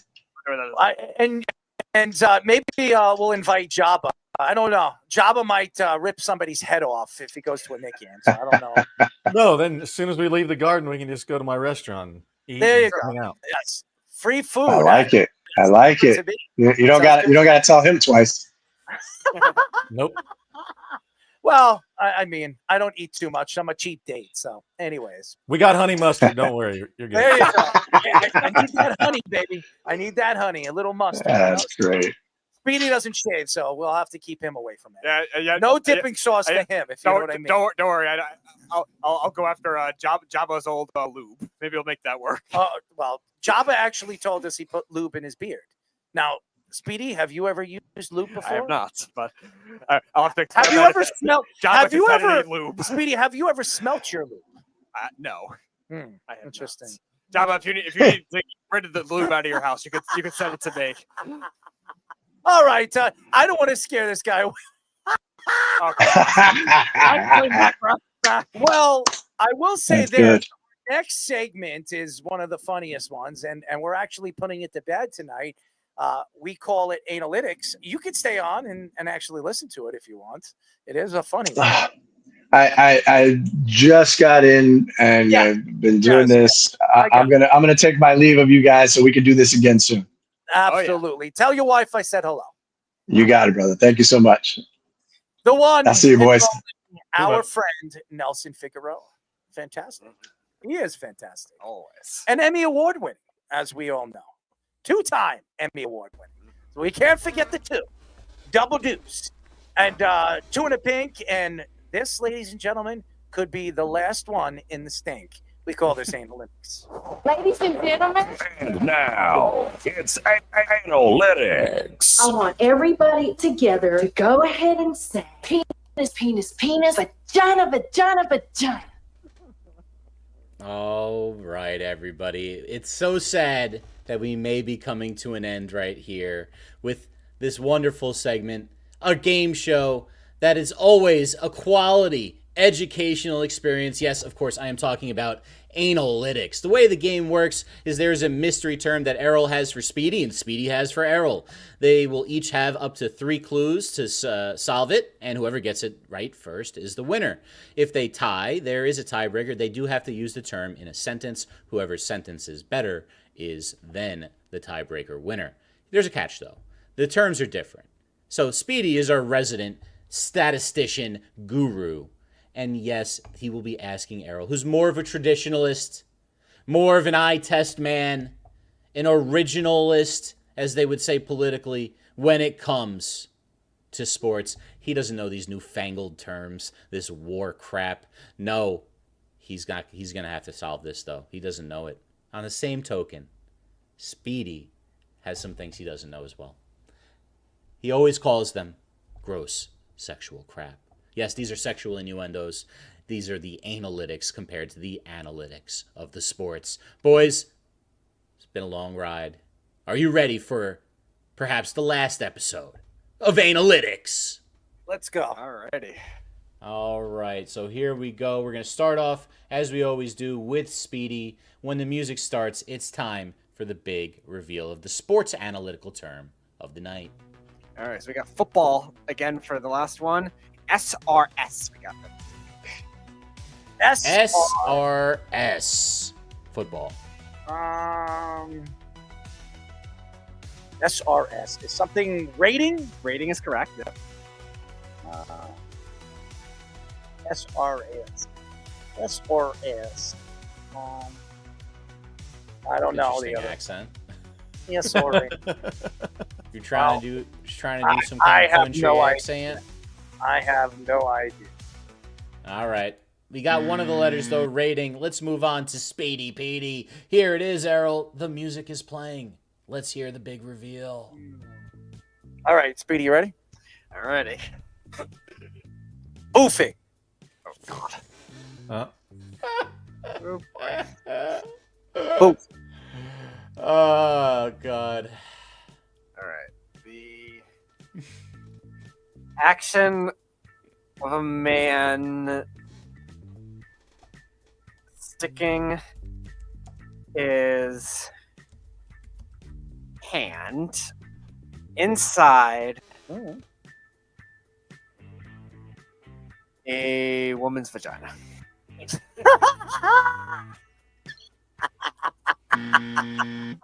A woman's vagina. Oh, boy, Speedy. No, that is incorrect, but that's all right. Those were wild guesses. It's time we get some clues going. Speedy, SRS. Let's get Errol his first clue. All right, so something that is not complicated to be considered. Good clue. Not complicated. Mess. Say it again? So something that they're not complicated, like an opposite.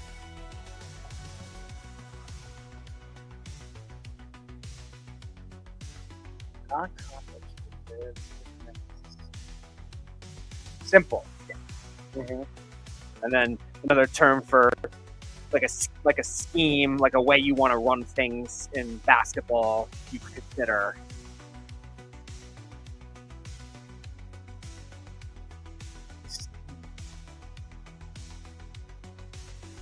Don't know. Don't know. All right. I don't know. I do understand what he's getting at with basketball, but we're getting close there. It's wrong. You have one letter left to solve. Speedy, you're going to have to do some work here. Errol, let's give him his first clue for boofing. Speedy. You insert this particular item somewhere. God. Let's hope it's not the freaking dildo that was thrown in the car. I have a weird feeling it could be, though. It's an item that makes you feel good. Oh, God. The stupid vibrator thing that you wanted to bring back from like 5 years ago. Oh, God. This would be the way to end full-time analytics, to bring back that memory. All right, let's go with that, because I can't think of much else. All right, let's stick the vibrator inside a woman's ass, and then come down with your body. Come down? What? What do you mean, come down with your body? Downward action. Well, show us downward action. Like Jimmy Superfly Snuka off the top rope? Or the cage? Show us this. I don't know what to demonstrate. Just show us what you think it would do. Just show us. I am not demonstrating a freaking vibrator. That makes you feel good, but it's something that you can feel good. It makes you feel good. It makes you feel good in many different ways. Yeah, sure. That was a creepy way to say it makes you feel good. Yeah, that was kind of odd. You're like, it makes you feel good. I am an odd person. That's kind of like how Halle Berry talked in Monsters Ball. I'm gonna give him a really feel good. Oh, dude, I get aroused every time I watch that part. That's a creepy thing to get aroused to. Dude, I will tell you this. Halle Berry was like my all-time. Like, if I see Halle Berry, I would do anything to sleep with that woman. You remember who she had to get away from who was abusive to her in that movie, right? David Justice, I know. No, in the movie. You know who played her husband? Yeah, Diddy. It was Diddy. Oh, of course. They did look. Oh, now it all makes sense. They did look. But He did. I loved Halle Berry. She was like, I had posters of her all over my wall. I loved Swordfish. Oh, I love her. Hey, didn't she get $500 per titty? Yeah, So it was pretty high price. But Speedy, you can't avoid this. We need a guess. Yes. All right, so the vibrator goes inside the woman's ass, and then the man, I will say, it probably is in his hand. We'll go back to the penis. We'll drive right on top of it. Drive? You're gonna drive? What? I'm just gonna hit wrong answer. I what, feel like there's another action like Hot Wheels cars right now? No, I'm not a wheel. You said drive on top of it. Yeah, because the only thing you could drive is a car. Yeah, okay. Why can't you just like not give the analogy? You don't have to say it's like driving a car or driving. You could say what you want to say, Speedy. You could say it. I don't know what that is, though. That's why I'm guessing. Right. There we go. Wrong answer is still confirmed. Let's go back the other way. Errol's really close. I just got even more stupider, let me tell you. I think so, too. I think I just got dumber. I think that's why we're stopping doing this every time. We're just only so many brain cells left. And my brain cells are in another world right now. So, all right, Speedy, next clue.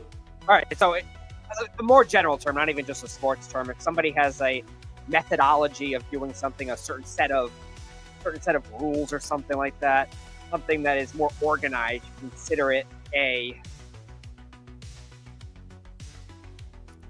like a routine kind of thing. Like some person does it one. I know what you're saying. You're not giving a great one for this. It's a little tough, but I could figure it out. Say it again. So I guess if somebody has one like preferred methodology or routine in how they were to do something, even from a general standpoint, you have a particular, I guess, comfort to like I was saying, you want to run a scheme, a coaching style. like a certain set of rules if you're especially defensively in I basketball. I got it. I think I know what it is. System.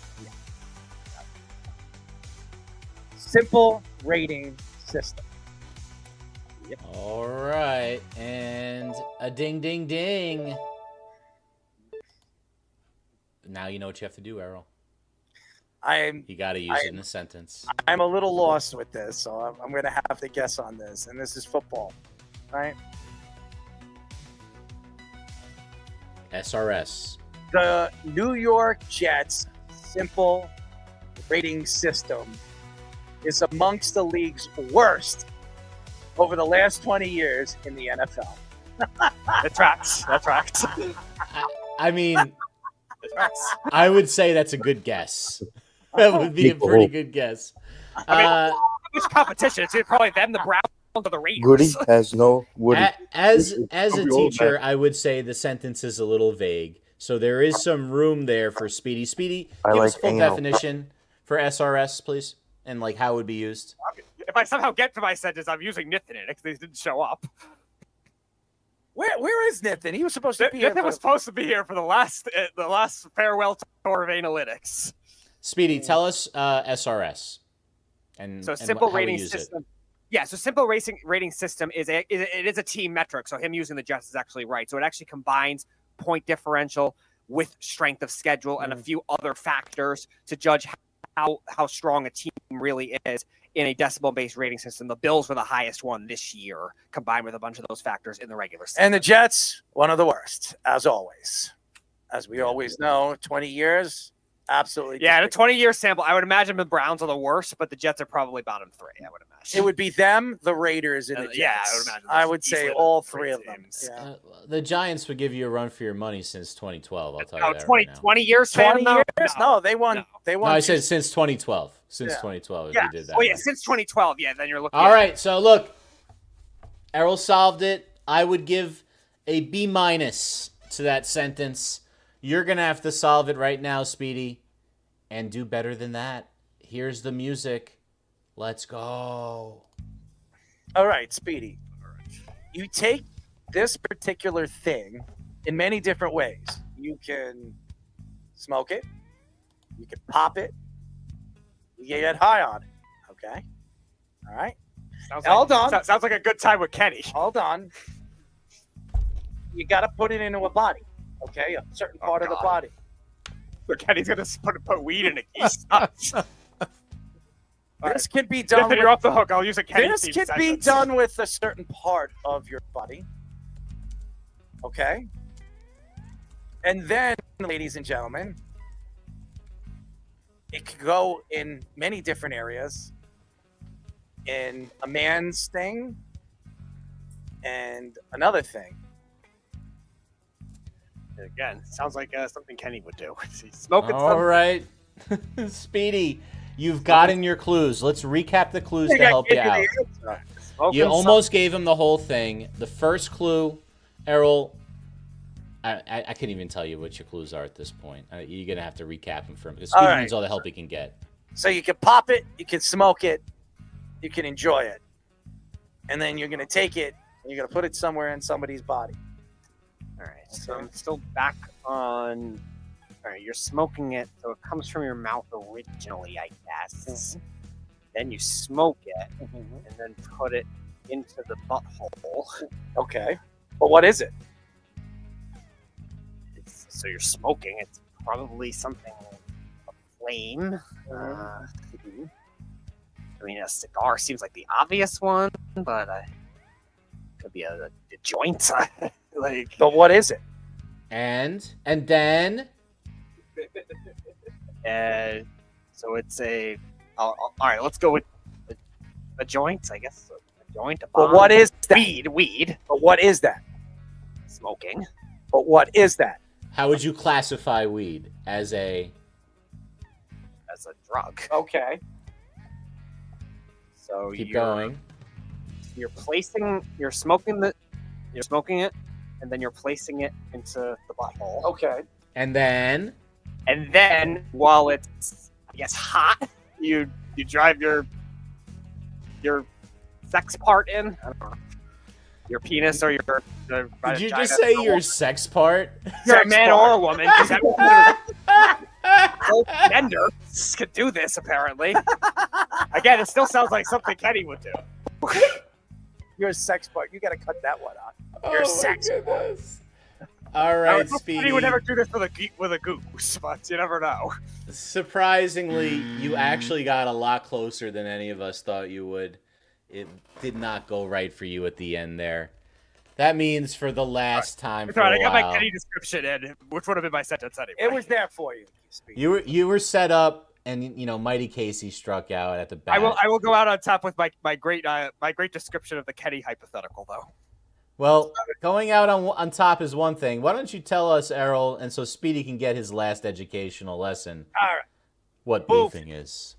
Boofing is when your partner inserts drugs into your body through your anus. Oh. This could be done with your fingers, or your partner can put the drugs on their penis and have anal sex with you. So it's more like a lacing of drugs. Okay. Lacing of drugs. Speedy, you are one sick individual. I can tell you. Now, what was the term he used that we're going to use? What was that? What was the term? The sex part. Sex part. Yeah, it's your sex parts. Your sex part. So, how many sex parts do you think Jabba has? Droba. No. Droba. Four? I don't know. How many sex parts do you think? don't know. How many? Well, I've guessed 4. I have no idea. What do you mean 4? Are you talking about from the Star Wars movie, Jabba? What the fuck? 4 sex parts. Jabba would have like he'd be able to please many different people. I don't know what I'd do with all that. I think there was a South Park where like they had monsters that had like 4 penises or something like that, and they were constantly having sex with each other. 4 parts. That's great. That's Jabba. If I had 4 parts, man, I'd be the conquering king of this world. Let me tell you. I It'd be mean, something. I would be something. I would have so many magical powers.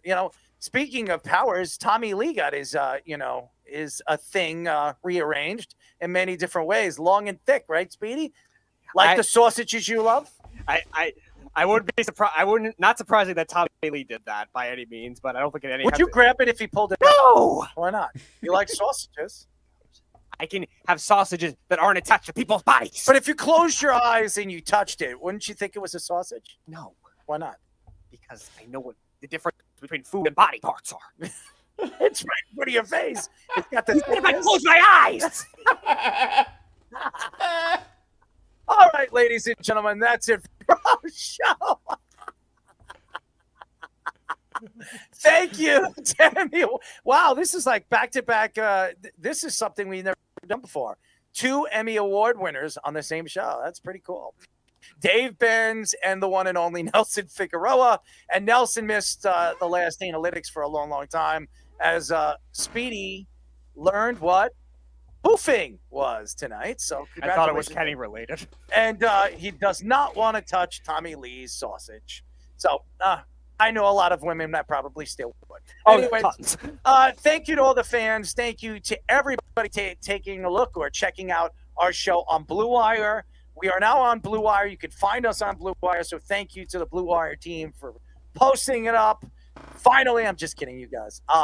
Thank you to Spotify and Apple, audio and video. We're doing such a great job right now with our numbers. Our numbers are growing. Thank you to all the fans tuning in and watching the videos all over the country. And by the way, we were told that California is blowing up. We have, what is the number right now, Speedy, with our following from California? It was 849 yesterday. 849 viewers from California checking out our show. So thank you to the California fans tuning in and checking out our show. So, and thank you to all the fans around the country checking out our show. X, TikTok, Instagram, Facebook, all of them. Thank you. Jabba in the Mouth, Worldwide Sports Radio Network, and go to worldwidesportsradio.com if you're not checked out all the great stories that we have on our website.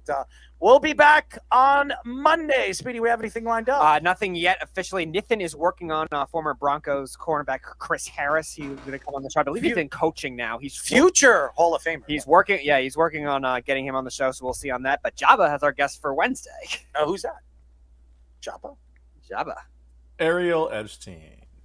Yes. Ariel Epstein, the hot and sexy Ariel Epstein. And Speedy is going to fall deathly involved with this woman and maybe ring her up on Instagram like all the other girls, right, Speedy? I don't DM them. You sound like Josh now. Are you going to boof them? What? No. Anyways, that's it. Good night. Farewell. Good night. It's the Worldwide Sports Radio Doo-doo. Network. Blowjob. Joba.